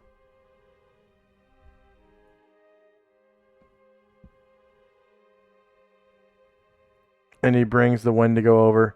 And as you toss the head in, you can see it fall. And it kind of goes like a little bit out of your infravision, right? Mm-hmm. And then it falls back upwards toward you like maybe 20 feet. Uh-huh. And then it starts falling back down out of your infravision. And then falls back upwards toward you like maybe 15 feet. And then back down. And then he throws the body in. And it passes by the head. Out of your infravision. And then the head comes into view about 10 feet. And then falls back down. Right as the body comes up to about 20 feet inside your infravision, and then it falls back down, and then the head just barely comes inside your infravision, then it falls back down, and the body comes back up about 15 feet in your infravision, and then falls back down, and then you can just barely see like one of the antlers on the head, and then it falls back down. Then the body comes back up, probably about 10 feet into your infravision, and then falls back down. And then it falls back up 5 feet in your infravision, and then it falls back down. And then you can barely see like it's, rotten flesh a little bit inside your infravision, and then it falls back down out of view. So it's like a slingshot effect that kind of dies down by about 5 feet each time. Well, I think that'll still solve our problem for now. Come on, Garg, let's go.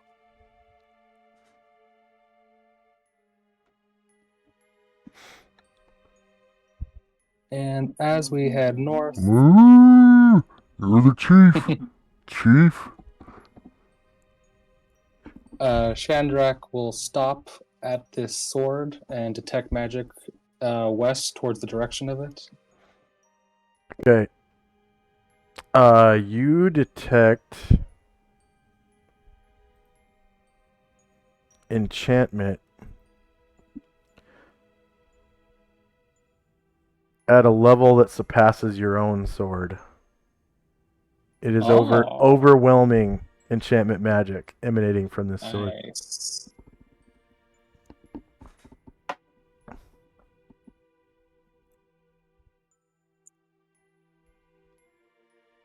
Shandrak will pick that up and put it in its bag. Okay.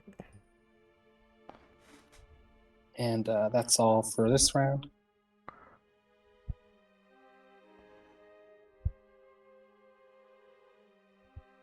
Adolf makes it up to the top of the stairs, and he's like,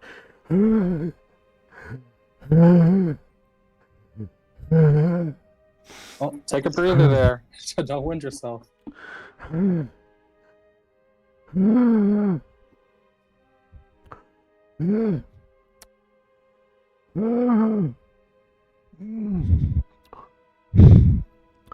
am thirsty, so...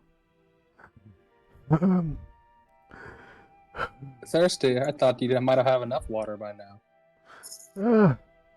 I miss the water. It kept me so hydrated. This air is dry.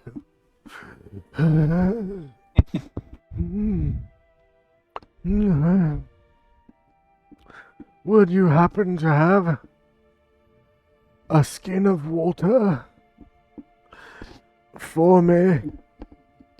Ryer says, oh yeah, no problem.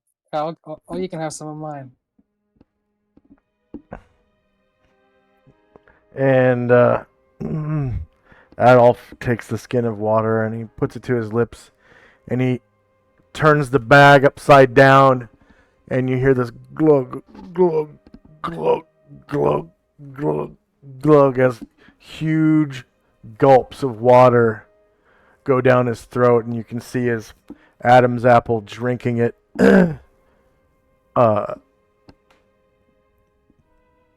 in enormous glugs.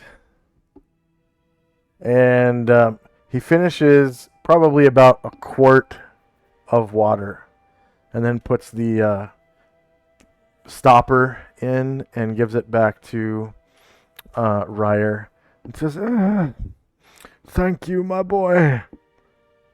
That water was good. Did you get it from a spring or something?" Oh yeah, I think I filled this up from Varen's last create food and water, so it's magically fresh. Such sweet water. It's delicious. Well, Shall we carry on then? Let me just take a quick look at this halberd we have here first. Interesting. I shall get out of the way. And end of round.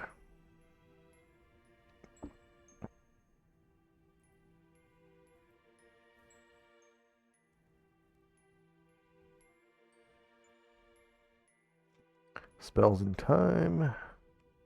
And first up is Shandrak. Alright, he'll come over next to Luther and detect magic in the west direction.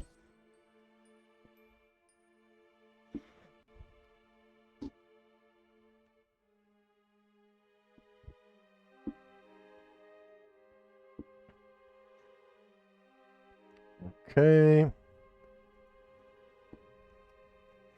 So it is a halberd. And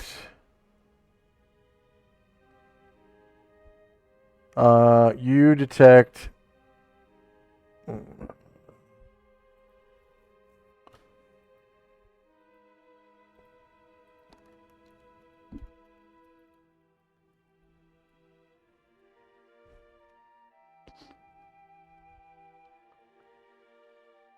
faint magic coming from it. Faint enchantment magic.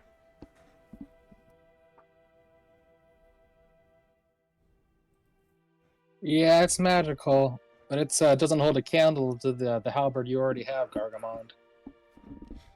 And he shakes his head and says, That won't do at all. This one's perfect. Yeah, I don't know if we'll ever find one better than that. I don't think so. At any rate, we better move out.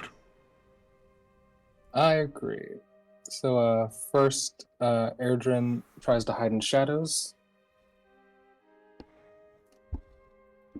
And then, after that, Gargamond will open up the door. Of course.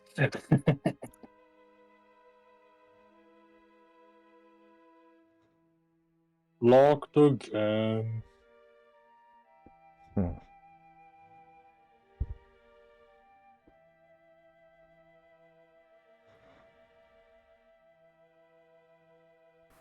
Well, why don't you try to break this one open? Maybe you'll have better chances.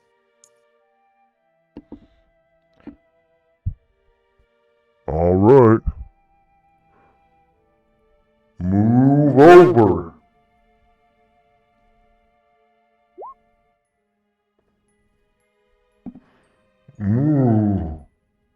That hurts.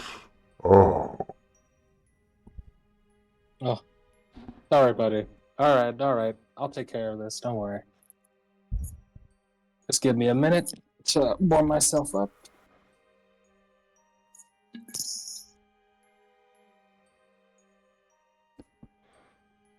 and Adolf holds out his staff and says,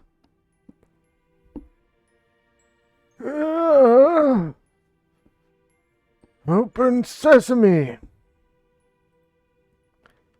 And the locked door blasts open. And inside, by your infravision, you can see a wizard's laboratory area, and there's an Adrian woman standing over here. You've seen her before. This is the wife of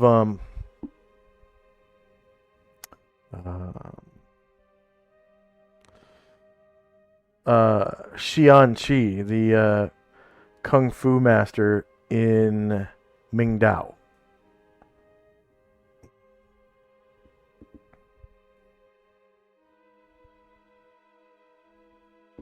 And it's not known what type of wizard she is, but she's obviously conducting wizard research right now in the Mm-hmm. in here. Oh, you know what? It's not dark in here. Here. Yeah. There are candles illuminating the tables. So, miscellaneous tokens, light sources, candle.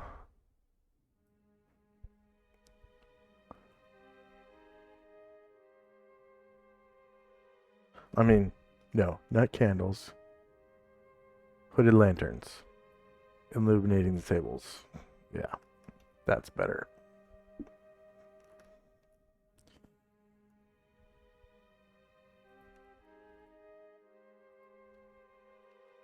So each table has a lantern, and you can see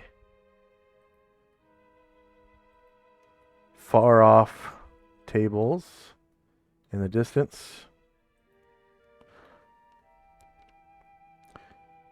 Looks like 3 wizards are conducting research. And then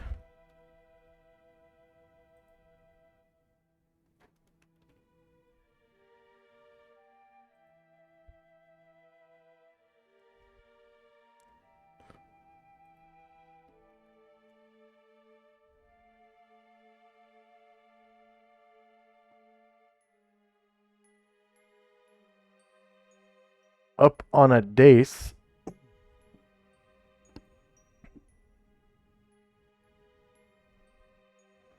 at the far side of the room is this man,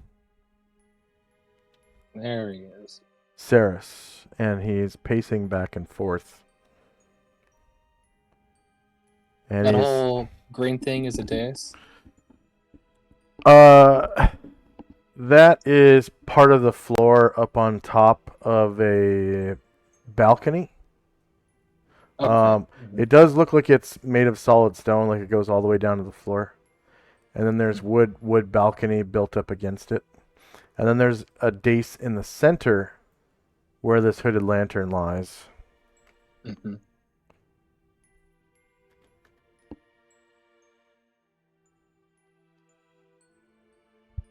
And Saris is on top there on the stone, and he's pacing back and forth. And it looks like he's chewing his fingernails. And you can see that it really is Saris. You know, he's got that weird stripe in his hair, or what was it? So it's a short-robed young man, often mistaken for a woman based on his appearance. Saris has one leather pauldron on his left shoulder, which he uses as a reading light of sorts, which he attaches a candle to in an effort to light up his books. So one pauldron. And he's giving off candlelight, which is...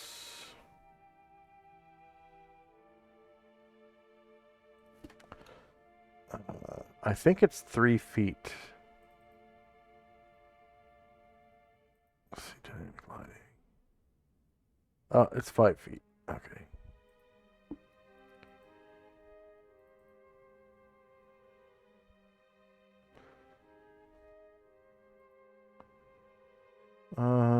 Token emits light. 5 feet. Light color is kind of like an orange.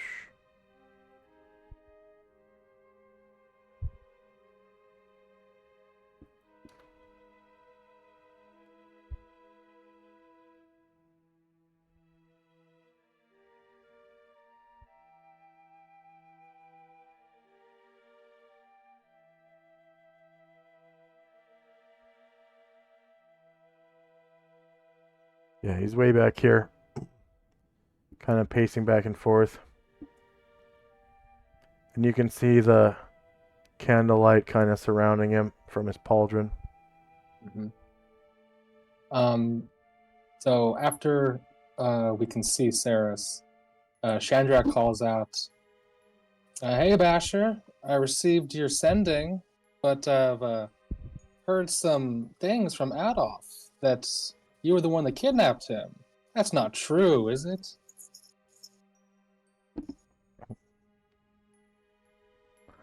Saris looks over and he's like, "Oh, hey, Chandrak.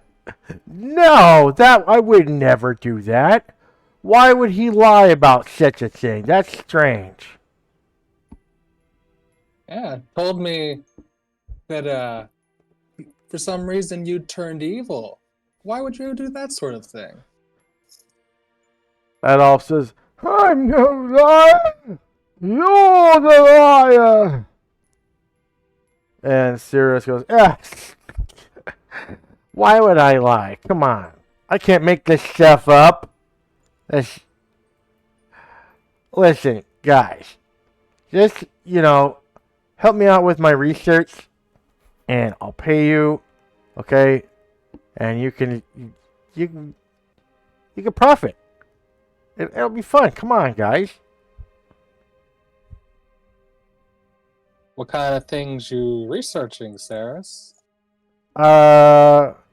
It's delayed blast fireball, wall of fire, flame arrow, stuff like that. Hmm. Come on, you guys want to make some money?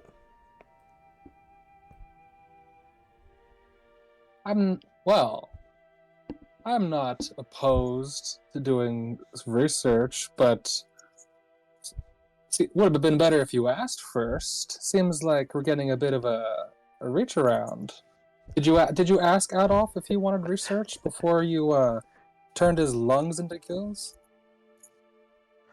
Oh, come on. You think that I did that? Come on. That was that Ultraloth. Yeah.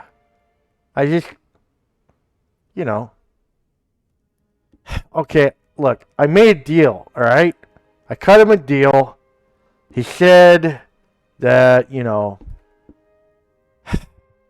needed Adolf, all right? And I said I'd do it in exchange for, these spells, right? So the thing is, look, and he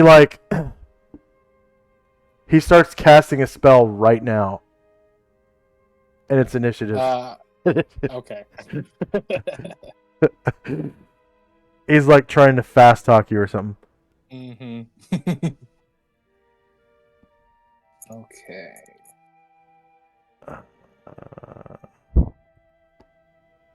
Actually, we're gonna do this one.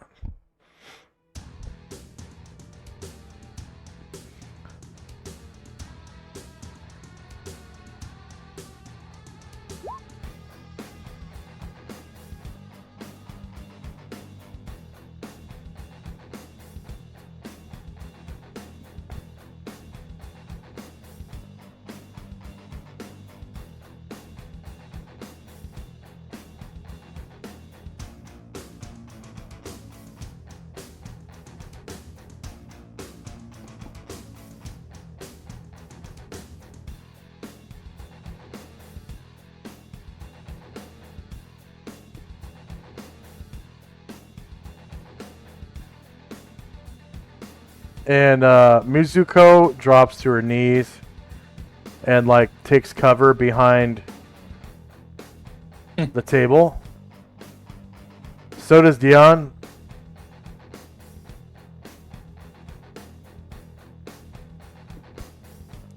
But you can kind of see this drow chick over here. Mm-hmm.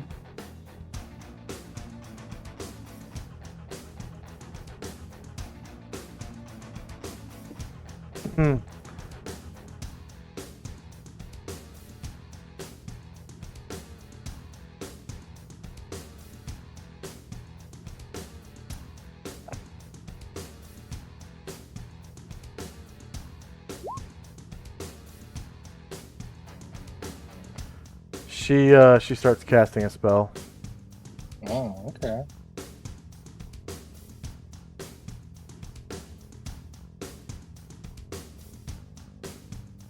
Uh,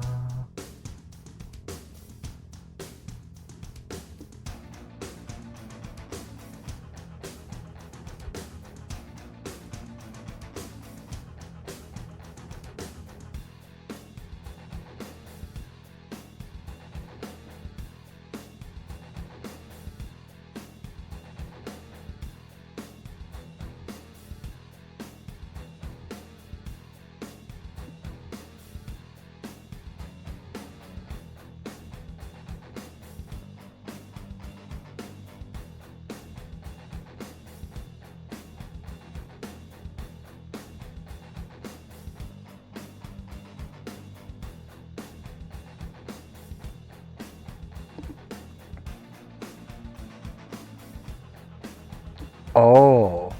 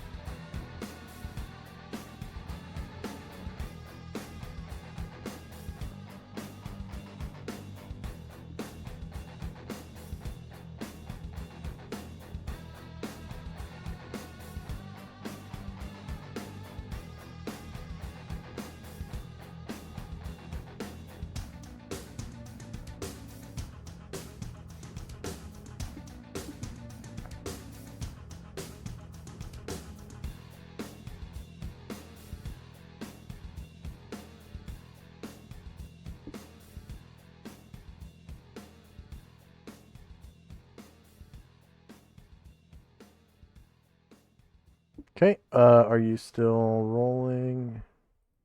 One more second.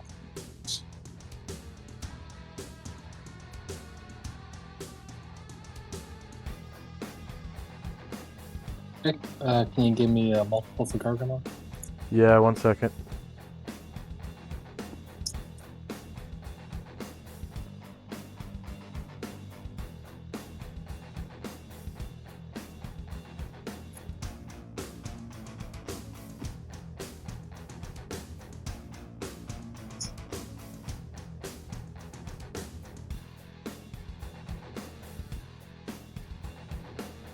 All right, there's your multiple.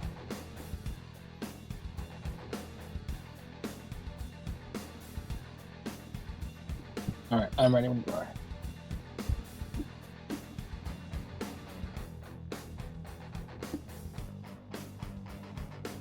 All right, spells in time.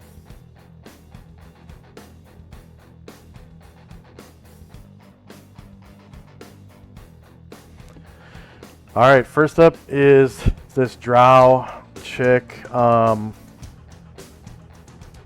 said she was casting a spell before, but she's actually not going to cast a spell. She is going to wait till the end of the round and change her action.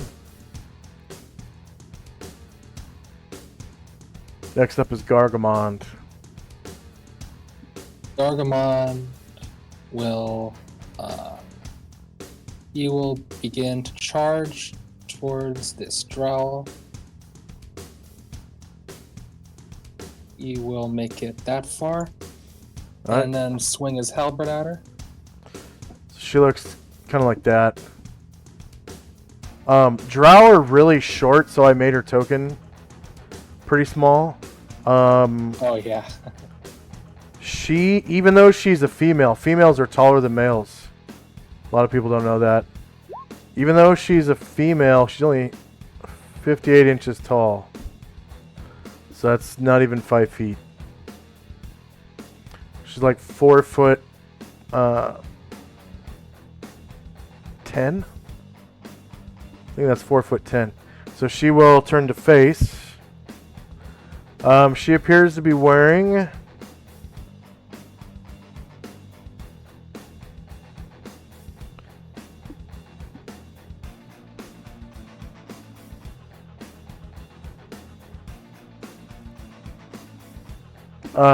leather clothing.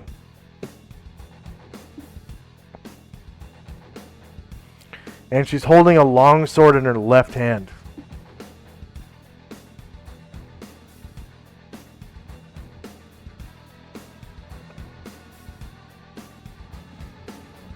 She is shieldless, so -3 beats AC 10. And you cause 26 damage to Athena, killing her in one shot.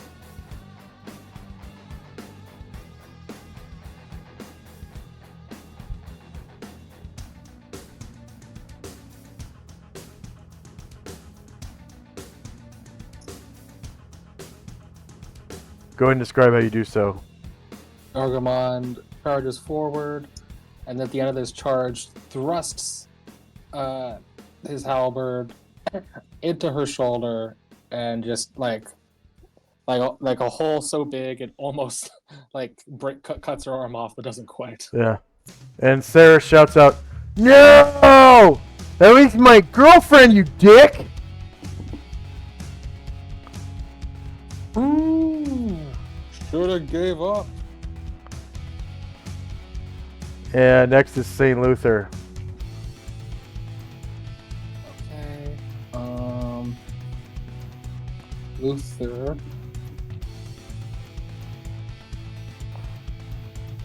Well, he will make it there, following behind Gargamon, and that's his full movement. Okay, Shandrak. Shandrak has his staff before him, ready to absorb a spell if it comes at him. Okay. Ceres casts a spell.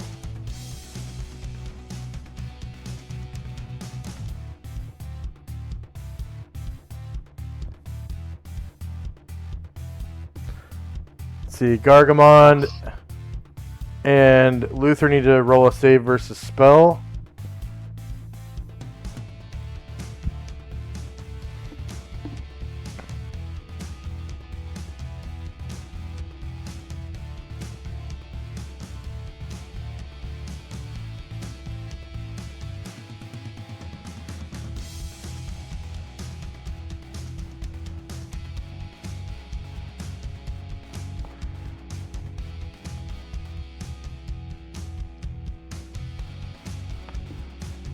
And full damage is 41, half damage is 21. So Gargamon takes 21 damage.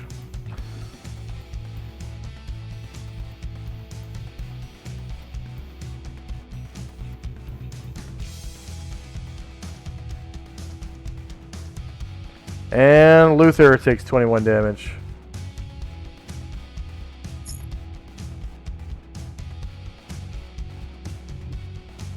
And you hear a scraping sound coming from the pit behind you.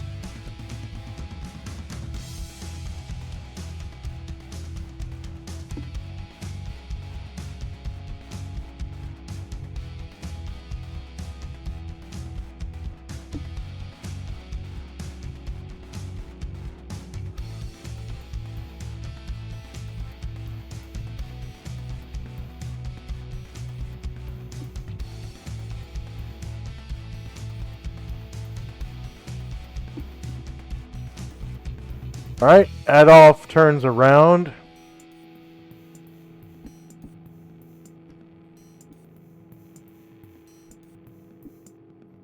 And gets his staff ready and waits.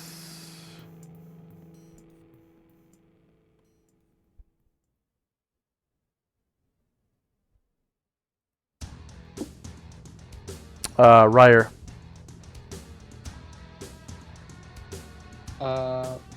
Ryer is going to change his action to jog at the end of the round.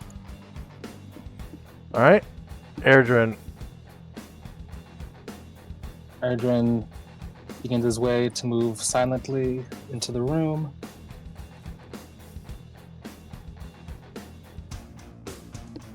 Stop there.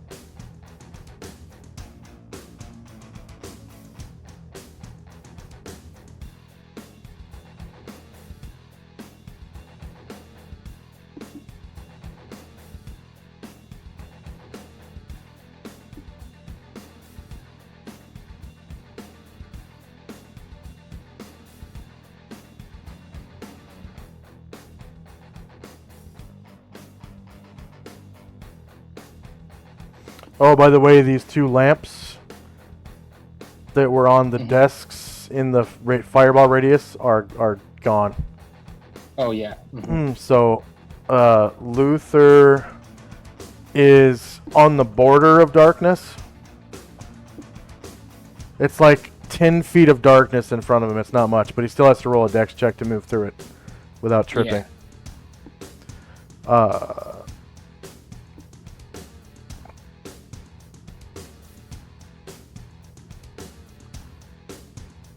So you said Erdrin moved silently into the room? Yeah, that's right. Okay.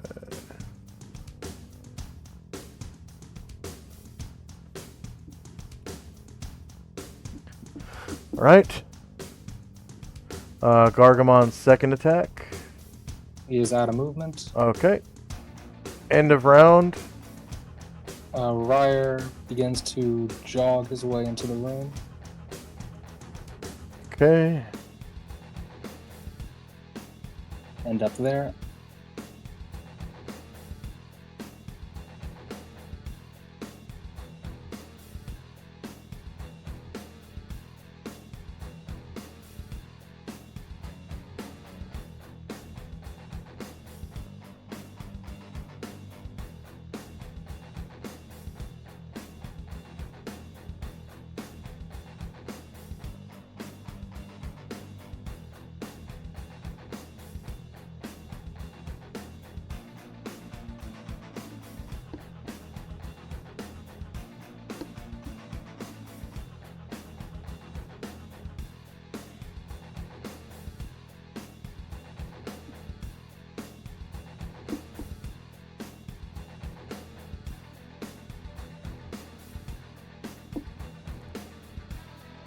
And again, Adolf readies his staff. He did not take his action at the end of the round.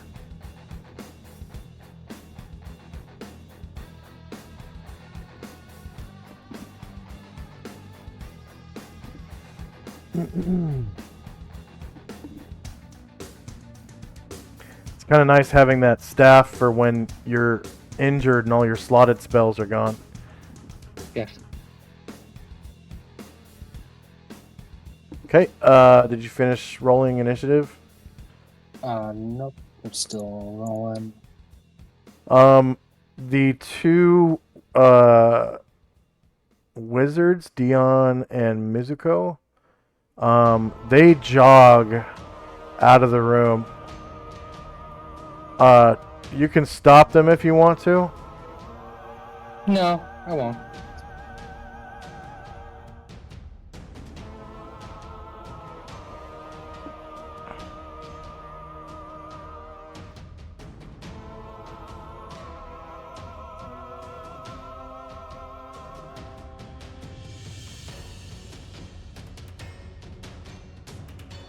And Mizuko actually screams. She's like, ah! As she runs. I guess they'll stop when they get to a point where they're in the darkness, actually. Because they don't... Wait, Dion might be half-elf, actually.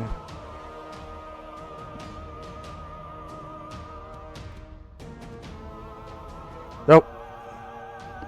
They're both human. I'm ready when you are now. Alright. Oh wait, no, sorry. I didn't roll for Luther. Go ahead. Alright, there we go. Alright.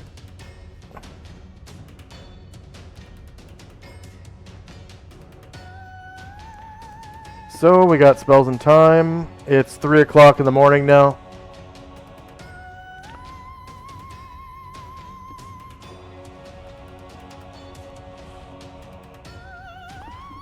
Alright, St. Luther. Okay, Luther will attempt to run around this darkness, jogging. Okay, he must roll dexterity Thought he wasn't in the darkness. to run through. Oh, he's going to run around it, you said?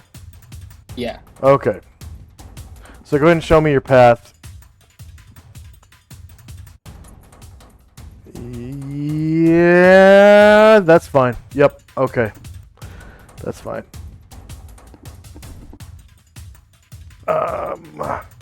Shandrak. Andrak will start lobbing magic missiles at Saris.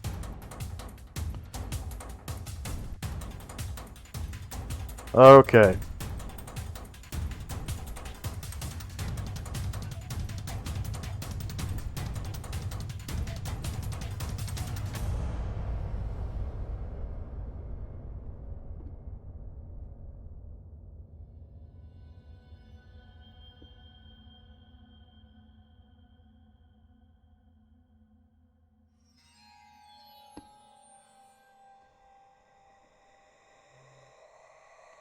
Alright, he takes 4 damage.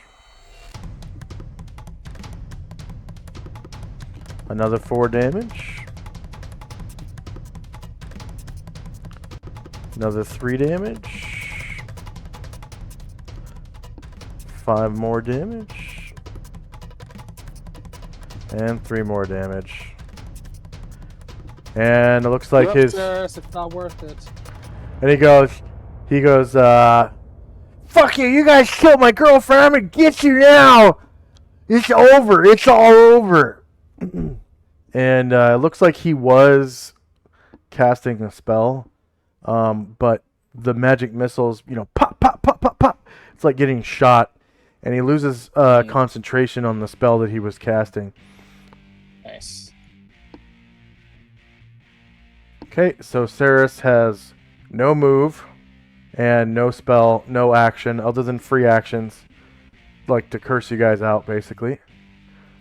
And it looks like you spoiled 5 stone skins with those 5 magic missiles. Nice. You can see the stone skins like crumbling off of him. Awesome. Good. All right.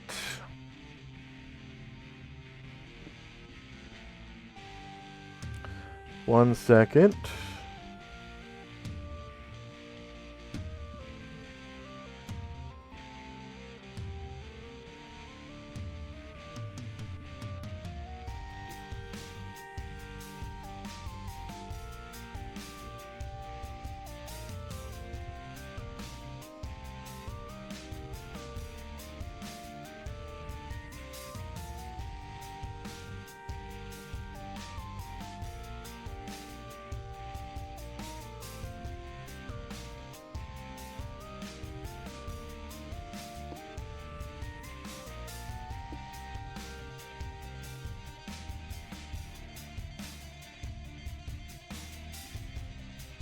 Ryer.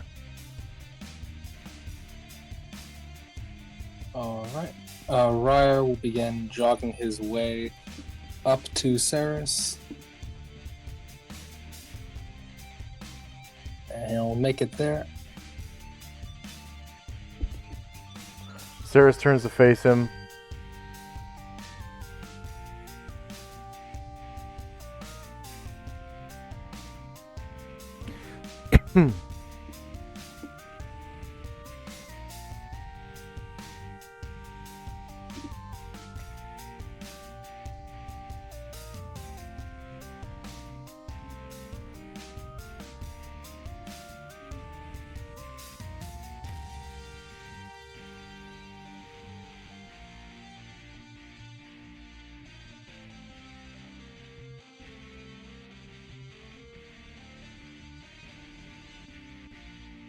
Is Ryer going to attack him or what?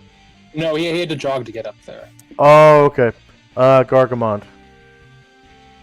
Argamon is also jogging.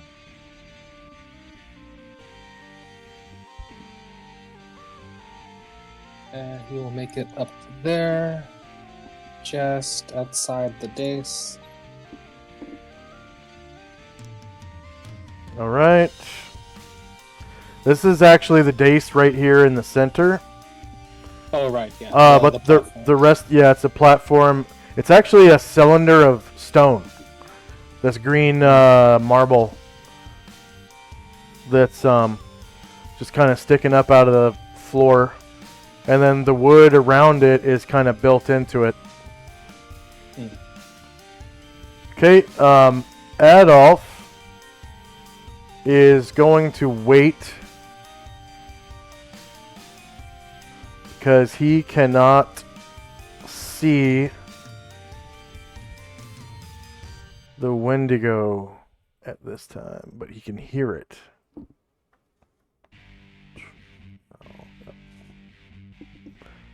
So I'm going to give him a wait.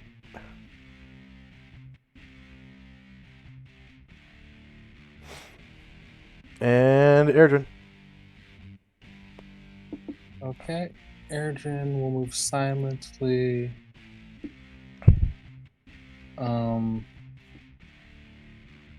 And there's people now in combat, well, in melee with Saris. So, hearing scratching from the south, he will move silently south. And then backstab, shoot the Wendigo once more. Okay.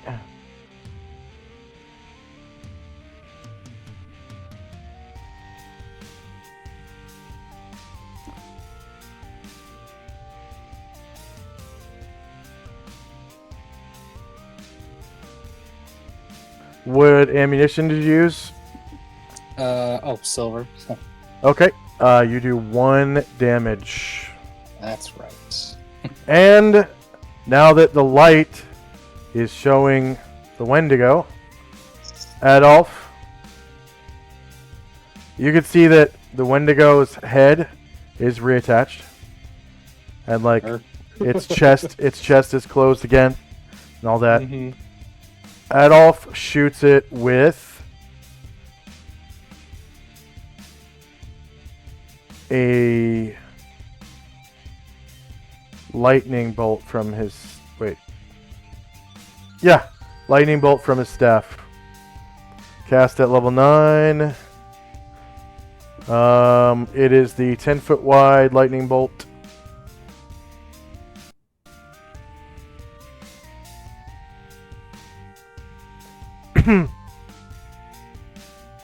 And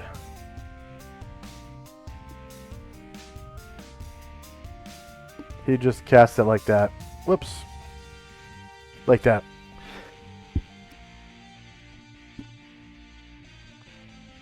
And it hits the Wendigo.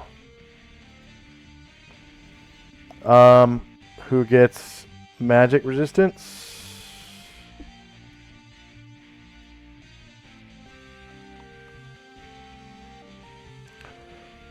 Lightning bolt. He fails his magic resistance and rolls a save versus spell. No modifier. As a 13th level warrior. And succeeds. But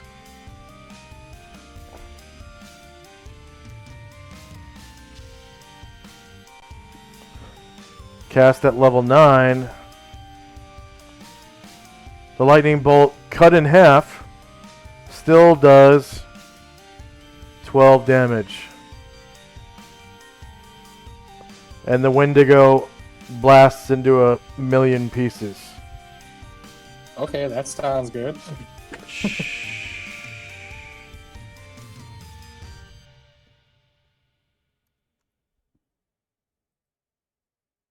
Oh, good job, Adolf. That'll take a while to regenerate from. Something told me I should try. Well, shocking him, since it worked so well on the fishmen. Good thinking. End of round.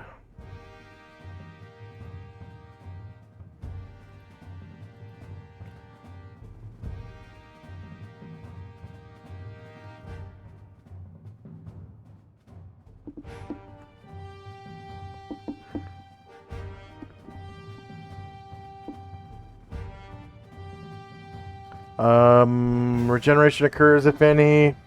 See, Adolf is no longer waiting.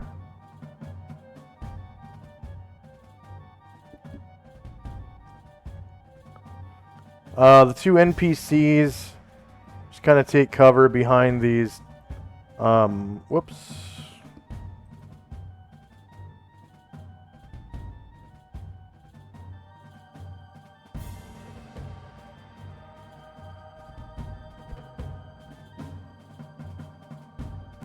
Behind these braziers.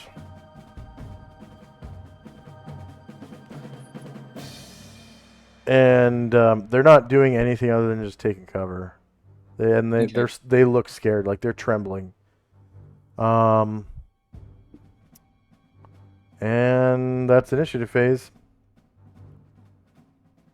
So it looks like Saris is still trying to cast a spell.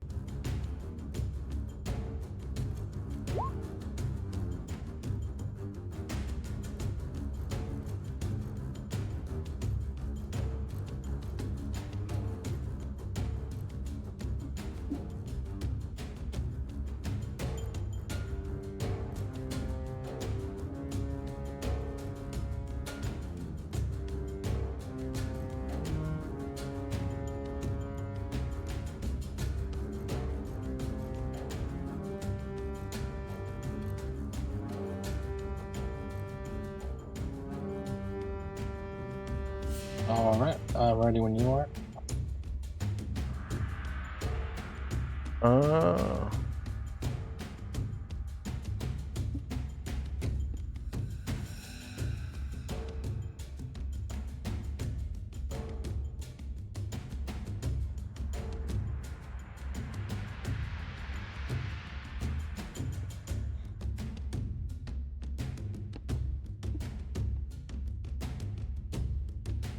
Okay.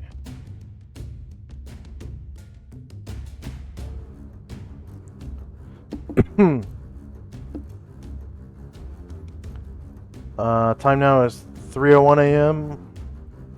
We got spells. First up is Erdrin. All right, Ergen is making himself scarce, going over next to Dion, and reloading and hiding in shadows.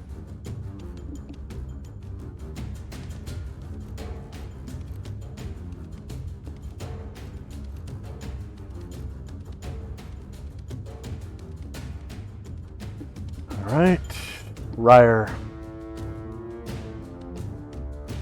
Pokes him with his javelin. Oxaris. Okay. All right. It destroys a stone skin charge. All right. Next up is Shandrak. Launches another volley of magic missiles. Okay.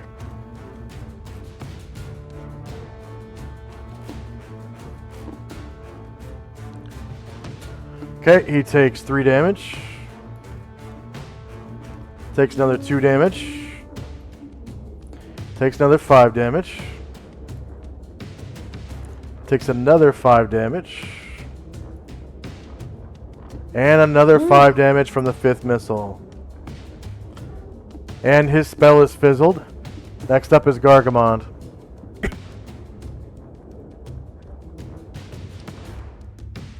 Gargamon comes straight up to him, right in his back. How dare you guys come in here and kill my girlfriend and try to take away my laboratory? And as Gargamon's swing comes down, Shandrak says, I'm sorry, Saris. Thought we were friends. Screw you guys, we're not friends. Thought we might And adventure one day. I'm sorry. you get him in the back with a critical for 15 damage and kill him. Go ahead and describe how you do so. Yeah, so as the hammer comes down, the helper comes down, yeah, Shandrak is just pleading, I'm sorry, Saris. I hope we might have adventured one day. I'm sorry to see it end like this. And then, like, just a sideways cut. It's like just slices this whole torso cavity open. Oh, actually, you know what? Yeah, because the magic missiles spent the rest of his stone skins, and yeah, that axe goes right into him, and blood goes everywhere.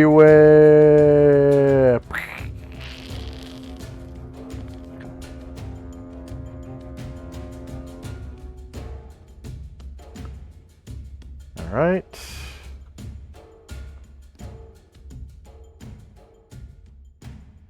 And You will, Hardy. yeah. I'll give you your experience points while you're on the landing page.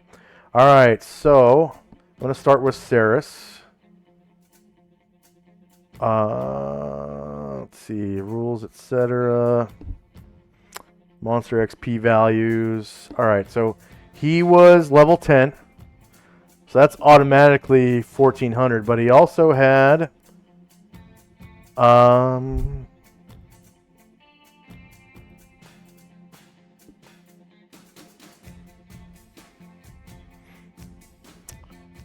see. He had greater than normal hit points. So that's 1. He had high intelligence. That's 2. He had level 2 or lower spells. So that's 3. He had level 3 or greater spells. So that's 4, 5.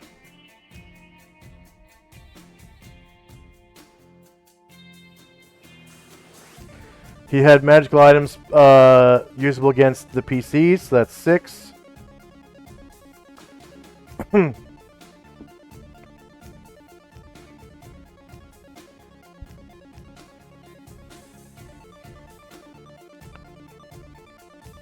Alright, so 10 plus 6 is, let's see, at 13, that's 3,000.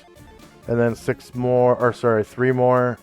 That is 6,000 points for Saris. So 1, Saris, 6,000 points.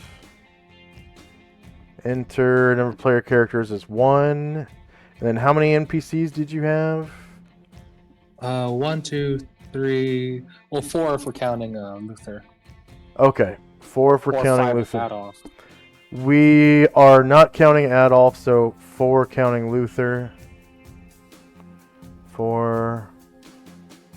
Enter, because I was in control of him. Okay. Number of creatures defeated is 1. Hit dice per creature is 10. Warriors and bards in the party is the Minotaur and the Bard, right? Yep. Yeah. All right. Okay, and then I gave you XP for the Ultra Loth already last week. Mm-hmm. So there's... I am going to give you XP for the Wendigo again, but only once. Even though you defeated it 3 times. That was honestly that was annoying, but it was also really fun. It was kind of like the regenerator from Dead Space. Yeah, yep. This guy just keeps coming back. So the Wendigo is worth 19,000 points. Yeah. 1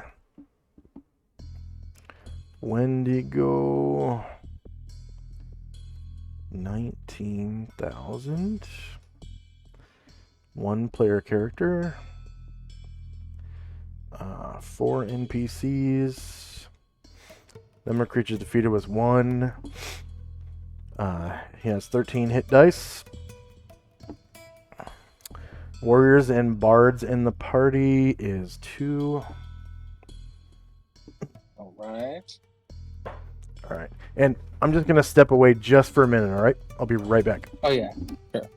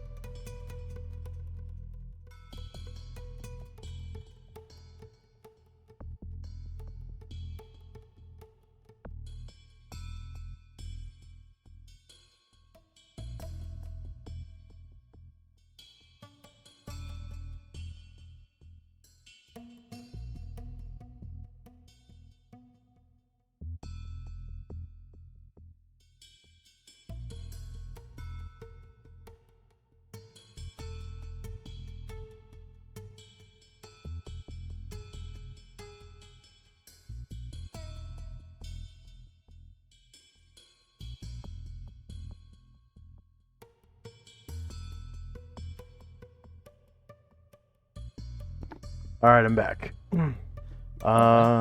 So that was the Wendigo. Alright. And then there were... Let's see, 1, 2, 3, 4, 5, 6, 7, 8 Migos. Mm-hmm. And Migo... Oh, I didn't put their XP total.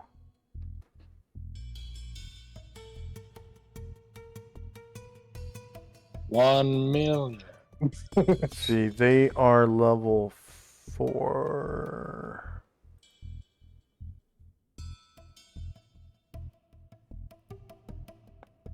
No, they have 5 hit dice. Okay, monster XP values. Where'd that go? Oh, there it is. Alright, so they have... they fly, so that's +1. They have high intelligence, so that's another +1. I think they can be hit by any weapon, so that's not a thing. They don't have any spell immunities.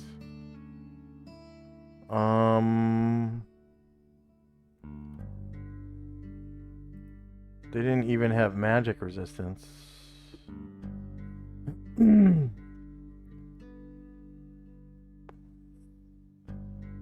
didn't have regeneration.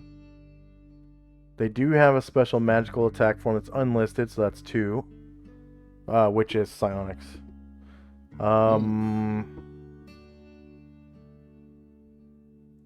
Alright, so they count as level 9, which is 975 each. Oh, no, I did do their experience. They're worth 2,000 somehow. Okay. So they are 2,000, and there were 8 of them. So we've got Nice. 8. Me go. Okay, 2,000 experience. 1 player character. 4 NPCs. Number of creatures defeated was all 8. Hit dice per creature was 5. Warriors and Bards was 2. And then you also had 1, 2, 3, 4, 5, 6, 7, 8, 9, 10, 11, 12, 13, 14, 15, 16, 17, 18, 19, 20, 21, 22 of these fish guys. Oof. Thank you, Fireball. And Lightning Bolt. Yeah, that was helpful too, absolutely. Alright, so 22 of these. They're only worth 175 each, so that's kind of bad. 22, and they're called deep ones. Oh, nice.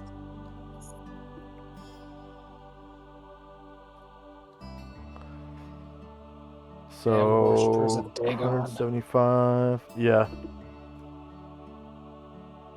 Number of player characters 1, NPCs 4, creatures defeated was all 22. Hit dice, they have 4 hit dice each. Number of warriors and bards is 2.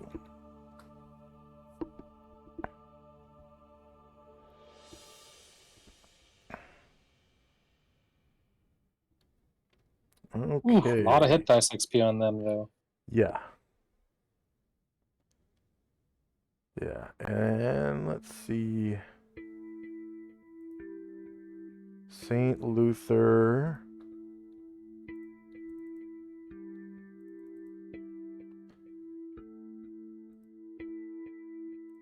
I'm doing Saint Luther's XP.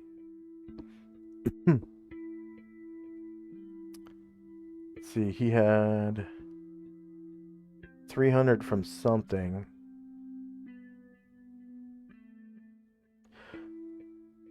That must have been a spell.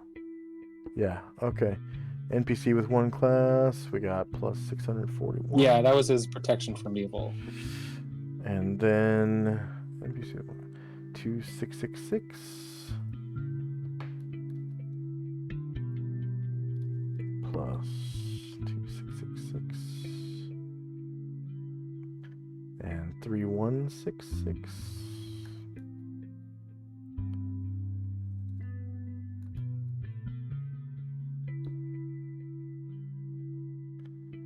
And 1,000.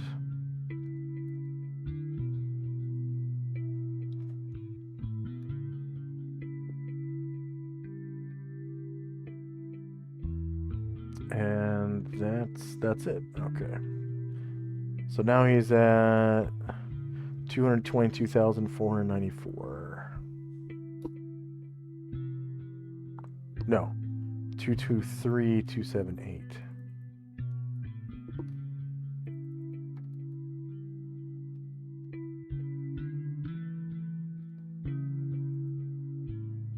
There we go.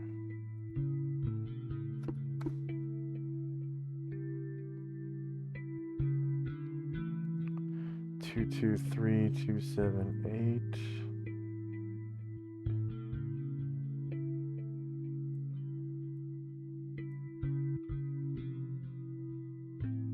Oh, he is so close. He's like 1,700 away. Well, do we get a completion XP for this? Yeah, I forgot about that. Okay. So that's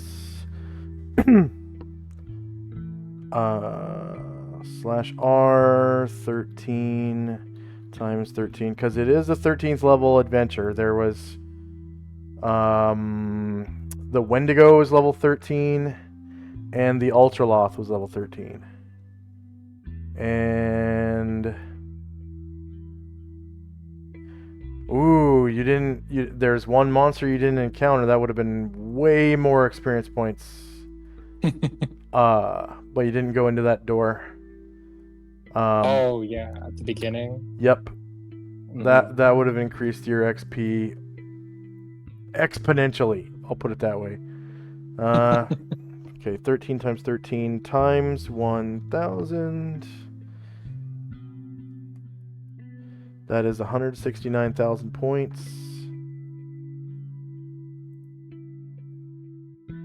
Big numbers incoming. 1. Yeah. Solo play 1 dash shot. 169,000. Submit. That ought to level up Luther. And probably you, because Probably Erdrin. He's the closest one. But although maybe me too, honestly. Yeah. I mean that's I don't because I don't even have 10 of these people, so that's probably going to be even more than last time. They so was just us two. Yeah, 4 NPCs. Well, 0 creatures defeated because it doesn't have hit dice. Hit dice per creature 0. Warriors and bards in the party was 2. 56,332 points. And NPCs of one class 28,166. Luther definitely is level 9 now. Excellent. 5th level spells.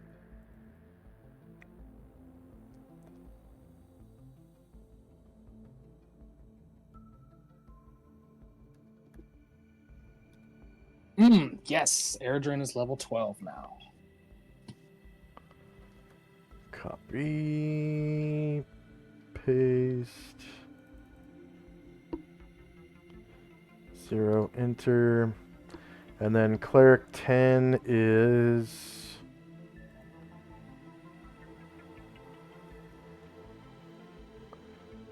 450K.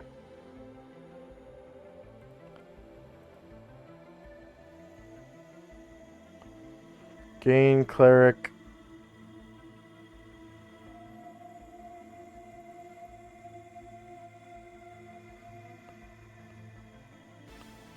$10 450K. All right. Let's see. Clerics, do they get 9 hit dice? I think they do.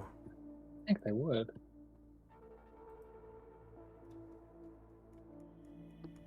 Yep, they do. Yeah. Okay. And then 2 hit points thereafter.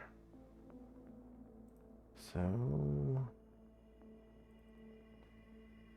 Luther.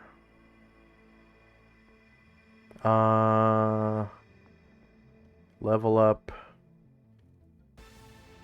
Cleric. D8. Single classed. He rolled 4. All right, respectable.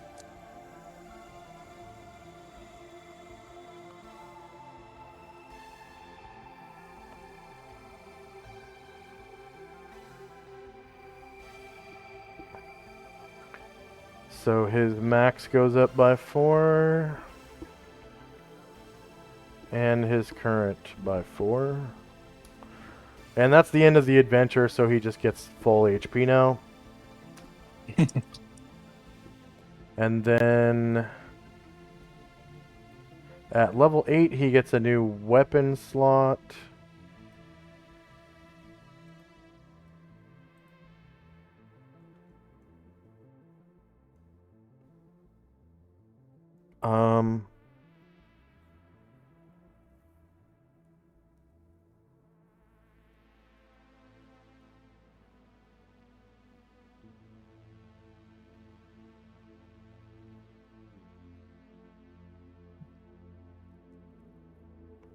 Well, I guess I'm gonna put empty slot on there. For now. He doesn't have any missile weapons, so he could really use sling proficiency. So he can lob magic stones or whatever. Or shoot magic stones. And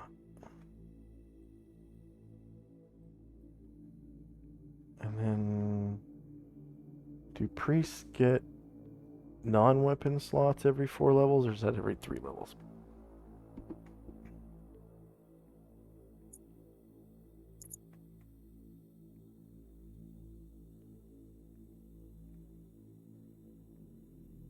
Priest, weapon every 4 levels, and non-weapon every 4 levels. So yeah, he gets a non-weapon slot too.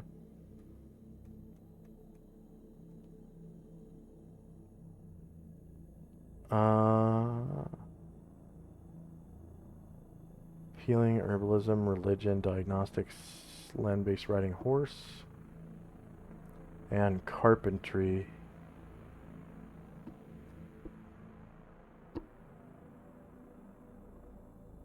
Honestly, swimming would be really advantageous for him. Because he wears heavy armor, and if he doesn't know how to swim, he just would like sink like a stone. So I'm going to give him swimming 1. And I think that is strength-based plus 0.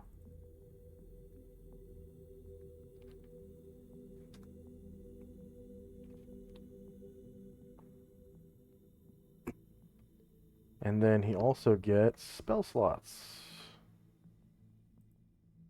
So priest. From 8 to 9. A level 1 slot, 2 slot, and he gets 5th level spells now. Nice. 1, 2, and 5.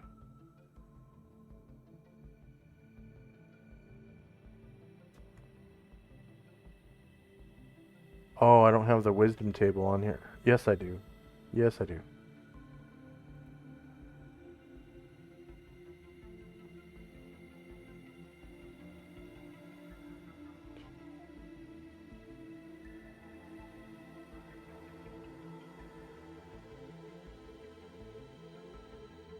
Okay, he already has all his bonus slots.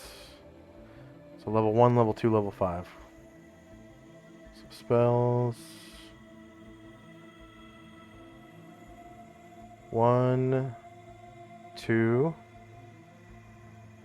5.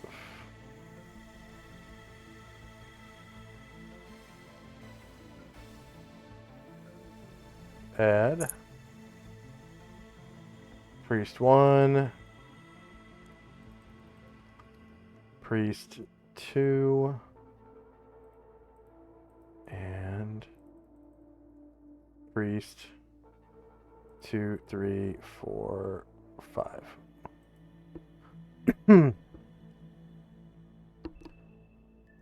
And he gets, let's see, spells and magic. 3 spells by sphere. The all sphere, level 5.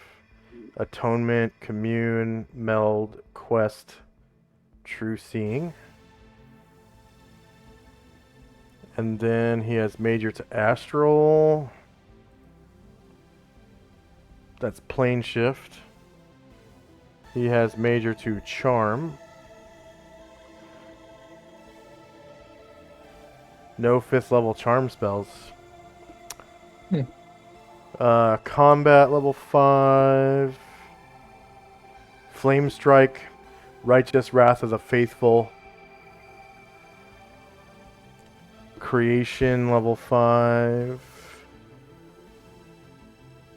Blessed abundance. Divination level 5. Consequence, magic font.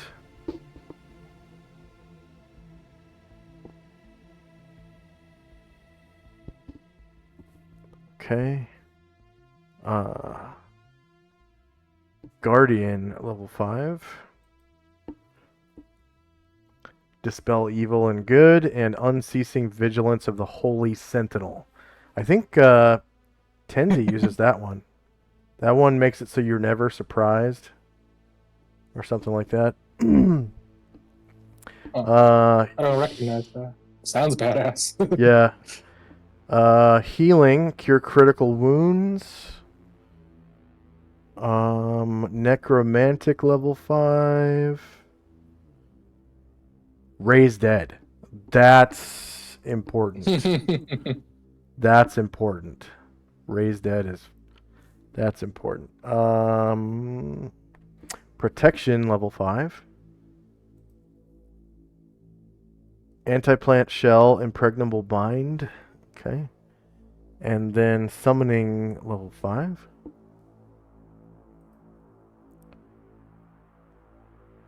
Dispel evil, dispel good.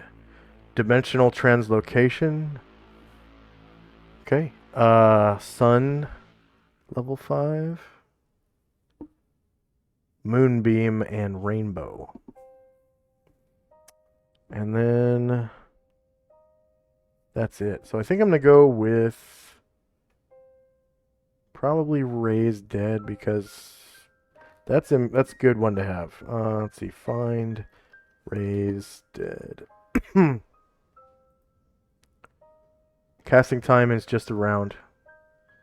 Nice. A character's starting constitution is an absolute limit to the number of times he can be revived by this means. I don't think it does anything to the priest who casts it. That's the cool thing about Raise Dead.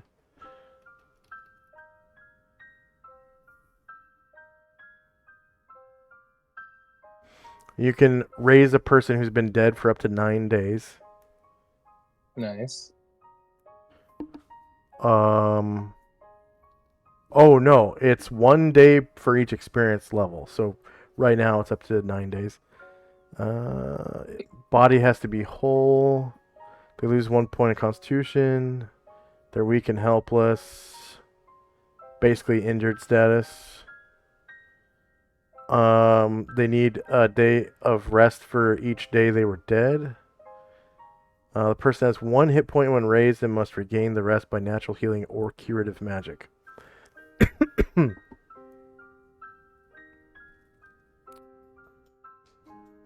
Yeah. I mean, you really got to have a heal spell for this to be useful in a dungeon. So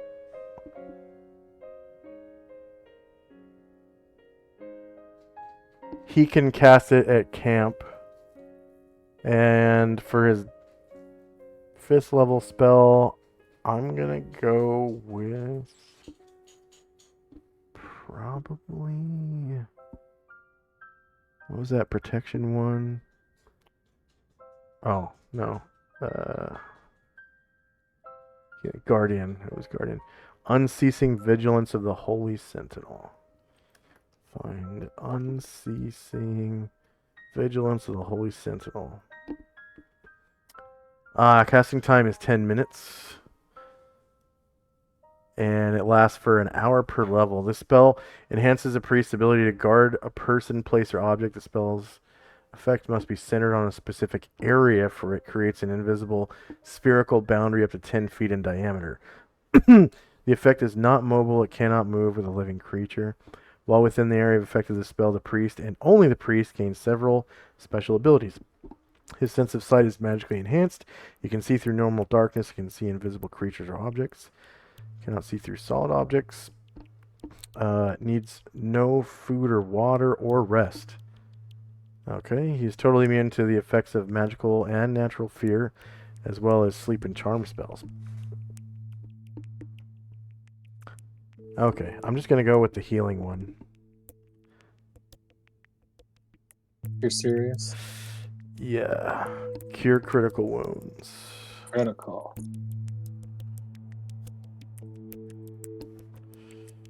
Cure. And so for this level, Erdrin, he gains a new weapon and non-weapon proficiency.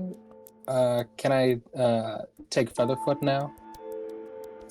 Is he high enough level for Featherfoot? Oh yeah, he's Okay. one above it. I just want to make sure that bards can... Or no, wait, this is Airdrin. Yeah, Airdrop. Okay. Yeah, he could take it. Yeah, no, I don't think Ryer could do it because you'd have to move silently in order to do it in the first place. Yeah, that's true. And I think bards have their own shit they can do. In the high-level campaigns book. So he took another...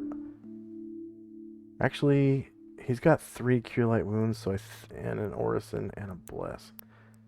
So I think I'm going to do a Detect Magic for his first level spell. Detect Magic. And then for level 2 spell...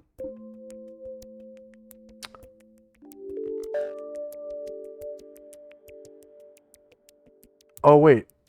He doesn't have Holy Stone, or what's it called? Magic Stone? Magic Stone. Is that level 1? Fine. Magic Stone. Magic dash stone. Might be magical. Magical Stone, okay. Yeah, that's level 1. So I'll do a Magical Stone for level 1. And level 2 healing spells are useless. Level 2 creation. Charm.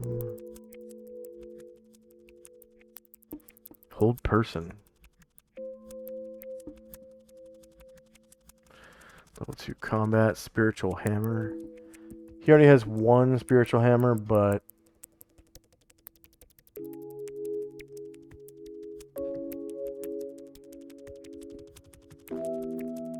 at level 9 he can do some decent damage with spiritual hammer. And from a distance.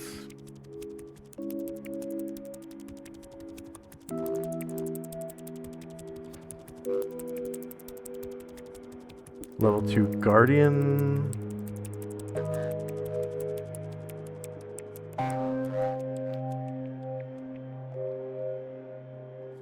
Level 2 Protection. Resist acid. Resist fire. Resist cold. Withdraw.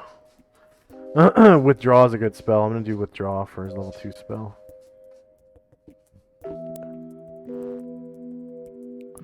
That's the one that it puts you in like a time stop, and you can cast you can cast like curative spells up to level, I don't know what level. Fine, withdraw.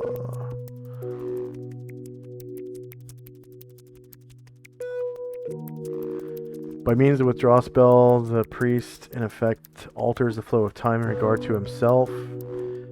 While but 1 round of time passes for those not affected by the spell, the priest is able to spend 2 rounds plus 1 round per level in contemplation. Thus, a 5th level priest can withdraw for 7 rounds to cogitate on some matter, while 1 round passes for all others. The DM should allow the player 1 minute of real time per round withdrawn to ponder some problem or question. No discussion with other players is permitted. Note that while affected by the withdraw spell, the caster can use only the following spells: any divination spell or any curing or healing spell.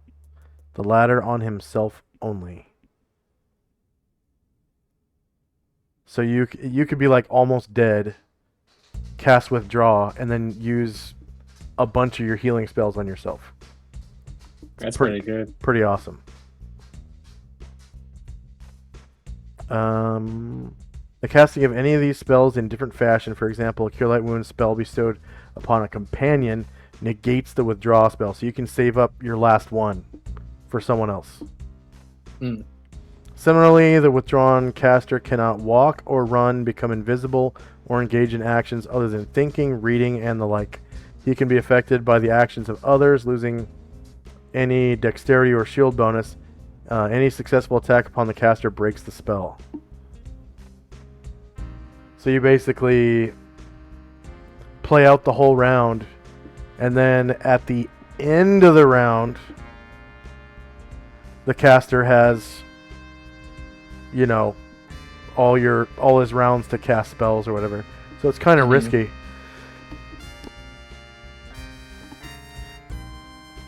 But it gets you back into the fight pretty quickly. Yeah, potentially. Okay, so I'm going to come back to the page that you're on. So Airdrin has Feather Foot now. Yeah. That's pretty nice. Yeah. I think... That plus his range is this crazy combo. Yeah. Yeah. Yeah, he can spend one round moving and, you know, feather footing and reloading to get into position for another backstab with his gun. The only thing about it, though, is the gun gives away his position. It would be cool. Yeah, it would be cool to have, like, the ability to cast Silence 15-foot radius on himself or something. Yeah, that'd be pretty sweet. All right. Any questions, comments, or concerns for me? Nope, that was fun. How many experience points did Shandrak get? It's like over 60,000, right? Yeah. I mean, 56. It's got to be close to 70. Yeah, looks like about that. 2,000, 8,000. And he gets the 10% bonus, right? 8,000. Oh, yeah.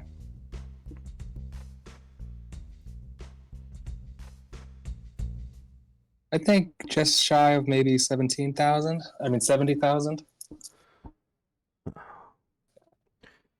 Not a bad deal for one session.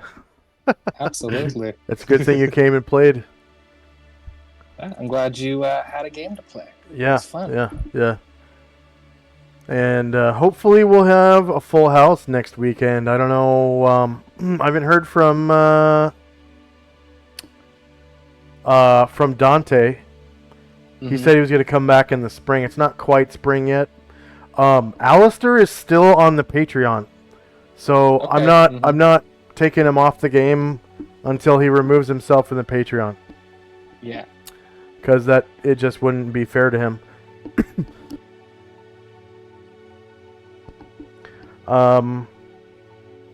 Yeah, hopefully we'll have at least Asher and Tenzi back next week. So, hope to see you all then. And for our viewers, thank you very much for watching. Please like, share, and subscribe. If you're interested in donating to charity, we have a link to St. Jude Children's Research Hospital. So St. Jude is children's cancer research. It's probably one of the most popular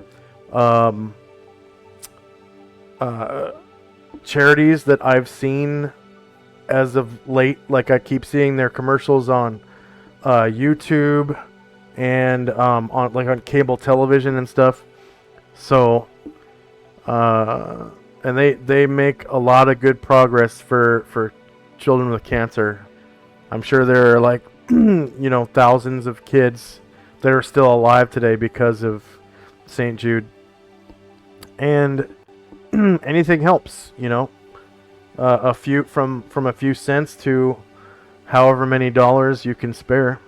Also, we have a link for Prime Gaming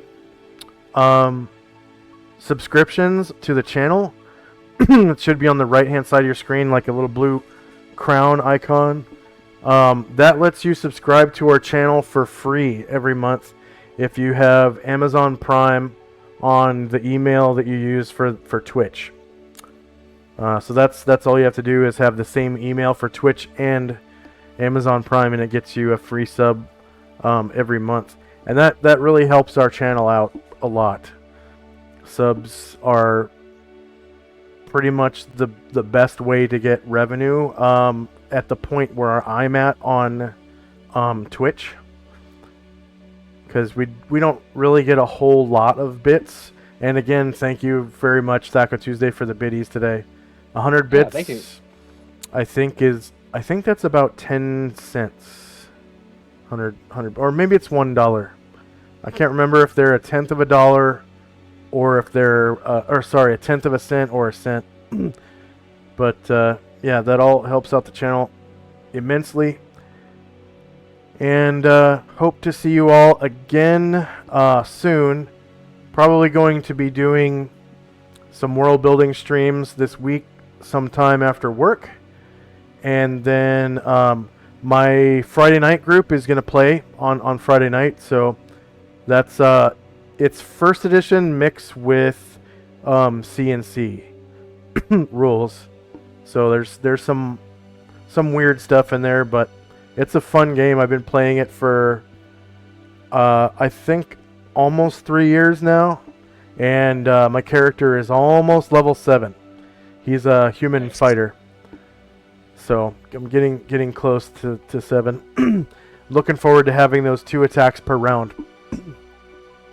But and then we're gonna raid into a friend of mine, and if you stay with the raid, you get even more channel points. We're gonna raid into Holly, because I think lately